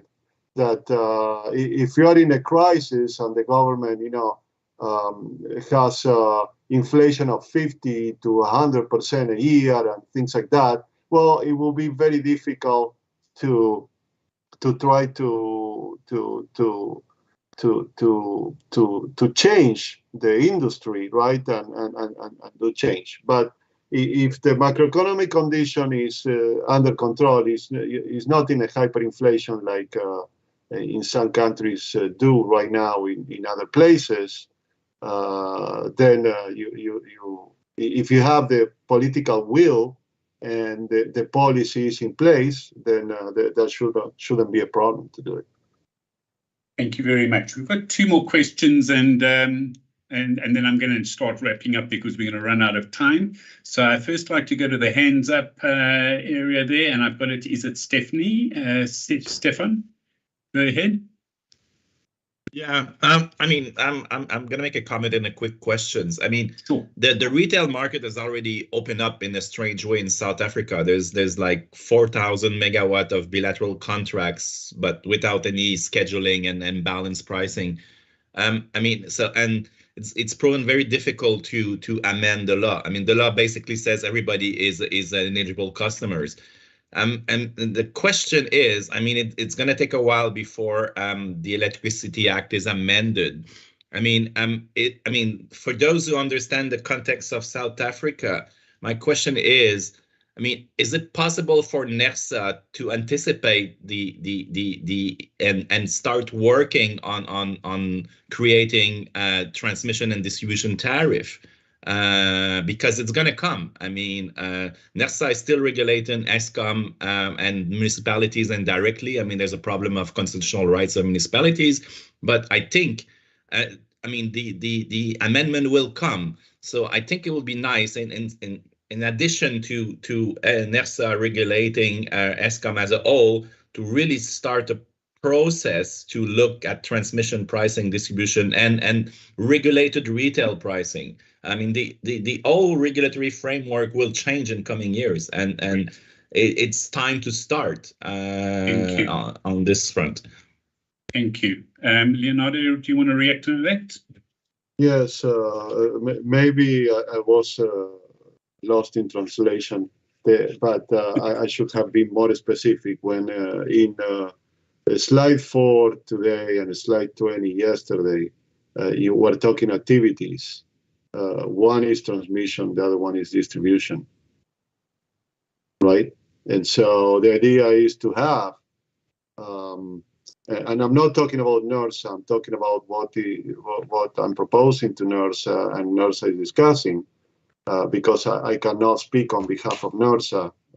Maybe your question should be directly to NERSA, but the idea is to have specific tariffs for transmission and distribution as part of the cost reflective tariffs. Fantastic. I'd like to deal with the last question in the chat box, Marcus, and it's for you specifically. Could you indicate, in your opinion, what are the essential elements for the pricing system to enable billing to the level of detail you outlined? Thank you for that question. I mean, to the level of detail that is outlined, I guess there are some points. One, of course, having unbundled tariffs. So it's very clear, for example, for the TSO, they have the grid tariff, which is related to infrastructure costs. They have a system tariff that is for ancillary services, planning, balancing of the market, and so forth. So do you know clearly what the tariff goes to and what it relates to? For the DSO, you also have this fixed charge and energy charge. So I think that's also what Dr. Giacchino was mentioning earlier in the presentation. So the point that refers to the metering and administration costs and so forth.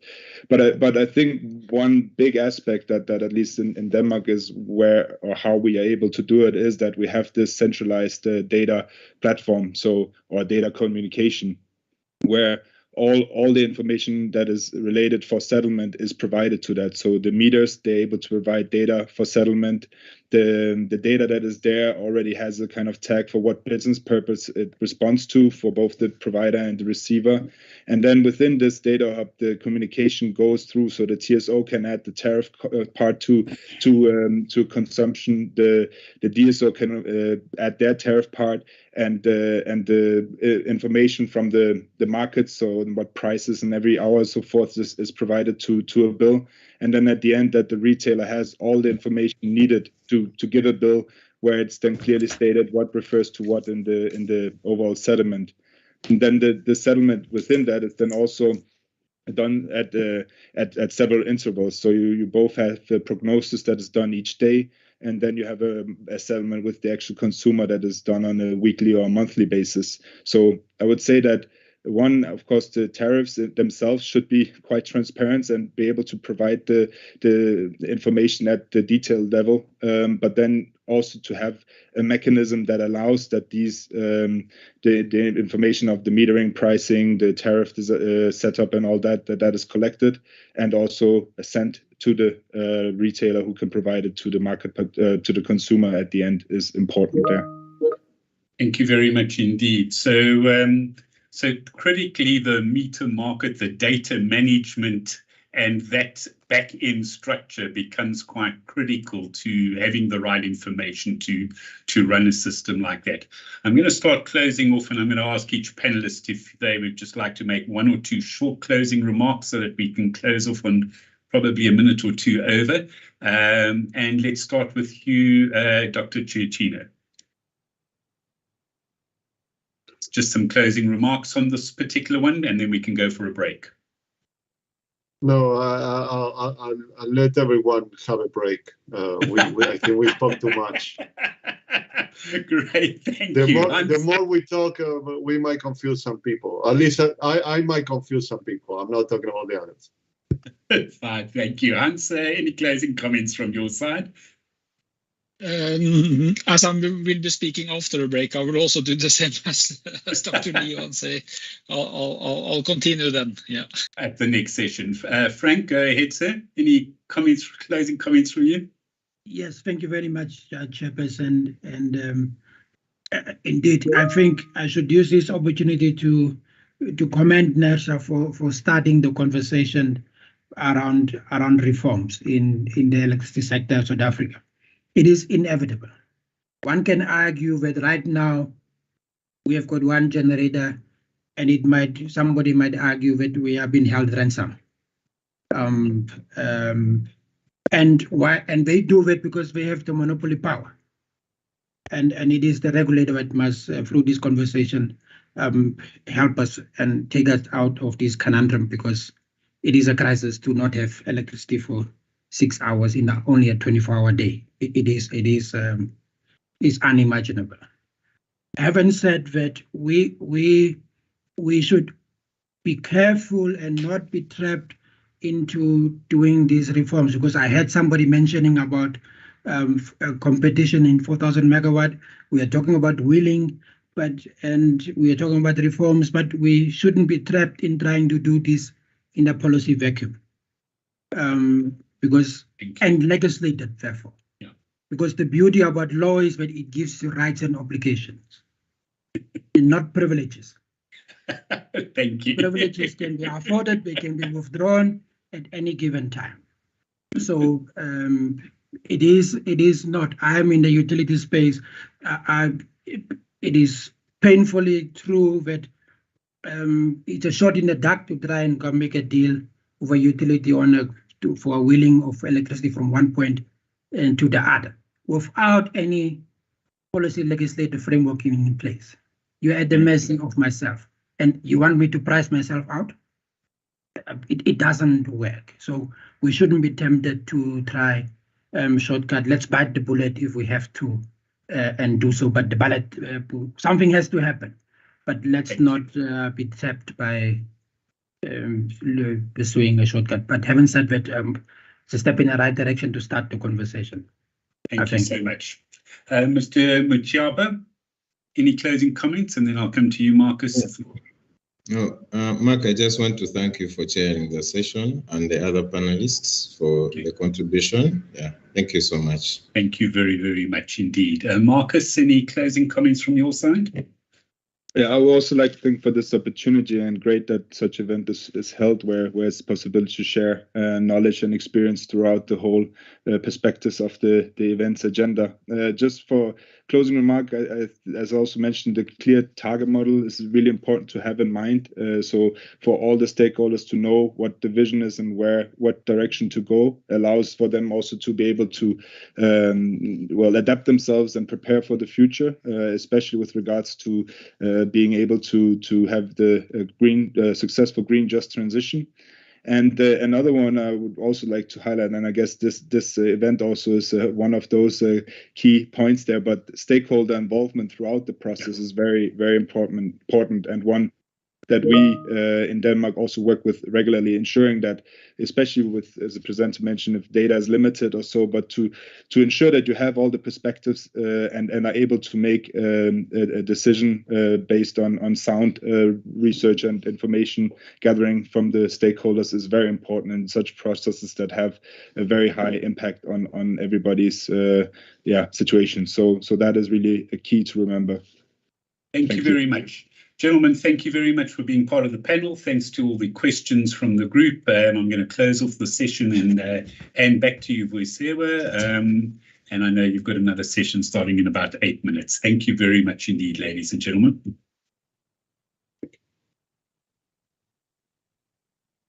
Thank you, Mark. Mark, you keep calling me. Do you want to take over, Mark, the other Mark? You are on mute. Yes, sure. Apologies. You did ask me to voice. We've had a tiring 2 days in the background. So I'm going to the break. We're taking a break now, a short comfort break, if I'm not mistaken. Let me check. Yes. And then I need to so please feel free with immediate effect to take your break. I just need the people who are in the panel discussion for the next panel just to quickly put their hands up so we can just confirm, unless Voisewa, you have that information at hand, that they all have speaking rights. And I also don't see Mr. Knut Johansen in the room. So if he could raise his hand, that would be useful. Thank you very much. Fukwani is here, Hans Ariel Bredensen, Leonardo Gicino. Yeah, everyone is here, Mark. And I saw Nhlanhla Ngidi here in the room as well. Yes, he is here. Okay. But no, there's Knut. There we go. All right, so we're all dead. All right, please enjoy your comfort break. We'll be starting sharp at 15:25 on the dot. Thank you.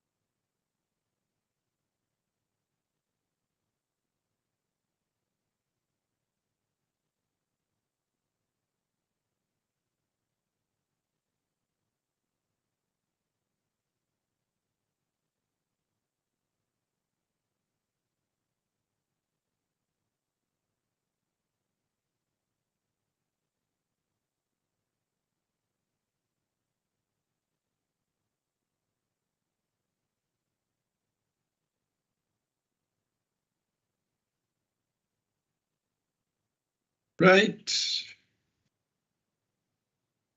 Good afternoon. Again, it's 15:25 by my watch.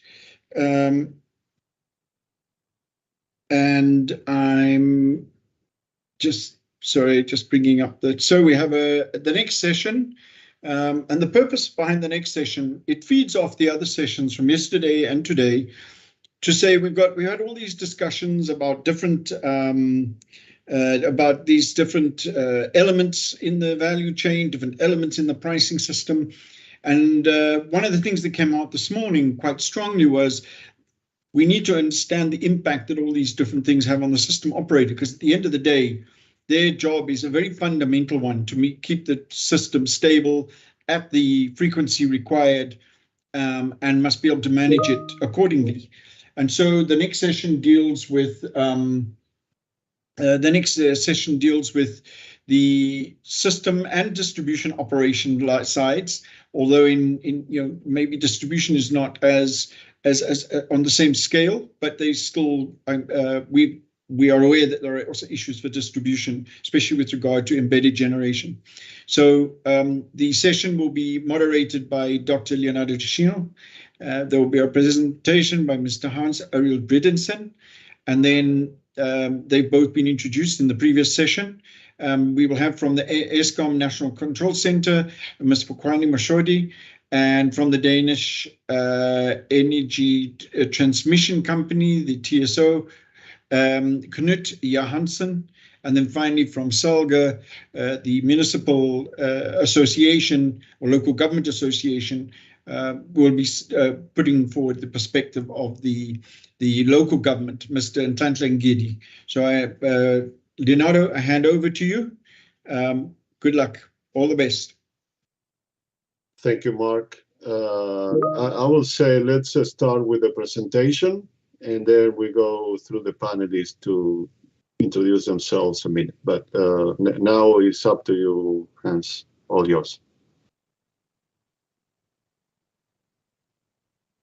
Yes, thank you. And then again, what I'll do, I'll go through, and now we are looking at this slightly from kind of where we are in the European and Nordics, but also then talking a bit about the market reform, because I think a lot of the things I put originally in my presentation, I think have been covered already in several of the discussions on how you build up, let's say, a cost-reflective tariff. But anyhow, I'll push through and try to keep my time. I know somebody is a bit afraid that I'll overspend, but I'll do my best.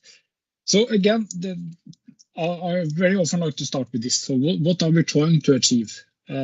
And the whole idea with many or most market reforms is that you essentially would like, of course, like we have been discussing before, you want to have a merit order, let's say, utilization of the generation resources to have a least cost system to meet the demand of the day, and you use the market as a tool to achieve this by having, let's say, competitive bidding. And this doesn't really matter if you're looking at the EU or European or US or Asian model. Kind of, we are trying to have a market-based solution to run the market at the least cost, and we use kind of prices and the markets to achieve this.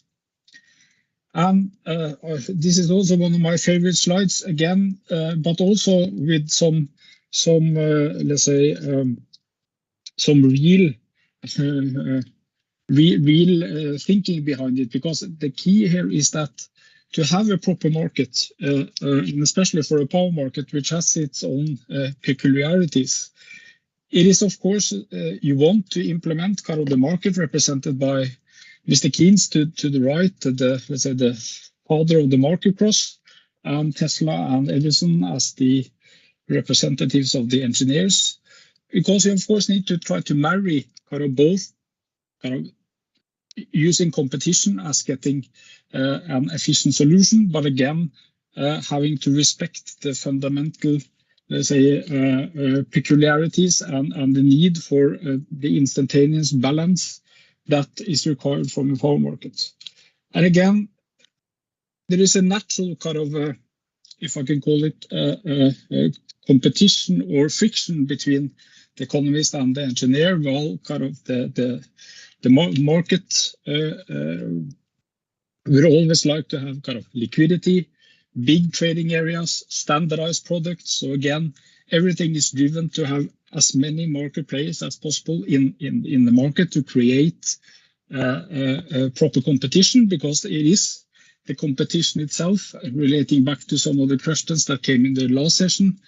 Competition is kind of what you are after to drive kind of efficiency. And of course, there should be as little as possible differentiation between the buyers and the sellers, while the engineers want, of course, to have the market being as closely representative of the underlying power system as possible, with then kind of smaller trading areas with fiscal constraints also part of the market, much more interested in customized products for their real fiscal needs. And of course, they would like to know everything about everybody that participates in the market. And this is one of the let's say, complicated factors in a market design or a market reform, because people often ask me, because I've been part of this now for 25, 30 years, what is the best market design? And people probably expect me to say, oh, this is Nord Pool, this is the most fantastic solution in the world. But no, you need to look at the underlying system to figure out what is the correct solution for any country or region in the world. So in some parts of the world, like our markets, I would claim that Nord Pool is a good market system for our region, while in some of the US systems, and especially maybe in Southeast Asia, it's much more, let's say, or much better due to other constraints in the system to have a more centrally dispatched system. And that is why I say you should always learn from other markets, you should always learn from other regions and countries, but never copy any of the market designs. You need to make sure that you implement the market that is sound and based on the local conditions, not just that it works somewhere else. Another important aspect in this drawing is that, of course, there should maybe be some more dimensions. Maybe the biggest one is that you also have a political weight very often into these decisions. Again, if you look at this from a historical perspective, you will see that if you go back now 30, 40 years, we had this situation where there either was kind of a pool market, very centralized, or let's say a bilateral market, which was, if I can call it, extremely decentralized. So again, the pool market, where you have everything going through a central entity. So all scheduling was centralized. It was unit-based, meaning that the central system knew everything about everybody, and it was kind of a unidirectional exchange. So again, the generators supply to the pool supplied to through its suppliers to the end consumers. And everything was integrated into one market, while in the bilateral, it was kind of almost the opposite. So you did the decentralized scheduling. So again, each of the energy companies schedule themselves. It's company-based or portfolio-based, as very often referred to today, that again, nobody knows exactly how you are meeting your commitments. And you can trade bi-directional. So again, it's more like the energy companies that are trading with each other, and the fundamental setup of each of the companies is not necessarily known to everybody. And of course, in a, if I can call it, an anarchistic market like this, you then of course need some kind of balancing mechanism to make sure that at the end of the day the system balances. But what we have seen then over time is that these market models have converged. So again, the pool model is of course then, as an energy company or as a generator, you will then just be exposed to an hourly price, which is not a very good foundation to build your investments on. So therefore, you can see either that you got financial or fiscal contracts emerging around the pool so that people have longer term certainty. And also, again, looking at the bilateral contract market, where you had this kind of unregulated, as I said, almost anarchistic kind of way of managing this. Of course, it's much more efficient that you create a marketplace, a power exchange, a market operator to handle how the buyers and sellers meet, to have a more efficient both price discovery and also a more efficient, let's say, management of everything. So we can say that kind of these two markets are converging towards each other or learning from each other. So the differences between these market models is not that big as it was earlier. Also, we talked about this, and I think this is again referring back to the discussion before the break, is that stepwise is one of the key let's say learning points from other market reforms that have done this successfully. Again, we had one really bad experience in California. I was part of that back in the 90s. And the key there is that you try to do everything at the same time, which then creates a lot of confusion, a lot of let's say bad incentives, and you don't allow yourself to learn the effect of the market before it's essentially too late.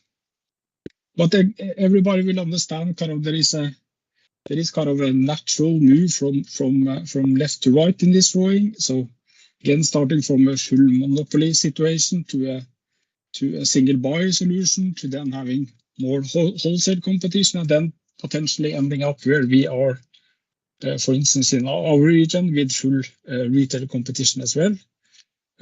But again, we talked about this earlier. You cannot open retail competition before you have done any of the others. Actually, Japan has done that.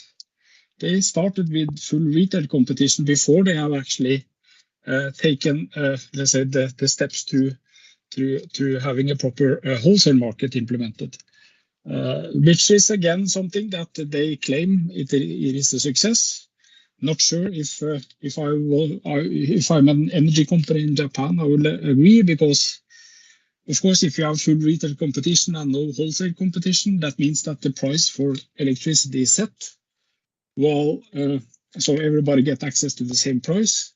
But then, of course, the energy companies cannot bundle this with anything else. So in the new big, let's say, energy suppliers in Japan are essentially train companies and people that can bundle the power price with other services. Again, you've probably seen these drawings before.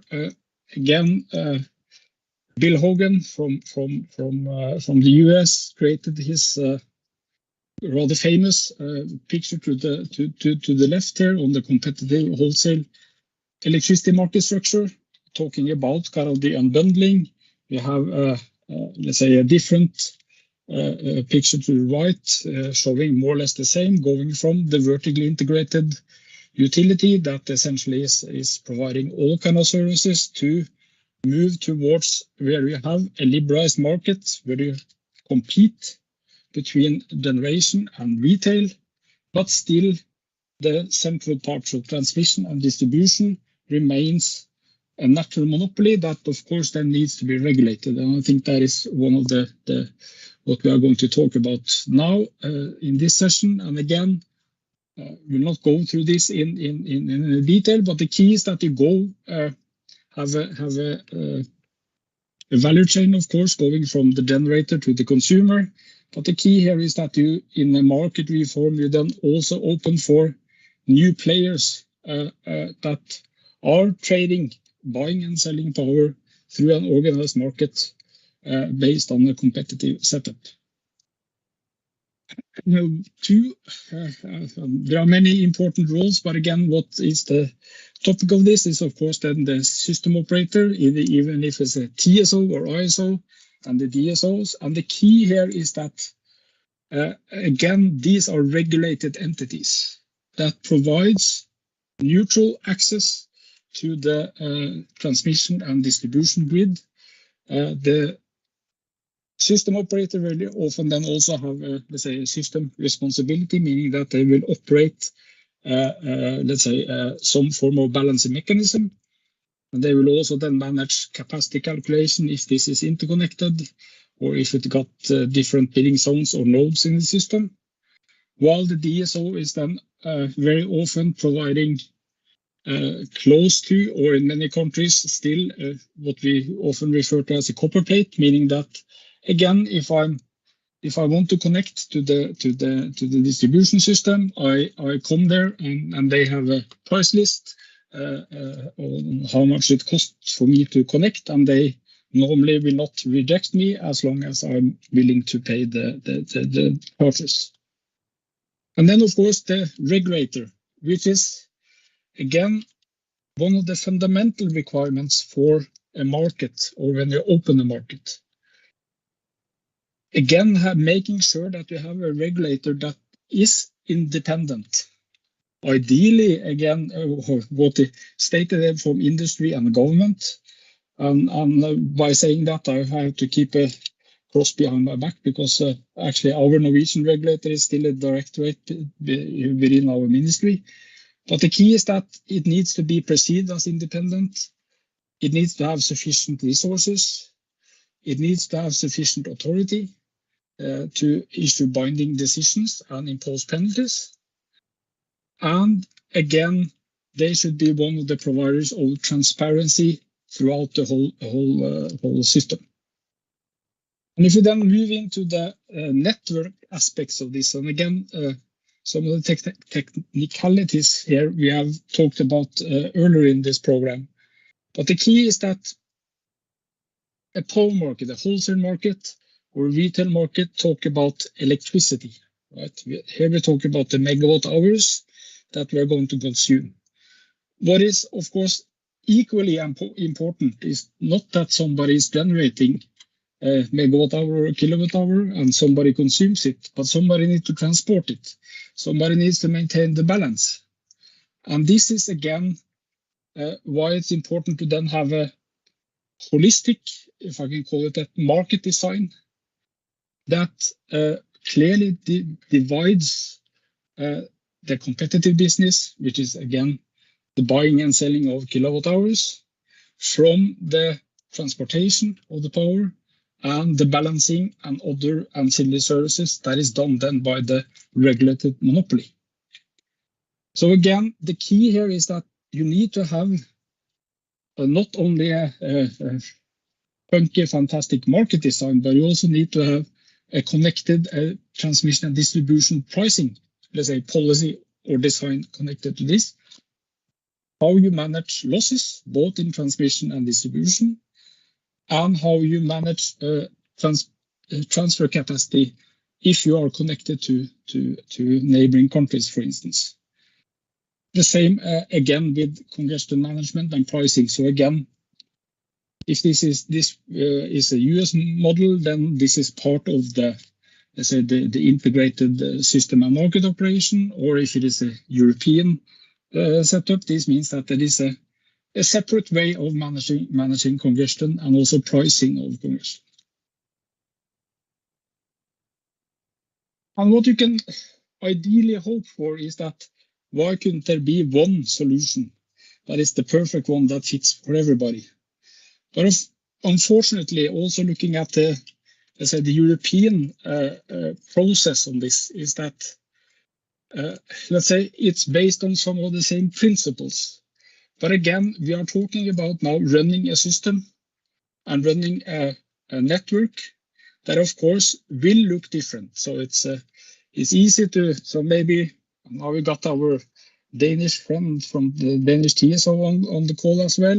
So looking at Norway and Denmark, two neighboring countries, but very different. So Denmark, flat, small country. Norway, a lot more mountains and very long and thin. And then, of course, how we do the, let's say, the transmission management and balancing in these two countries. There might not be the best way to say that you do this exactly the same way. But there are some principles, essentially, when you do this. So again, you look at the efficiency, you look at the sustainability, you look at the equity, to look at the transparent, non-discriminatory, and predictability of the methodology that you choose. And then, of course, you want it to be simple, easy to implement, and also easy to understand. And then, of course, inherently between these principles, there are also, let's say, a trade-off between them, because again, to have full efficiency and having, let's say, all of the kind of calculations being as accurate as possible might make the model very complex. And this is kind of then, let's say, fighting against the simplicity. You want to have the allocative efficiency compared to the equity. Again, there is a trade-off that you need to find. And then again, between the efficiency and sustainability, again, you would like to have some predictability into the system. But then again, if you do try to do the allocation, let's say 100% efficient, means that it might also be more volatile. So again, not an easy choice to make. And again, I will not go through this. I think this has been touched upon already in previous presentations. The whole idea is, of course, that also for transmission pricing and distribution pricing, it needs to be cost-reflective tariff.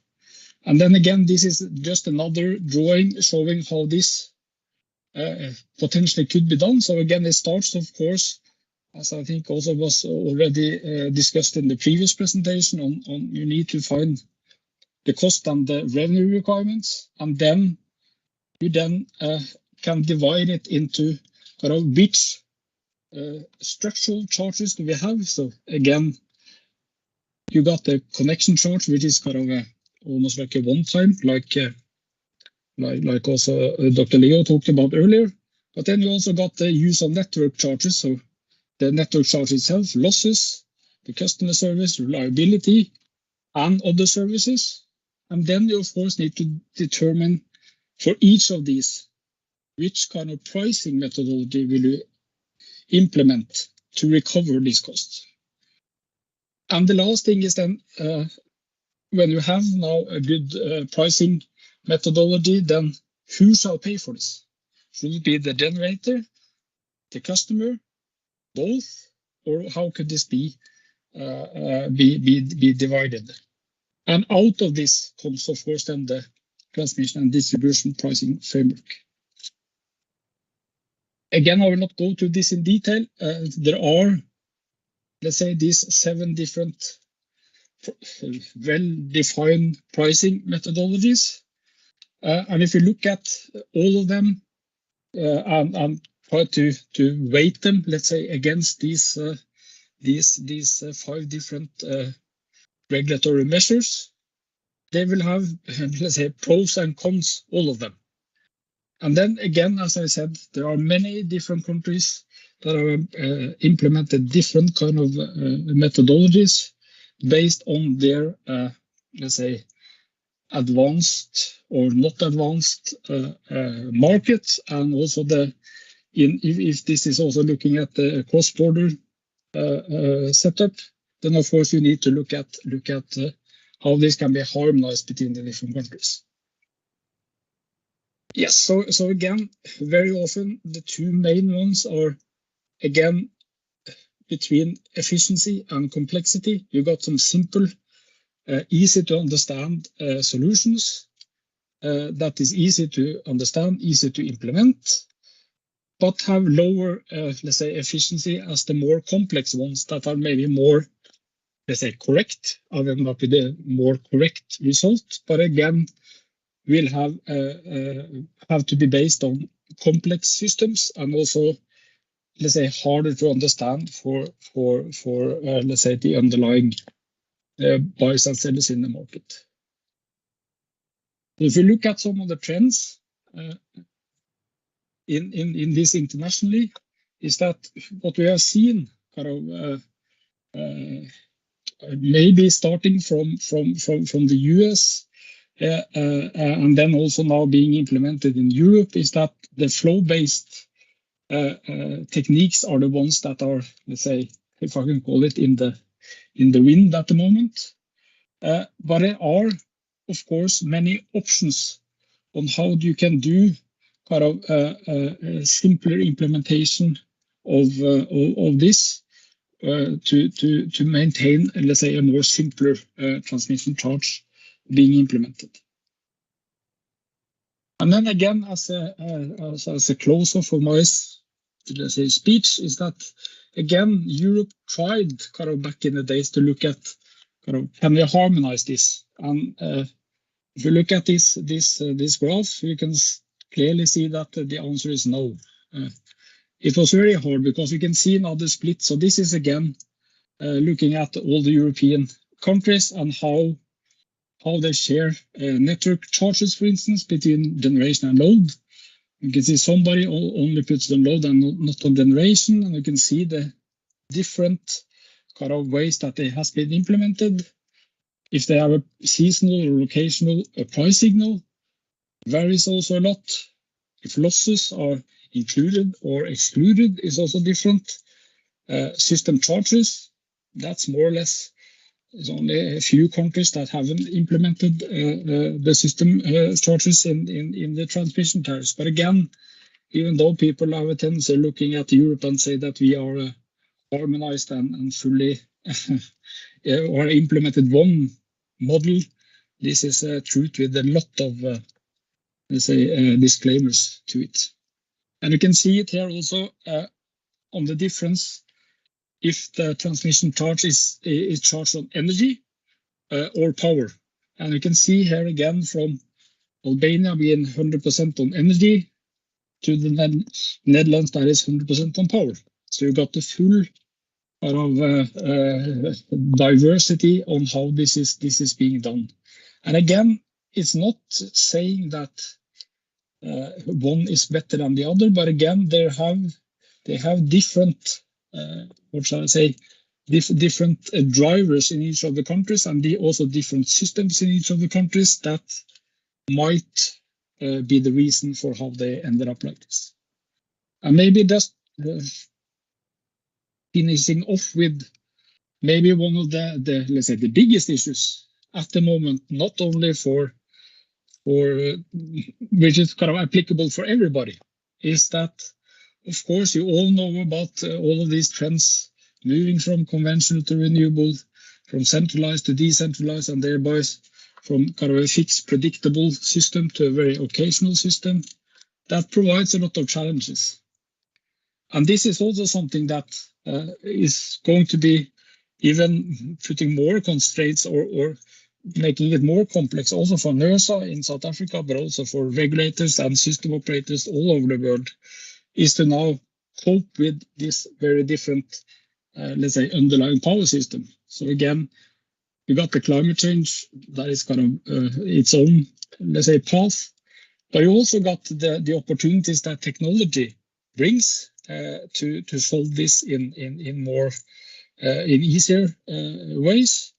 But then you also see the very different consumption patterns. So again, I will not talk a lot about kind of EV cars, but again, from a system operational point of view, think about this, that you suddenly have a load that is maybe up to 100 times bigger than the residential load, but you have no idea when it's going to charge or where it's going to charge. And then you are the system operator, either from a DSO perspective and also flagging all the way up to the TSO. How do you manage this kind of difference?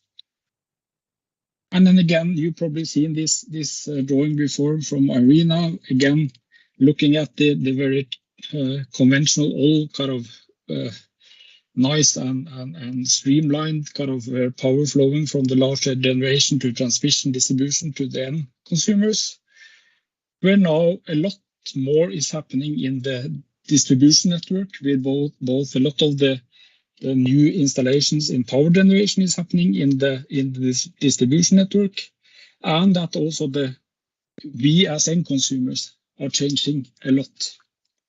And maybe let me stop with these two slides. So again, just a question that I've been asked many times, kind of. Yeah, but what is the benefit of the market? And I think, again, please go and read this report. The ACER, the Association of European Regulators, did the calculation for the whole year of 2021. And the savings of having an integrated market in Europe gave a cost savings of 35 billion euros compared to not having it. And just as a nice also background for Knut that is on the line, again, what we also very often hear is that renewables will create a lot of system issues for the TSOs. Denmark has or had 50% renewable in 2020. Now I think it's up to 60. Still, they have one of the, if not the highest security of supply in Europe, because they are part of a bigger regional market. And again, this is just a summary of how this is now being done in Europe by having a much more integrated, let's say, solution in the market framework, providing more security to everybody. And that's it. Yeah, I almost made it live on time. Many thanks, Hans Ariel. Actually, you did it on time, since Mark, introduced us at the beginning. So thank you for sticking to the time. Let's go through the panelists that we have today. And first, I would like them to introduce themselves. They can take a minute to introduce themselves, and we can start with Ms. Fokoane Moshodi. If Hans, if you can stop sharing your presentation so people can see the different panelists. Thank you. Thank you, Mr. Leonardo, and the regulator for the invite, and afternoon to all. I'd also like to thank NOPO for a good presentation outlining how the TSO and TSO operates in a competitive market. Well, my name is Fokoane Moshodi. I am a senior manager in the System Operator Business Unit. I am a manager for the Greek Code Management Department, which is responsible for administering the application of the Greek Code to users of the IPS and recommend appropriate changes to the code, subject obviously to NERSA. And the department is also responsible for performing compliance assessment for generators connecting to the network. Again, thank you very much for the opportunity. Over to you. Thank you, Ms. Moshodi. Next is Mr. Knut Johansen. Thank you very much, and thank you for the invitation for this webinar from NERSA, and also thank you for the invitation, Leonardo.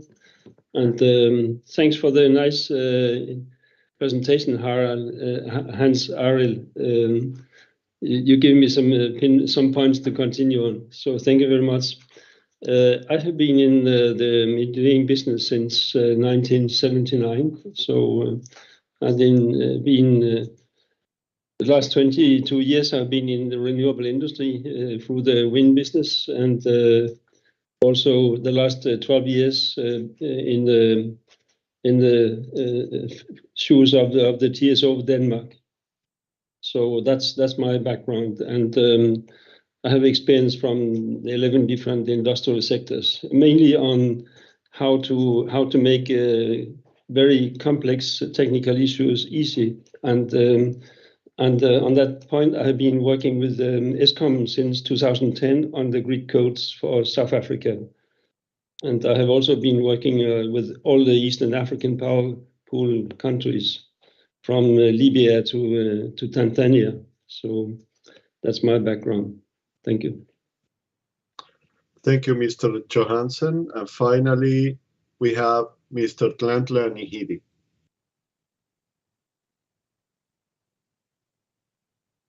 Good afternoon, everyone, panelists, fellow panelists, and the people who are attending the meeting, colleagues. My name is Nhlanhla, and in the industry, I'm known as Lucky. My surname is Ngidi. I wear more than one hat, but today I'm going to be wearing the hat of South African Local Government Association. That is where I lead the various reforms that needs to happen in municipalities in the sector, specifically in the distribution sector. The other hat I wear is also, I am the grid code specialist, so I run the consultancy firm on grid code compliance, providing grid code compliance to the South African IPPs. Thank you for having me. Okay, thank you. Why don't, Mr. Ngidi, why don't we go now through the panelists to get their first impressions on the presentation by Hans Ariel.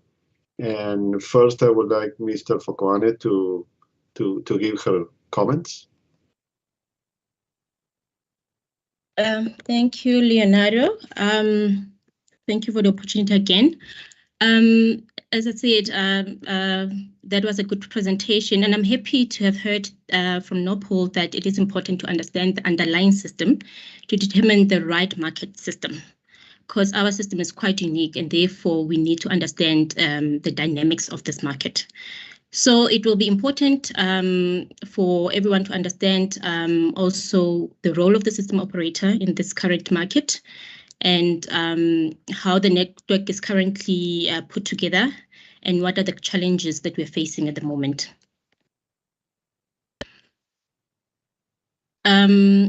Basically, the role of the system operator is to safely operate the interconnected power system, and to control the operations and be responsible for the short-term reliability of this IPS.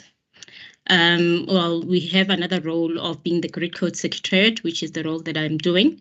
And we also provide connection to the transmission network in a non-discriminatory basis. To basically carry our mandate as a system operator, we need to have sufficient ancillary services in order to ensure a reliable power system. And we also need to have the right quantities to purchase for the system. So currently, the way the network is actually put together is that we do have quite an amount of coal-based power stations, which are synchronous in nature in the north of this country. And we do have, obviously, a transfer in power from the north to the south. According to the IRP, the 29 IRP, it is envisaged that we are going to reduce this coal power in South Africa by about, overall in 2032, by about 18 gigawatts. And we'll be putting in wind, which is about 26 gigs, and PV at about 18 gigawatts. These energy resources will be obviously placed in the south, which will then change the way the power is flowing in the network and also the dynamics of the network.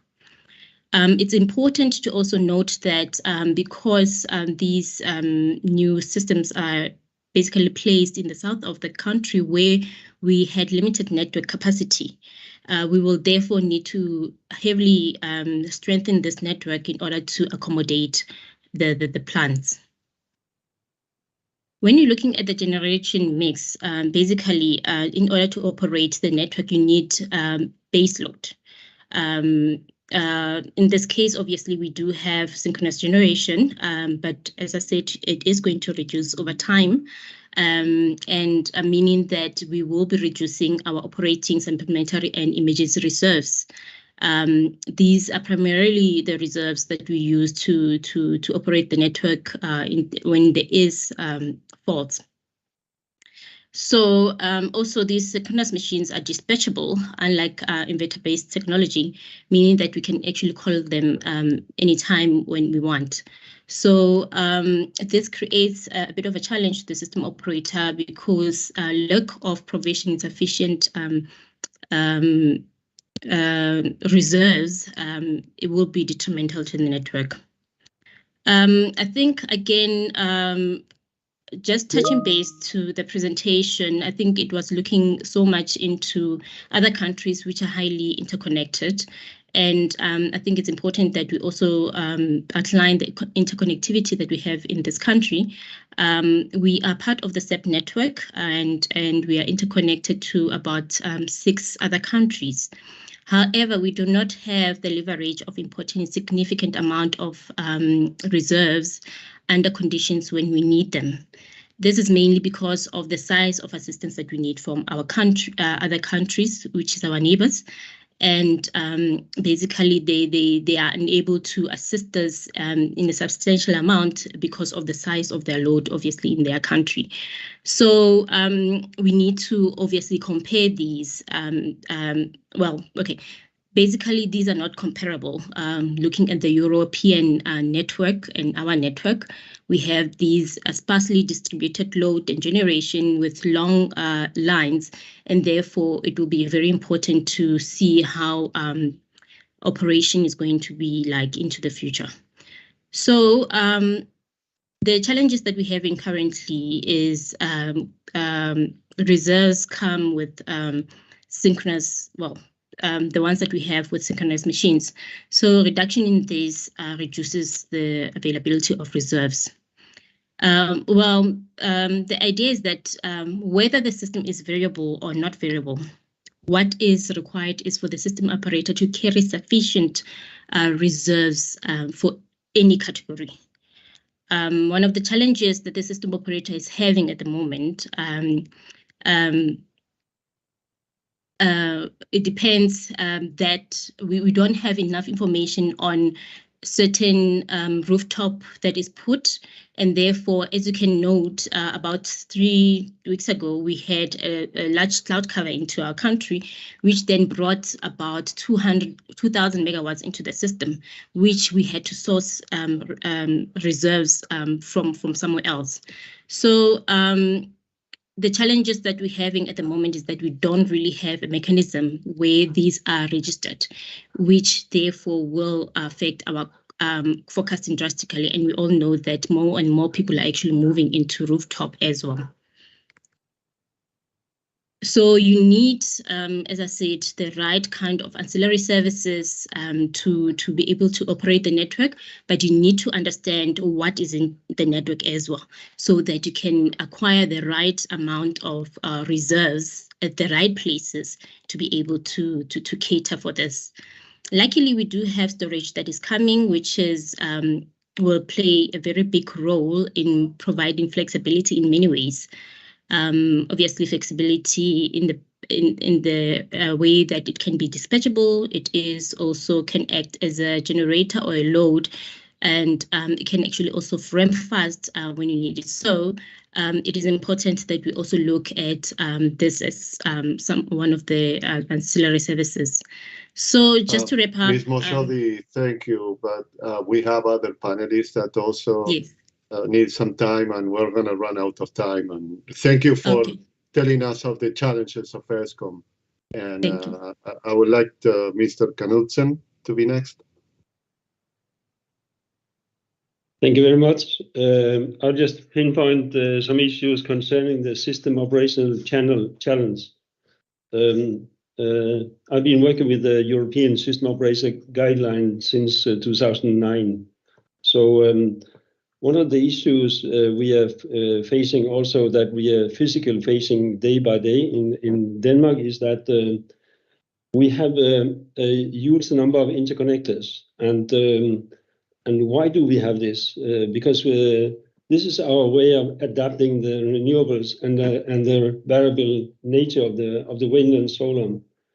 And for example, for Norway, we have the 4 HVDC connectors in order to adapt this variability. We have the mantra in Nordic countries that save the water when the wind and sun is there. This is our fundamental way of operating. And that's why we need very efficient interconnectors. So, we are doing this minutes by minutes, hour by hour, and especially what we're doing also using the interconnector is in a way of forecasting how the evolution will be if we did nothing. So instead of a reactive way of planning, we are having a proactive way of planning our operation situation. So we're in the operation hour, we are looking 1 hour, 1 or 2 hours ahead, see how the renewables situation is, and also know where this by a planning system, we know where this active power is popping up and where we need to evacuate it, or they will pop up in our system. So we know the location, and we know how the variability will look like the next 1 or 2 hours.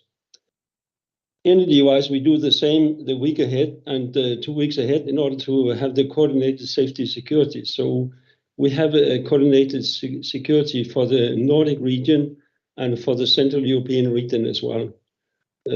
So we are trying to do this coordination of security calculation between inside the synchronous area, between different over the borders. We don't close the borders for electricity. We share the reserves. We exchange the reserves, and that's why we need the interconnectors. So interconnectors has a very, very high value, and this is really to emphasize on this slide, the second last slide of Hans Arild's slide series. So that's exactly how you see we are sharing sharing the active power over the interconnectors. And if we didn't have the interconnectors, Denmark would be more or less blackout most of the time. So because we could not adapt this. But as I said, our batteries for the stability of the grid, this is Norway and Sweden, and also continental Europe. So we are using, and we are really facilitating each other by the interconnectors and by the market. This is purely by the market mechanism. Another is that another area I want to touch is that dispatchable generation. We don't look at dispatchable generation at all, only. We look at dispatchable generation and demand, because flexibility in demand has the same value as flexibility in generation. So we don't look only at generation because this is only half of the coin. So dispatch rules include both demand and generation, and we are doing the dispatching not the week ahead, not the day ahead, not the 2 days ahead, but the hours ahead. So we're going down to the granularity of 5-minute slices in the balancing hour. We have the schedule, the forecasting for day ahead, so for sure, as this is a market issue. But our detailed operation planning is done the hour ahead or 2 hours ahead because of the variability of nature. So our mantra is don't try to control the nature, try to live with it and try to benefit from this variability. So our dispatch rules, we don't dispatch generators, we don't dispatch the demand system, because this is coming from the market issue. They are self-dispatching on the market mostly. So we are balancing at the last moment, and we have a 1 hour market at time being, but we are going to decrease this to a 15 minutes market. Means that we have a 1 minute time slice where we are balancing the grid system, and this is the coming ones. So information exchange is one of the issues that we are really looking at, and how to secure the information exchange. So information exchange and cybersecurity, one of our main concerns, and this is really what we are heavily working on in European environment as well. We don't have we have storage. This is Norwegian and Swedish hydro plants. That's our batteries, and we don't have any single battery system in Denmark because it's the most expensive way of storing energy. So that's why we are using and we are supporting each other through the hydropower plants. Thank you very much. Thank you, Mr. Knudsen, and now Mr. Ngidi. Thank you very much, and thank you for the presentation. Very interesting presentation, and I always, from the perspective of South Africa, I always look at these presentations as very futuristic, but it's not a bad thing that they are futuristic. We need to be thinking about the future, but also we really have to be practical and think about our situation and how our industry is structured and what are the things that we need to do, the low-hanging fruits that we need to take advantage of to actually move towards how the future looks like. For an example, I'm going to talk about generation. We want to have a market eventually, but when we have a market, when we have an independent system and market operator, there needs to be a market to operate. But right now, we don't have a market. We need at generation level to have that kind of competition.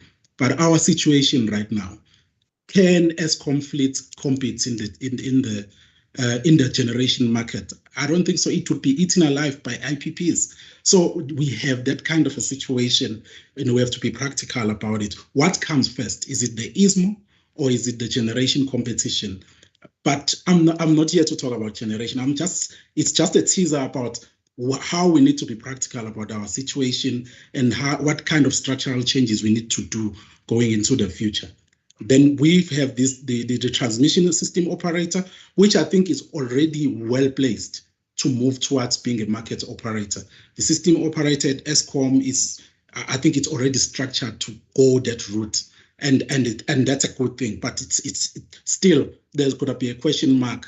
It needs to have a market to operate, not just one generation fleet. So we have to think about those kind of structural changes, and when are we going to get to a point where we decide that we want to have that kind of market at generation level. Then you have DSOs, of which again Eskom is well placed. Eskom distribution or Eskom network services provider, it's actually well placed to actually start operating as DSOs or as grid operators, how you call them in Europe. So, but now there is, a catch here when you're looking at this whole structure of the industry. You move from Eskom, there is that kind of, readiness in terms of how they're structured already and how we want to look into the future. Then look at local government. Local government, there's municipalities, and in these municipalities, there are municipalities who are part grid operator and part retailer. So basically, what must be the future looking like? So do we want these municipalities to create business units that are going to be called grid operators and separate that with the retail? Is that possible in the South African context? I think we need to ask ourselves those questions as well. Maybe it's possible. Another thing, at a DSO level, we have so many levels of voltages of connection by the distributors. I think it goes from 6.6 kV to 132, and even some municipalities 275. So we're going to need to do a very thorough study around demarcating the assets. We need to do a demarcation of asset study so that we and also decide what level is transmission, what level is distribution. Because I think in the past, more than 20 years ago, when we tried to do the electricity distribution industry reform, we were stuck on the asset demarcation, where we needed to define what is transmission in terms of the voltage levels and what is distribution, because already there are municipalities who are called distributors, but at the same time they are connecting at a transmission level. Going to the future, how do we see ourselves? Do we see the Eskom retail side of things buying from the DSO at the same rate as the municipalities would? Is that this kind of situation that we want to see? I think yes, because we have to, if it's a competition and it's a market, we must not have a situation where we have now others that have more advantage or more the others have more challenges than the other. So basically, we have to look at where do we start? And I think that is a very, very fundamental question as the country. And I don't have those answers, unfortunately. I'm hoping that the panel can actually start unpacking about those things. Where do we need to start? Eskom has already done an unbundling kind of assignment, but there's a concern. Is this assignment at a DSO level looking at municipalities as a black box, where municipalities are going to put just a plug and play to the Eskom unbundling? The answer may be no, because if we still do that, we are continuing with the integrated vertical structure and a monopoly as well. So there's a lot of questions, and we need answers to that. And currently, SALCA is running an assignment, or it's leading an assignment where we want to actually define that kind of future for distribution, and Eskom is part of that conversation as well. So from where I sit, I know I might be sounding like I have questions only, but this is a complicated issue for South Africa, and it's because of our historical nature of how we structured as the sector. So there's a lot of complications that we need to uncomplicate before we start talking about the future. Thank you. Thank you, Mr. Ngidi. I would like to take advantage of the descriptions by Ms. Moshodi and Mr. Ngidi and see if we can tackle some of those issues that were raised. And I would like to start with Hans Ariel. You know, there were talks about issues of interconnectivity and, you know, some problems that Eskom has at the transmission level. And I would like to focus on your slide number 15 in your presentation. I don't know if you can publish again.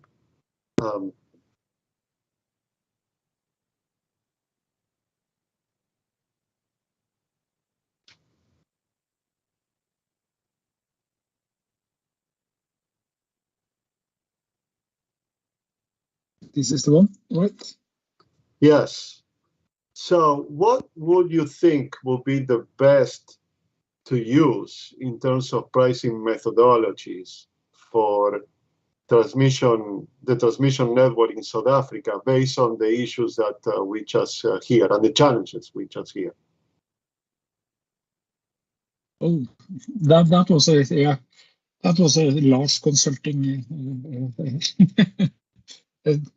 kind of a product to be answered in 10 seconds. But now, I think I will revert a bit back to what I said earlier, is that we need to fully understand, just as was stated from Eskom, to fully understand the real issues. So again, we heard about kind of the flow will be reversed, you need more reserves. And then again, that is why I also said that if you look at the details of the transmission and distribution charges and pricing methodologies in Europe, they are different. They are based on let's say, same regulatory principles, but they are different because the situation in each of the countries are also different. So you cannot say that, again, with transmission pricing methodology, the same as with the market design, just say that, oh, this. So again, take a MachineNet solution and say, it works fantastic for Denmark. Let's just implement that in South Africa. That won't work because, again, South Africa is not Denmark, or Denmark is not South Africa. At the same time, referring a bit back to what the last speaker said, is that I now need to be a bit provocative. I've said that in many workshops in South Africa already. Sorry, you are not that special. You know? Every market reform in the world have had similar, not the same, but similar issues that you have had. And I can promise you there are a lot of others that have done the market reform that had a lot worse situation than you. So again, don't use that as an excuse for not doing anything, that you're also special. That's number one. But I think what is important that I would like to say is that you need, and I think it was said in a couple of the previous presentations as well, you need to have a long-term strategy and a holistic strategy. So again, now, being a bit provocative, there is a lot of people running around looking at pieces of the power sector and pieces of the market design.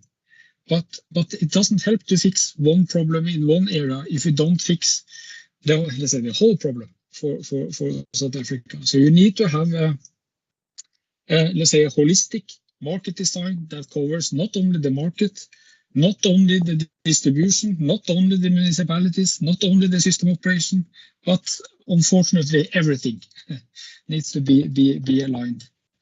And for that, you need to have a bit longer term strategy. And again, kind of unbundling is fine, but unbundling doesn't solve anything. It's the next coming steps that will help you get the benefits of this. So yes, it's a good first step, but it doesn't solve anything on its own. So that is why it's again, to have proper political support, regulatory support. So it's very good that NERSA starts this discussion that we have here, but then also have all stakeholders being engaged in finding the right solution for South Africa. And again, this is not, yes, you can have help from us that are consultants, but you need to find, South Africa needs to find a solution for South Africa. You cannot outsource that to kind of somebody else to come and just tell you how we should do it. You need to find the solution by the help of others and by learning from others, good solutions and mistakes. So again, sorry, I will not answer your question, Dr. Lee, on what is the perfect kind of solution on the transmission pricing, but you need to find your own way on this. Okay, no problem. I don't know if any of the other panelists wants to add something on this. Otherwise, we can go to the questions and the meeting chat that a couple minutes ago there were not that many, and now they're piling up. So let me start.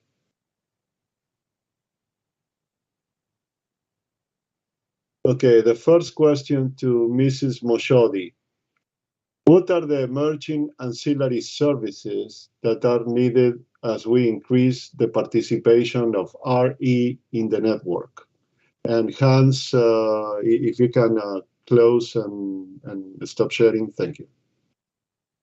Thank you, Chair. We do have reserves at the moment that are pronounced in the grid code, which are operating supplementary and emergency reserves. However, we have looked at other reserves that we can actually leverage on, and there has been a submission at NERSA level to actually look at the self-start capability. This is basically the ability of a station to start up without any grid supply or external support, and restart the outgoing transmission system and to restore the load. This is one of the additional ancillary services that we're looking at. And the other one that we are still looking at the moment is your fast frequency response. Generally is generation capacity or demand side management load that is able to respond within a second to frequency excursion, and be able to maintain this for at least 10 minutes. So I do believe there's still more out there, but slowly but surely we are looking in these services, and these are the two that we are currently submitting, looking at how the network is evolving. Thank you. Thank you. I'm going to go to the question of another participant and then go back to the same person that has the second question. So the question for all panelists. Before I don't know if any other panelists wants to add something to what Ms. Moshodi said, or no? Okay. So to all panelists, in an unbundled industry market, should the municipal operators, distributors be back? Raise your hand if you want to answer. Yeah, Mr. Ngidi. Oh, thank you very much. The question is not so simple. I mean, the answer is not so simple because remember I talked about the demarcation. We have to have a policy about the demarcation of assets for the country, because once we say a municipality that has bulk supply points of 66 kV from Eskom, we want them to buy its transmission. There are benefits for that. But is their connection really meaning that they are connecting a transmission according to the rules right now? The rules right now, or the standards, are saying 66 kV is distribution.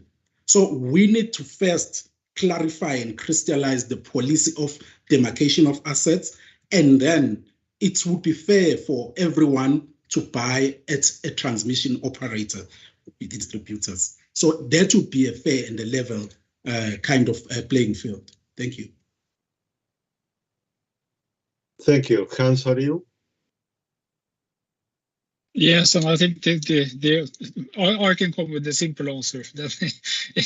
In the market environment, you buy from the market, or you buy from the one that you want to. So if you want to sign a bilateral contract with the Eskom distribution, you sign the contract with Eskom distribution. If you find another buyer outside, you buy from him or her. Or if you go into the market and let the market find your counterpart. That is the whole idea with the market. Again, the market is always only a tool, right? It's a tool to help you find the best counterpart. That is the only thing that the market is doing. It won't generate a new megawatt hour or kilowatt hour, but it tries to make the buyers and sellers meet in the most efficient manner. So that is the whole idea, I think, by implementing a market.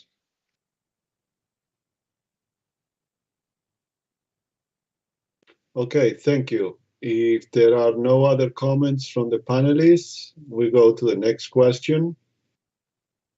These questions are for Ms. Moshodi and Mr. Nigidi. Are we seeing any frequency issues currently, or is the network still robust enough to take up more distributed generation and are in nature?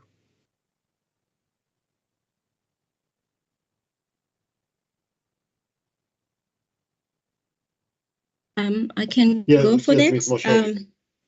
Yes, on a day-to-day basis, obviously, as the system operator, we balance the network, and we do see we do have to balance the frequency on a hour-to-hour, minute-to-minute basis. So that is what's happening already. Frequency is an issue that we always have to deal with. However, looking at the IRP, the 2019 IRP, we did do a study to see the effects of inertia, the effects of inverter-based generation on inertia. And we are not really done with the study. However, by 2025, we see that we can still be able to support the network. And basically, this is mainly because we still have quite a number of synchronous machines into the network, which are aiding with frequencies. I do believe that as time goes on, when we see more and more renewable technology coming into the network, this will definitely change. But it's inertia, we're still okay because we still have your synchronous machines that are assisting with the frequency. Thank you. I think just through you, facilitator, I think Pokwan it's clear what Pokwan has said. I just wanted to add that over and above that, I think the grid code gives the IPPs quite stringent requirements, especially for frequency control. And the good things for inverter-based, generators, they can respond very quickly in terms of the frequency control issues. So I think to pass the requirements, the grid code requirements for frequency, which is another risk mitigation that Eskom actually does through the grid code. So I think for now we're not there, but we're definitely going to get there very soon, which is why our IRP also needs to be relooked at in terms of our investments in energy going into the future. What kind of generation are we going to invest parallel to this very aggressive renewable energy program that we have in the country? Thank you. Thank you. In terms of questions, the audience has not provided any more questions. So let me go back to one of the topics of additional discussion for this panel, and it has to do with new technologies and and the impact on how you operate the transmission system, right? And so how do you ensure a stable grid given these intermittent technologies, especially now that politicians got into the arena in the electricity market, and they passed these laws where the system must reach, I don't know, 20%, 30%, 50% of renewable technologies by a certain year. There's no way we can get there, with that time frame because of all the different engineering issues involved. So if the panelists would like to tackle that issue and provide some insight on that. Any volunteer? Okay, Mr. Johansson. Thank you very much. I could tell you that 35 years ago, or 25, there was a prognosis that Denmark could only have installed 300 megawatt of wind. I can tell you now that we have more than 8 gigawatt of wind installed in the Danish grid. So all these prognoses about the instability, etc., is really caused by old man thinking. I'm only 71, so I'm still modern in my brain. What we are doing is really not to plan for things against the nature. Follow the nature and use the benefit of the nature. Follow the variability and plan for small time frames instead of the long time frames, because you are fighting against the nature. So and really try to look in a proactive way instead of a reactive way. So that's how we're doing it in the daily operation. So this is also the way how we are decreasing the need for ancillary services. Every year we more or less decreasing our need for using ancillary services by 2 to 5% in order to do forecasting. So that's how we are also keeping a much better frequency quality. We are looking at the frequency quality, and we have a much better frequency quality by making a proactive forecasting instead of reactive forecasting. So this is exactly we have seen on the frequency in Europe. We have on the Central Europe system, we have a deterministic frequency deviation, but this is caused by the market design of 1 hour. So each hour when everything changes, there is a frequency deviation. This is caused by a market design. But Hans Ari could tell you much more about this, how to design a market that is maybe escaping from this deterministic frequency deviation. We are observing the frequency quality in all European Central synchronous area. So we have 5 different synchronous areas. And this is the way that we're doing it, doing planning for small time windows, doing planning in small time steps, and don't try to work against nature. Thank you. Ms. Moshodi, you have the hand raised, but I don't know if it was for the previous question or for this one. It's for the same question, and to remind the panel, everyone, that CNUD is basically looking at an environment which is highly interconnected. I hear that they are reducing the reliance on ancillary services, and mainly because this network is highly interconnected and they rely a lot from their neighbors, which are stronger than what we have at the moment.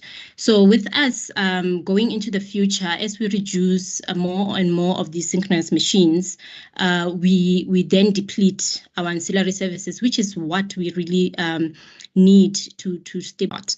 Ancillary services don't even come cheap, but as we go into this market where there's a market, and we will definitely have to look into acquiring that in order to give us fast response into the network when we need it. Thank you. Chair, can I just also add to Please. this? I think we're very lucky in South Africa. Well, yeah, on this part, we are very lucky that we have some of the empirical evidence from other countries, and we learn from that and try to correct things before they start taking place. If you look at the bid programs that we are running with now, that's part of that as well, I've alluded to. Thank you. I would like to add a comment to this, the statement of Ms. Guana. That is that if you look at the balancing concept, load frequency, because as we are in the Nordic country, we have different load frequency control blocks, and this is a way that we are trying to make this responsibility. Each of them could be a load frequency control blocks, means that you're sharing this. Completely disagree that more renewables need more ancillary services. This is not our observation. It's contradiction to what you said. And this is not based because we are interconnected. It helps a lot, but it doesn't solve this problem. Disagree. Thank you.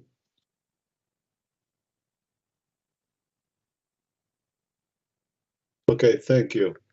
For one more topic to discuss. And this has to do with the interconnectivity and what Ms. Moshodi explained about the network. And it came to my mind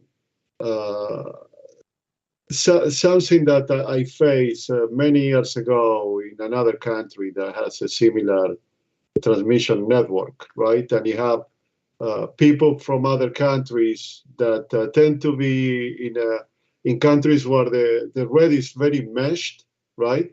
You have cities all over the place, and the generators separate, list all these countries, and they don't face the same issues that South Africa, probably has to face in terms of transmission that other countries also have to face. So what about that South Africa needs to adapt, and maybe the experience of some of these European countries might not be as useful, right?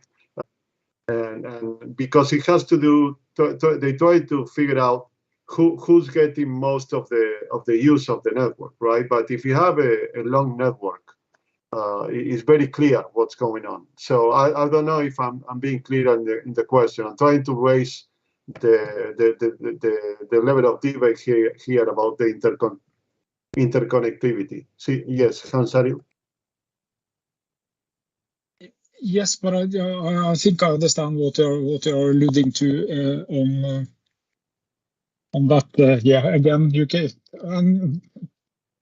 Me and Knut probably hear that a lot. Yeah, you come from you cannot just copy. You need to look at what could work for South Africa, learning from others. But again, don't copy. And I don't think that is not what Knut is saying. That is not what I'm saying. Is that we should copy this. But again, so yes, you are alluding to, so you can maybe point to Knut and say, yeah, Denmark is a small country with an easy network.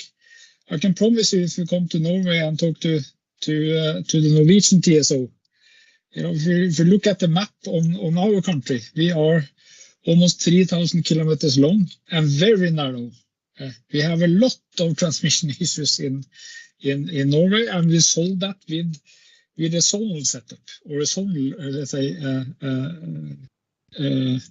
let's say management of this, both from a market perspective, but also from let's say a system operational perspective. So we try then to have the market support the fact that you cannot look at Norway and say power can flow freely in Norway. Not at all, because again, we are a very long and thin country, most of our country, and the system operation there has again a lot of different challenges than they have in Denmark. But again, so therefore it's again, as I said, there are some common features that we can have, and there are something that needs to be specific for the local conditions. So you shall learn, but not dismiss kind of everything because of, let's say, one element that is different. I'm going to give the word to Ms. Moshodi, but before that, I want to give a side note. When she was describing, and I hear you, what came to my mind is Norway, Argentina, and the state of Arizona, a SIM network. So, Ms. Moshodi, please. Thank you, Leonardo. And thanks again, Hans. I think you've clarified and basically you've said exactly what I wanted to say actually. The experience in other countries basically may not be so useful to us because our network, as I said, is very different. Long lines from generation to the load, and as I said, also becomes an issue. And in terms of looking at South Africa as regions, it becomes a bit difficult because nothing that is installed, and it won't be easier for us to do the power flows within the country. And due to interconnectivity as well, we need to also remember that we do have quite a lot of cloud cover in our area, and like for instance, like I said, about 3 weeks ago, we had this cloud cover and we needed to see how else to support the network. At the time, our generation was down because we didn't have so much load to act to this increase in megawatts into the system. So cloud cover comes or the wind doesn't blow, it's not there. So the dynamics are very different.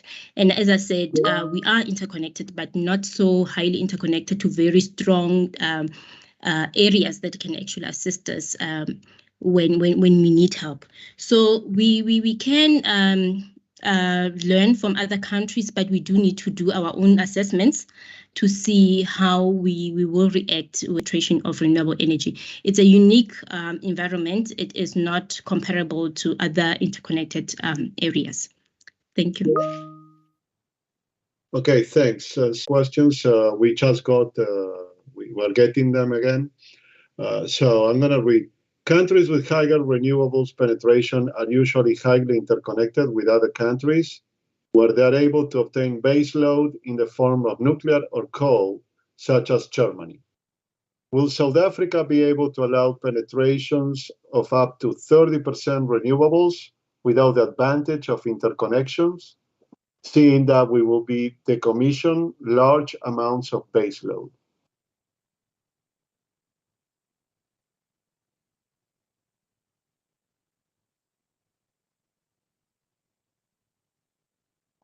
I don't know if this is for Ms. Moshodi or Mr. Ngidi. Yes. I think it depends on when the large amount of integration is, and in terms of determining if integrate. However, I just need to remember, take you back to what Mr. Ngidi has said. We have also looked at ancillary services provision from the DMRE programs. This is basically from hybrid gas, wind, and battery energy storage. So we've looked at that in preparation of depletion of synchronous machines into the area. So it is not easy to answer that question because it depends on the year, and then also it will depend on how much synchronous machines we will have in that time, and also ancillary services. So the 30% is something that I cannot completely answer at the moment, but as I said, we have geared ourselves up in preparation of high penetration of renewable energy. Thank you. Thank you, Ms. Moshodi. Mr. Ngidi. Thank you, Leonardo. From me, one addition is, this question in most cases where you have people who are not technical, it brings a lot of politics, because you might also start talking about, do we really still need to invest in synchronous generation or coal power? It would be a big debate. But in my view, in my personal view, I think I did say that earlier in my introductory remarks, that IRP needs to be relooked so that the investment in generation is actually solving, the key fundamental issues of this country. One, we have a generation capacity issue, and we have the economy that is not growing because our generation is not stable, or our capacity is not stable. So I'm not sure if our IRP right now is addressing that. I think that would be my recommendation, we really need to, as the country, look at our RP and the investments that we want to see at generation level, and what exactly are we trying to solve? So I think those are the questions we need to ask ourselves as a country. Okay, many thanks, Mr. Ngidi, and we need to start wrapping up. So I will.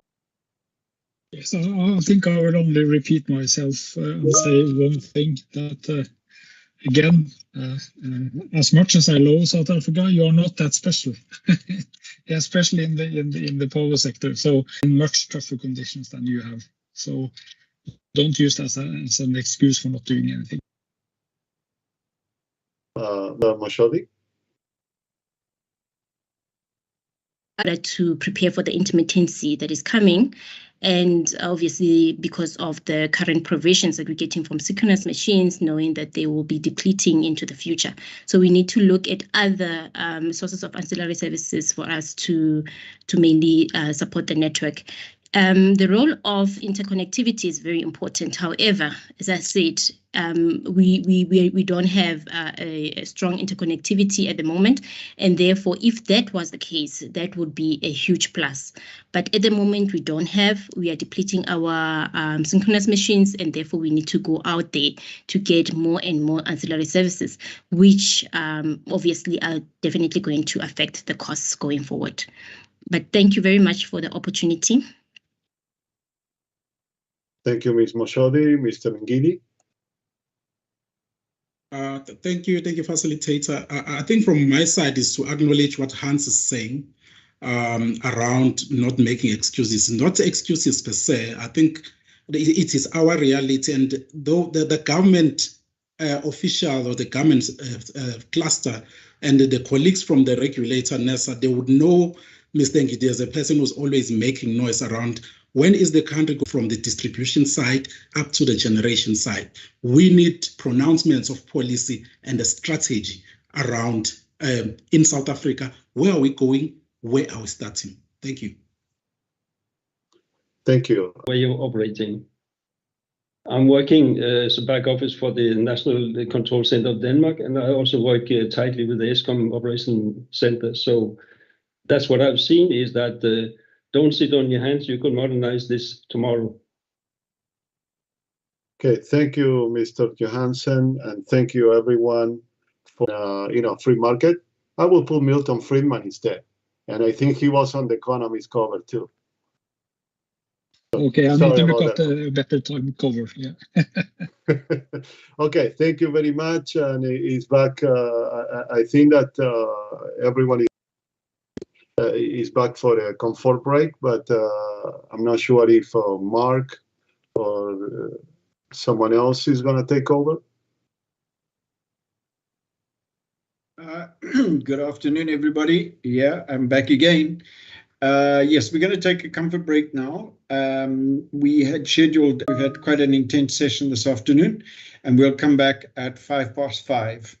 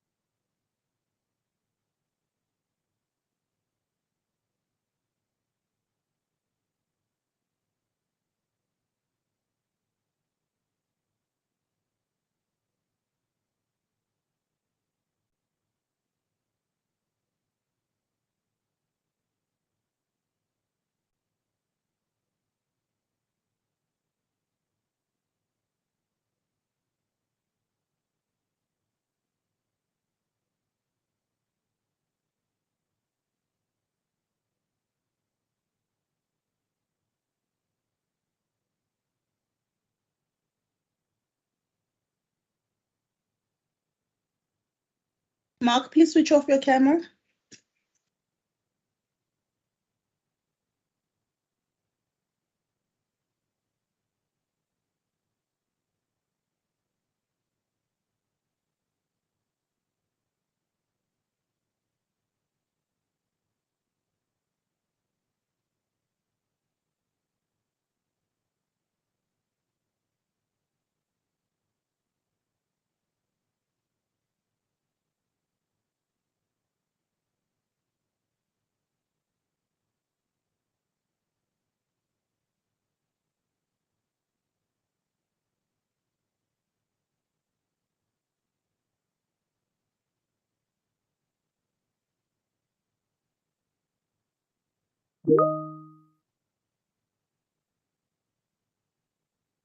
Ms. Magowan, it sounds a little bit too quiet. Is it just, are you on a break? Yes, we're on a comfort break, Mr. Gumede. We took a 5-minute comfort break, but then we took an extra 5 minutes while we tried to ascertain exactly what your availability is.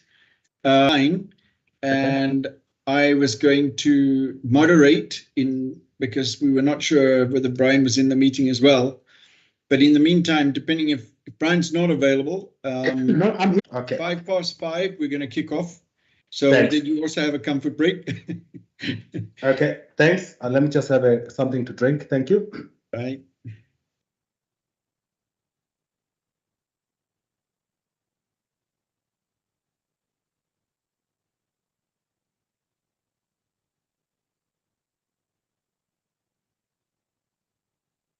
Thanks, Mr. Sihlohlo. Brian, back on track. Thank you so much. Thank you, Mark. It was a very long day, but yeah, it was worth it. We took an extra 5 minutes because I thought even if you guys are available, you would probably need a break anyway. So we'll start at 5:05. No, thanks for that. I need it also.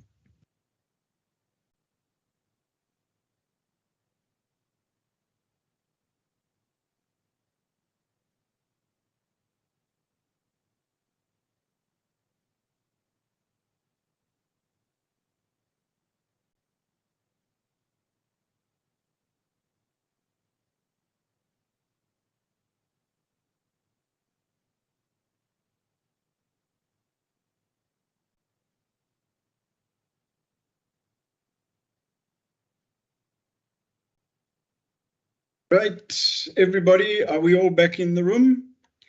We're ready to start. I think we have an interesting panel, if you want to call it that.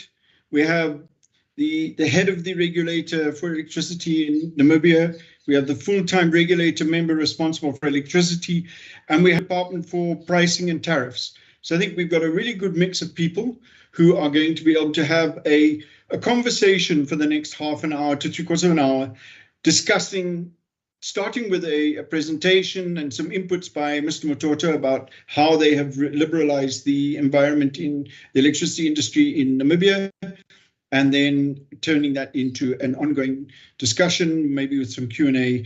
But I hand it over now to Mr. Sihlohlo so that he can take over as the moderator for this particular session. Thank you very much. Away you go, and all the best.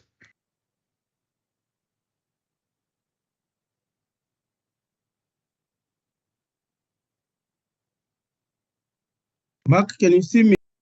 Hello? Indeed, I can. Loud and clear. And you can also hear me? I can do both, yes. All right. No, thanks, Mark, and good afternoon, colleagues.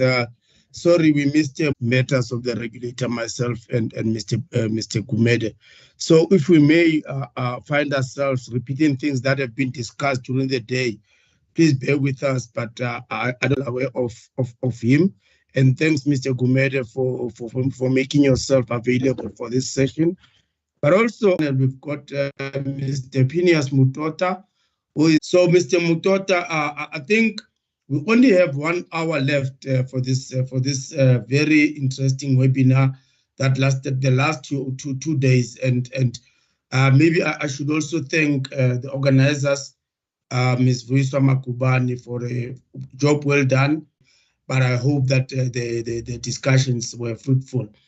So, Mr. Without any taking of more time, if you can just start and then with your colleagues, maybe one thing I want to also maybe say about a certain relationship between myself and his participation, not only in Namibia. I know that even when we had our own public hearings in South Africa, he would actually take time to come with some of his colleagues and attend our public hearings. And that's how much interest Mr. Mutota has actually shown in this industry. And I believe it doesn't just do that with South Africa, but it does that with other regulators outside of the region, Africa. Maybe if you've learned something in other countries that you've been with, or other regulators, it might be appreciated very much. Over to you, sir. Thank you, Brian. And the members, Brian, just indicate that you are able to see me and you are able to hear me. I can hear you and I can see you very clearly, sir.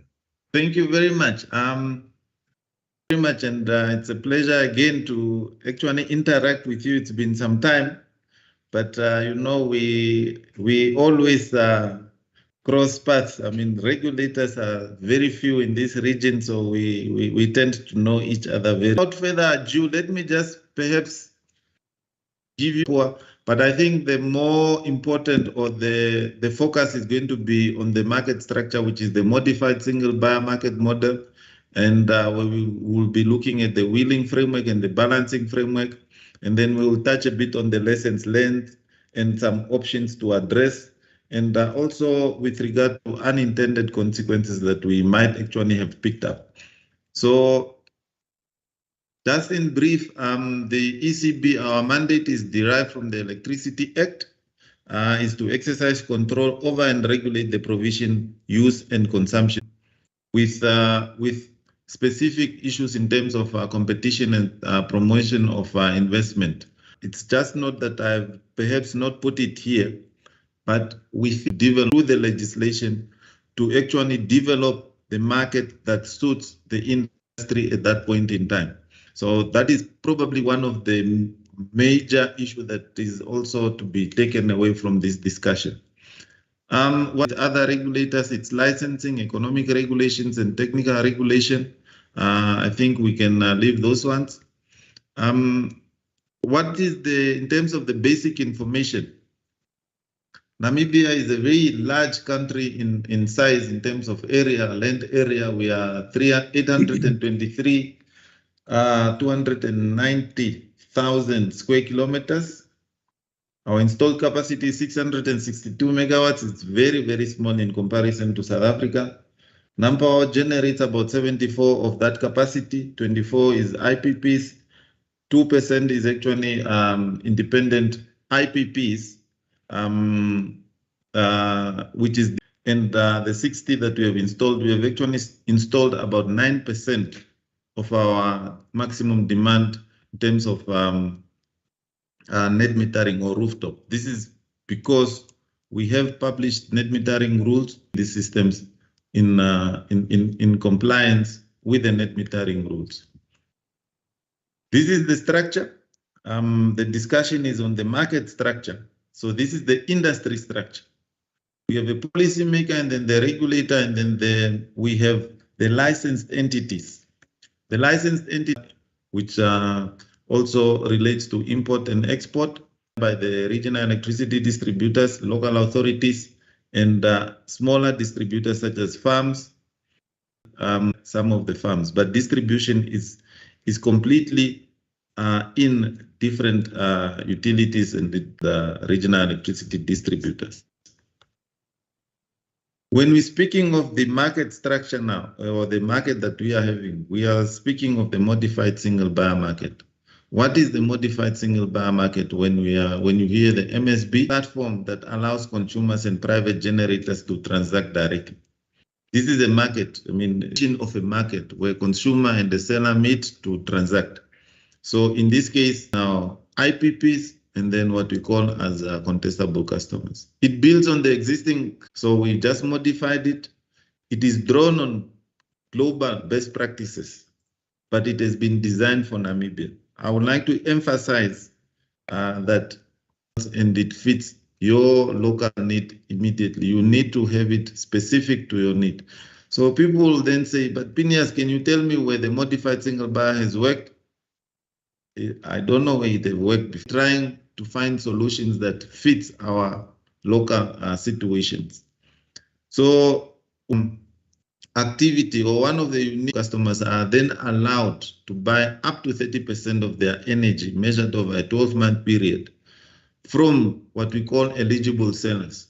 So this eligible seller can be embedded and they can be anywhere in the country. Those contestable customers are allowed to buy up to 30% of their energy from those IPPs. Multiple contestable customers. So that is how then we moved into this 600. If you do a 300 megawatt solar PV and another one, we don't have enough market in the country. Let us open it up and let us encourage IPPs and investors to come and set up in Namibia, use solar resources, wind resources, use the existing transmission network and sell into the Southern Africa power pool. We've been a net importer for the longest. Can we also not become a net exporter? Why do we need it? It's to allow new local generation to address the challenges in existing single bar model, monopoly, reliance on imports, and of course, slow decision-making process that happens within public utility. We also want to support efficient competition in the market, encourage more private sector investment, reduce funding burden on government, adapt tariff structures to accommodate changes in the technology to facilitate the modified single bar. And this will also provide an opportunity for the deployment of new technologies such as battery storage. As I've indicated, it will allow Namibia to become an energy self-sufficient. So this will also give an opportunity to customers to invest in and benefit from reducing cost and new technologies. If I'm a mine and I want to put up storage or solar PV, I shouldn't be limited to what the government is intending. So that is the reason why we want to make it so that consumers can have then a choice of their own. The development process, what we want to emphasize is that it is important that there is a continuous stakeholder engagement. If the stakeholders are not in line and they are not on the same, that is where you are going to find that this process will not actually be seen through. So how we've started, we reviewed the single bar market. So we started from a clean slate. We were not saying that this is the model that we want. Then we said, let us review and then let us see what is the best for the country. So we reviewed the existing model. We developed a conceptual market model. We developed the market design, which then has on the entire economy and specifically on the utility, which is NamPower.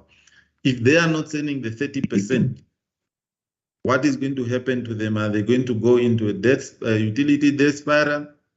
And we realize that the most important aspect of it is unbundling of the tariff. If the tariff are unbundled, then the lesser the impact on the utility. Then we went into development of the market rules, and the consumer is somewhere maybe on the coast or central Namibia. How do we get that power wheeled to the customer? Perhaps not literally, but how do we then ensure that the financial transactions and everything else, losses, how do we account for that? So we came up with a wheeling framework. The balancing framework is also one of them that we came up. This is just an indication of where we came from previously. Everything will go through a single bar, which was NamPower, and then NamPower will then export if we have any excess. NamPower will sell to what we call transmission connected customers. These are mainly the mines and the large customers that are connected on a transmission network or a transmission level, anything above 44 kV.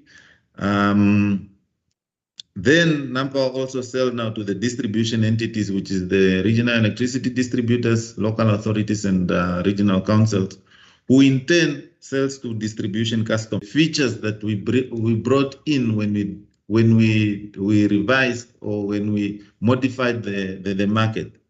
We brought in new trading arrangements. We then a phased-in approach. You will note that we started with phases. The first phase was actually to allow transmission-connected customers, which is now added distribution-connected customers that also can then. It was a phasing approach to allow for us to understand and make sure that they should be managed and administered. We have updated the rules, but what we have said is that we are not monetizing of existing entities. We are not creating an independent system operator or operator.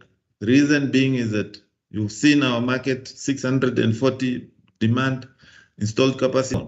The more entities we are creating, the more the cost that we are going to be putting. But this function then dealt with within the manpower and their ring-fenced activities.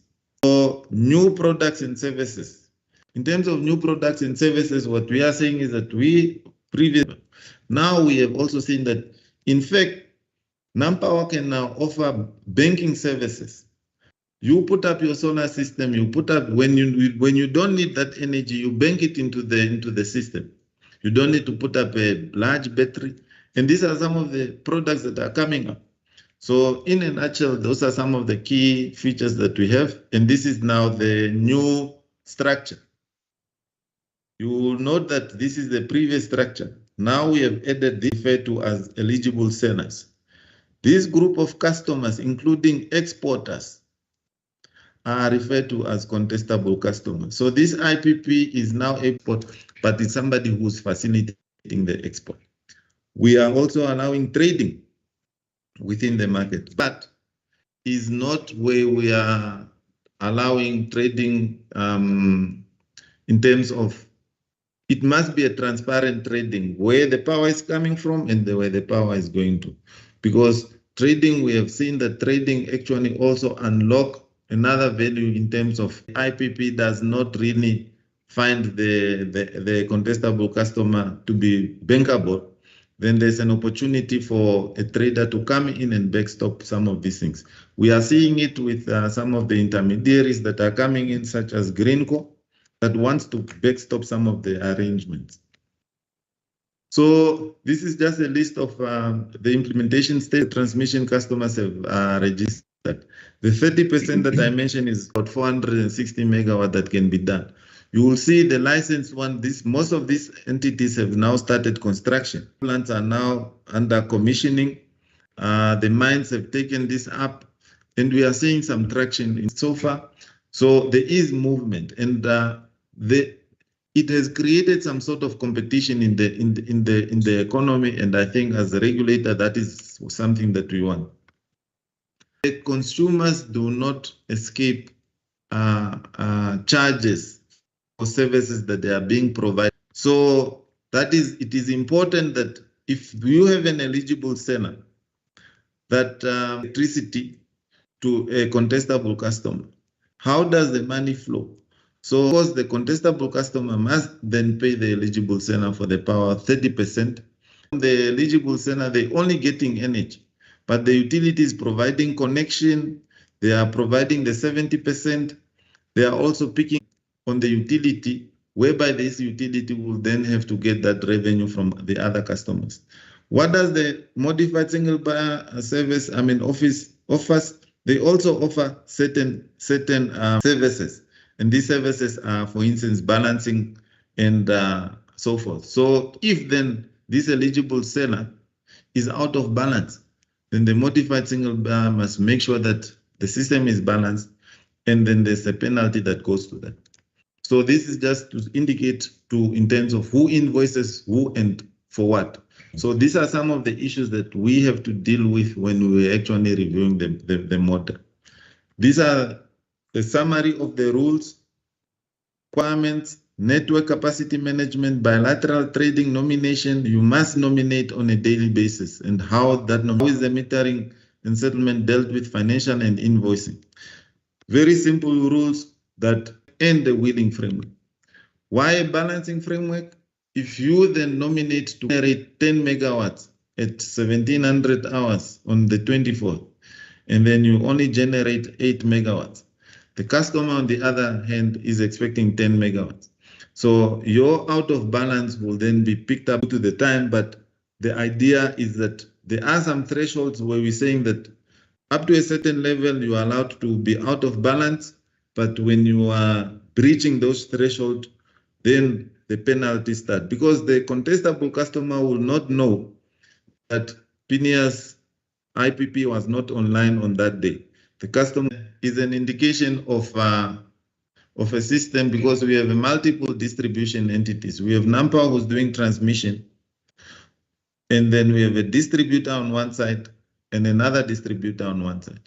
So the market, how the market is set up is that you can be connected to a distribution. This is a distribution energy, distributed energy generator that is connected on a distribution. This generator can actually sell to this distributor. They can sell to another distributor, or they can even sell into a different customer in a separate distribution network. So it is important to understand from here to here. So we have found that, and this is a net metering customer who is only selling to this customer, or who is only generating for this customer. So what we have found is that if we move to this winning, for instance, the export one, this generator is connected to a contestable customer. If a customer is here, this customer is already paying for this network, and they are paying for this network. Whether now the power comes from here or here, paying for this distribution, so that's why they will then, only the additional cost is for this distribution network. So it was important that everybody understand that. And you have, what we have done is that we have the wheeling framework. We have actually also developed the models, how to calculate and for the investors to simulate different transactions so that they are comfortable with the wheeling framework.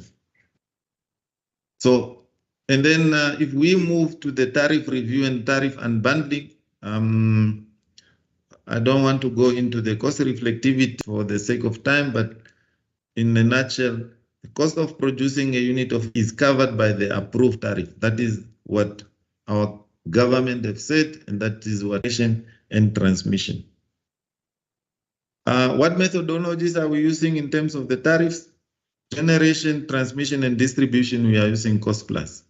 We allow the utility to recover allowable costs plus a regulated tariff. The regulated return is actually determined through a weighted average. How do we determine the IPP tariffs? Previously, we had an unsolicited IPPs which were not which were unsolicited, where we don't need to go into detailed revisions. On the bilaterals, eligible sellers to contestable customers, these are on bilateral agreements. And what we as a regulator do is that if it's a transaction between donor and the mine is buying a $2, why would that mine be buying a $2? So, I mean, we are now moving, we are seeing some of this bilateral moving from, we used to have 20-year PPAs. These PPAs have now reduced. We have a PPA, which is a 15-year PPA now that we have seen. And there are actually discussions for this.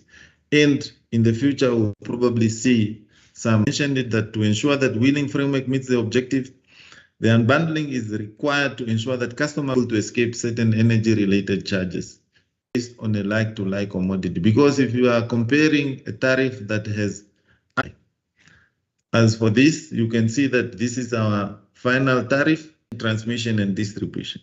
One will say that it is unbundled, but it is not properly unbundled. You need to unbundle the generation losses and everything that, so that you just don't have one bulk tariff. If you look at this one, this is unbundled so that we have energy on its own. These are the levies. And then at the end of the day, you will find that this is the transmission charge that is sold to those that are actually connected at the transmission level. What charges or what services are applicable or charges are applicable to the, this is now at distribution level. So here we have added, you will see use of system charge of transmission and distribution. And energy here is inclusive of losses at transmission. These are losses at distribution. Then you have reliability and the system. And you will related that we're actually on energy, but that's why it is actually shown separately.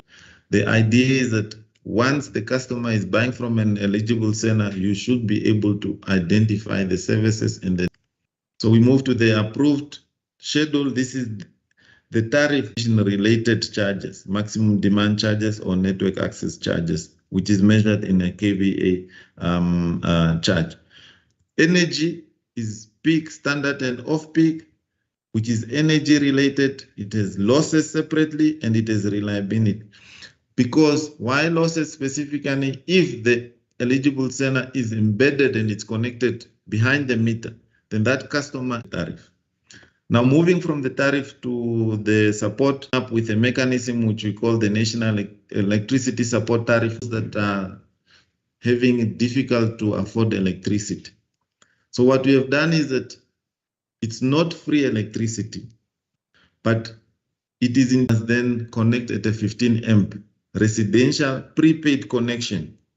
And then you will also go on an inclined block tariff. So the first is 15 amps. Why the 15 amps is that we believe that on a 15 amp you can actually operate basic.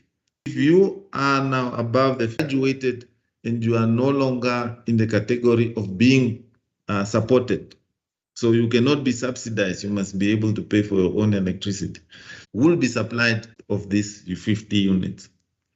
And then the following, the next 150 per month are then supplied on the generation plus transmission. Then you have 200. So the first 50 is generation, the next 150 is generation and transmission. If you are then consuming above 200, then you have also graduated. Then the unit from 201 is then on the normal tariff, which is the distribution tariff. Where do we get the levy from, or where do we get the all the other customers are then subsidizing those that are on that levy. But we have had some challenges implementing it. We have had some challenges in terms of implementation, simply because the website there for you to actually just check what we have. Mr. Gumede was very impressed, and that's why he said I must actually put it here. It's not easy now to show how the website works.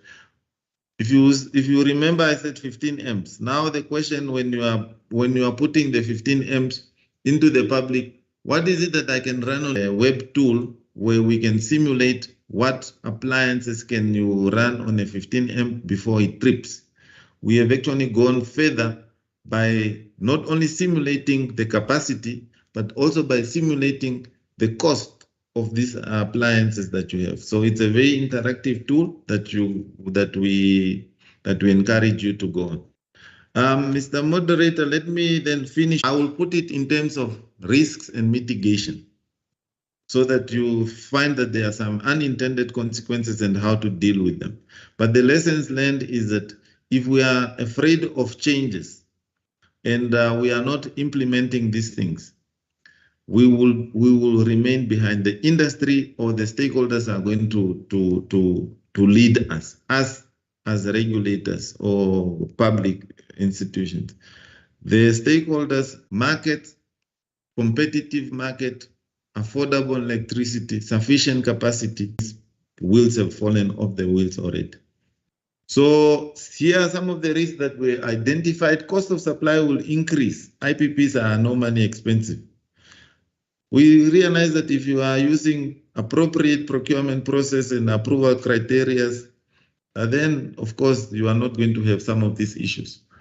How do we then ensure of who builds who and who governs the market? Then we realize that if you put in the rules, but don't make the rules too complicated, phase them in, make them simple and continue refinement of these things.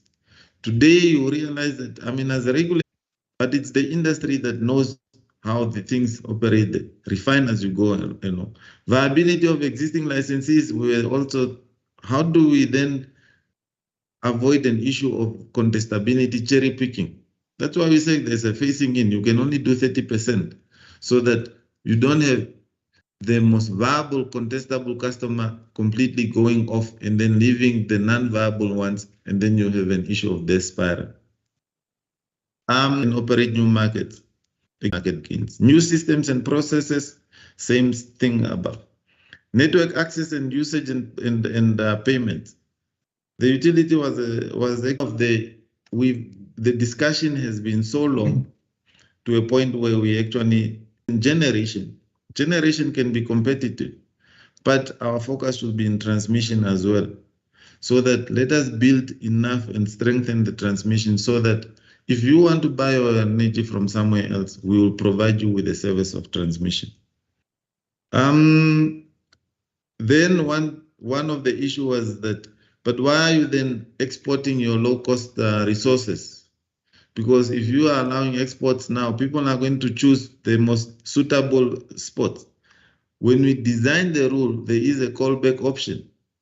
We'll notify you, we'll give you a notice for 24 months, whatever, electricity back, but we are going to notify you, and it is well documented in the design.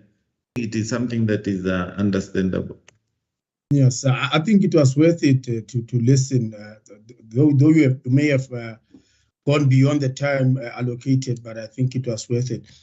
Mr. Gumede, can I just ask you, South Africa is undergoing a process of unbundling, and about the unbundling of the full industry, including at the distribution. But Phineas has shown some process that they followed in the development of the market, modified system, single buy that based on what he has presented. Thank you, indicate that we probably would have lost a lot of people. For instance, this whole issue of saying they don't have an independent IPP office line. For the part where NemPower is the buyer, because clearly NemPower would go out and procure power and buy power. NemPower is both the IPP office and also a single buyer. And it itself is also going out there and competing. But one thing that I did, so it's those things, there's a key principle that I learned from Namibia. You learn from what the best in the world are doing, but you develop something that is unique to solve your problems. But for me, a number of learnings. It's a pity because we had an ambitious program, 2 days, and we had a lot of topics that we wanted to cover. But a whole lot more around the learnings from Namibia. Not for us to copy, but for us to understand that you can develop a unique situation for your own country. But what came through for me from both Uganda as well as Namibia is that it all starts with that. So I know for me that in response about whether do we need an unbundled tariff. So the only question, for instance, that I would have liked to have posed to Mr. Ndoda is any of these changes that they've made out an unbundled cost-reflective tariff as a start. Is that not a condition precedent that before you make, so for us, if we are arguing on whether we should have cost-reflective tariff or not, or unbundle the tariff, I'm asking the question is that in placing all the changes that they've looked at, modified single buy, all of the issues that they're saying that, for instance, the first 50 is not free, but you'll only pay for generation. To me, it says that the generation tariff, that's fundamental, taking into account everything that is said for me, that says to do any of that without an unbundled tariff for anything else to happen. That, if anything, that's the one question that I wanted. I have a whole lot of things that I wanted him to clarify, but I know we don't have time. And from where I'm seeing is that this is not the last engagement with Phineas directly. A very interesting bloke, as you know, Brian. So that's my question that I want to pose to him. Thanks. Okay. All right. Thank Mr. you, Mutata, Mr. please Gu- respond to that, and then I'll take some few questions or one or two from the chat. So if you All can right. respond to that, please, quickly. Thank you, Mr. Gumede, and thank you for I think what Mr. Gumede is saying is correct. We are where we are because of certain things. Number one is the commitment of government. What did the government envision? Remember somewhere we said, the government first said, we want cost reflective tariff. We don't want this industry, other governments and every economist has come to a realization that electricity is a commodity and it must be paid for. Government said, we want cost reflective tariff. Why? Because we don't want to be mingling into this industry. So then we came to the cabinet decision, cost reflective tariff by this time. Then we were at cost reflective tariff. Now we said, okay, fine. How do we then again set in its policies? I know that I have the single buyer market model. I'm not saying that you must unbundle a market that is working for the. And unbundling also, I think Namibia and South Africa is in a better position when you're talking of unbundling. Not the unbundling of a tariff, but the unbundling of the sector itself. We are from the system where generation is done by ESCOM or generation is done by non-power and transmission. We have a bigger majority of distribution that is done by local authorities. I think it's a bit unique in South Africa and Namibia. I understand that it used to also have, you have a separation of activities there. So you need to make sure that also these distribution entities are also viable. And they must be accountable to what it is. That we came with the rates. South Africa was also looking at the rates. It not happened. We manage a few rates, 3 rates. We are still struggling with the rest, with the 2 rates that we need to put up. Private investment, and then that's also when actually where you will be able then to say, okay, fine, we need these services. And cost reflect tariffs that are not cost reflective do not support any efficiency use. So I think let me end it there. And again, what I'm saying is that you must be working for you. The unbundling might not be working for you. Colleagues, I'm not sure, but Mr. Mutota is breaking. Is it me? Not on our side. Are you on load shedding? Yeah, no, I think, in general or in a nutshell, I think the government intention in terms of policy where it wants to be, it must be seen through. And cost reflective tariffs is a prerequisite. Unbundling and reforming of the market is specific to the country. It depends on your need and how your structure is at that point in time. Look at what you and look at what is it that you want to achieve at the end of the day. Okay, no, thanks, thanks, Phineas. Before I hand over back to the organizers and the chairperson, because I think now I've gone even beyond my time. But there's one question, and I think it's very critical. It comes from Vusani Nematwi, and it says,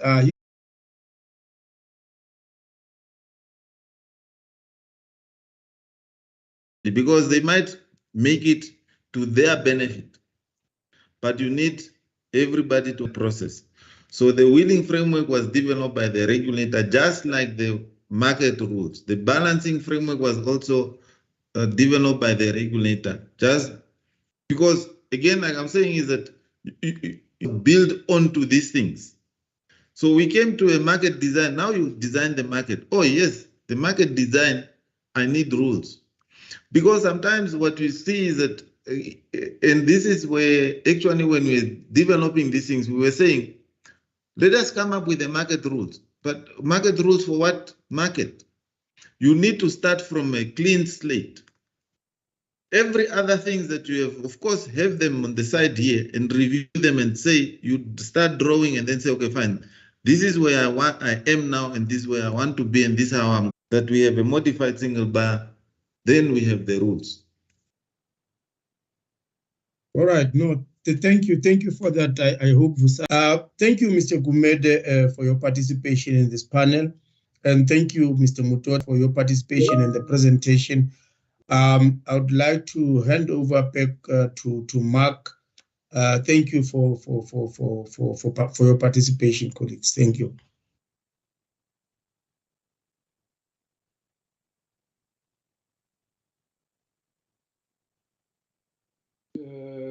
Good. Right. Am I audible? Yes. Hello? Hi, can you hear me? Yes, we can. Okay. All right.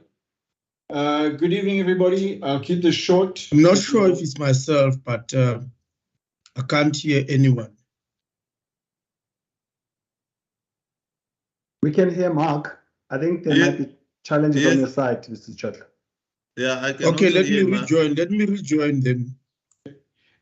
So I won't keep. I will quickly move, but to thank you for the presentation and thank you for the session. I think it was very useful. I think I think that's the spirit where we are aiming to go with this, learning from other people. I think Mr. Gumede framed that very well in the opening remarks.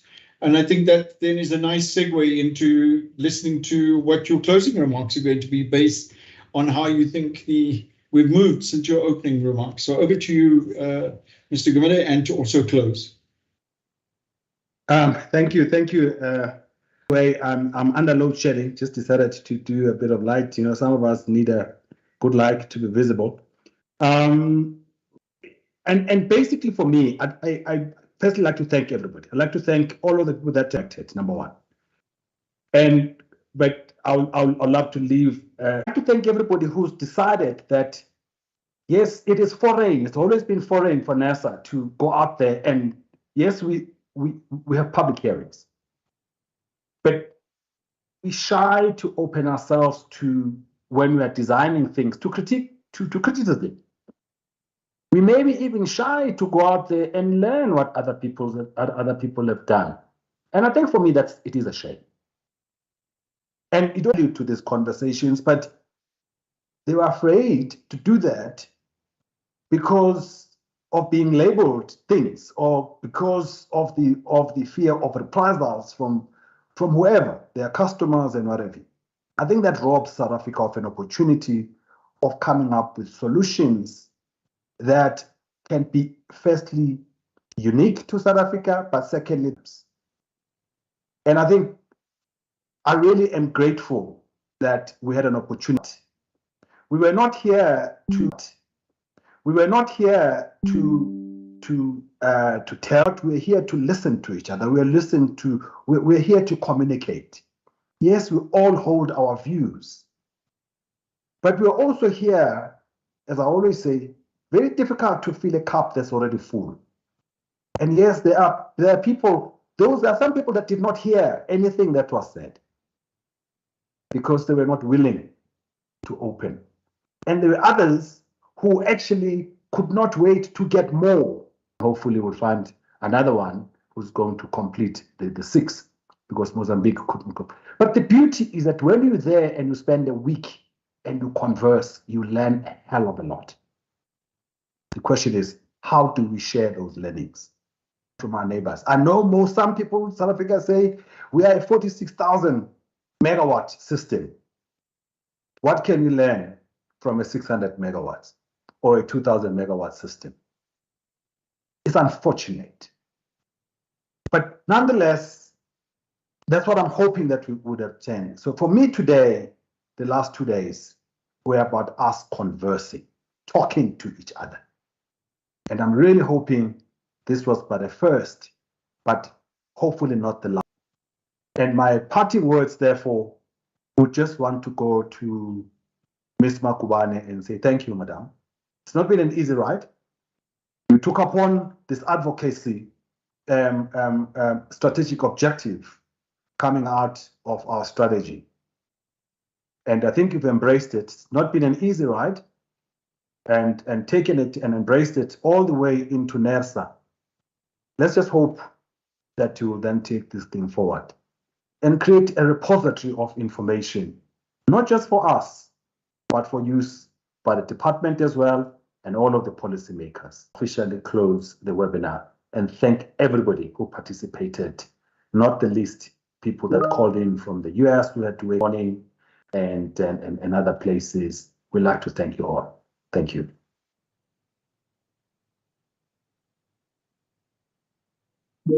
Thank you so much, everybody. Cheers.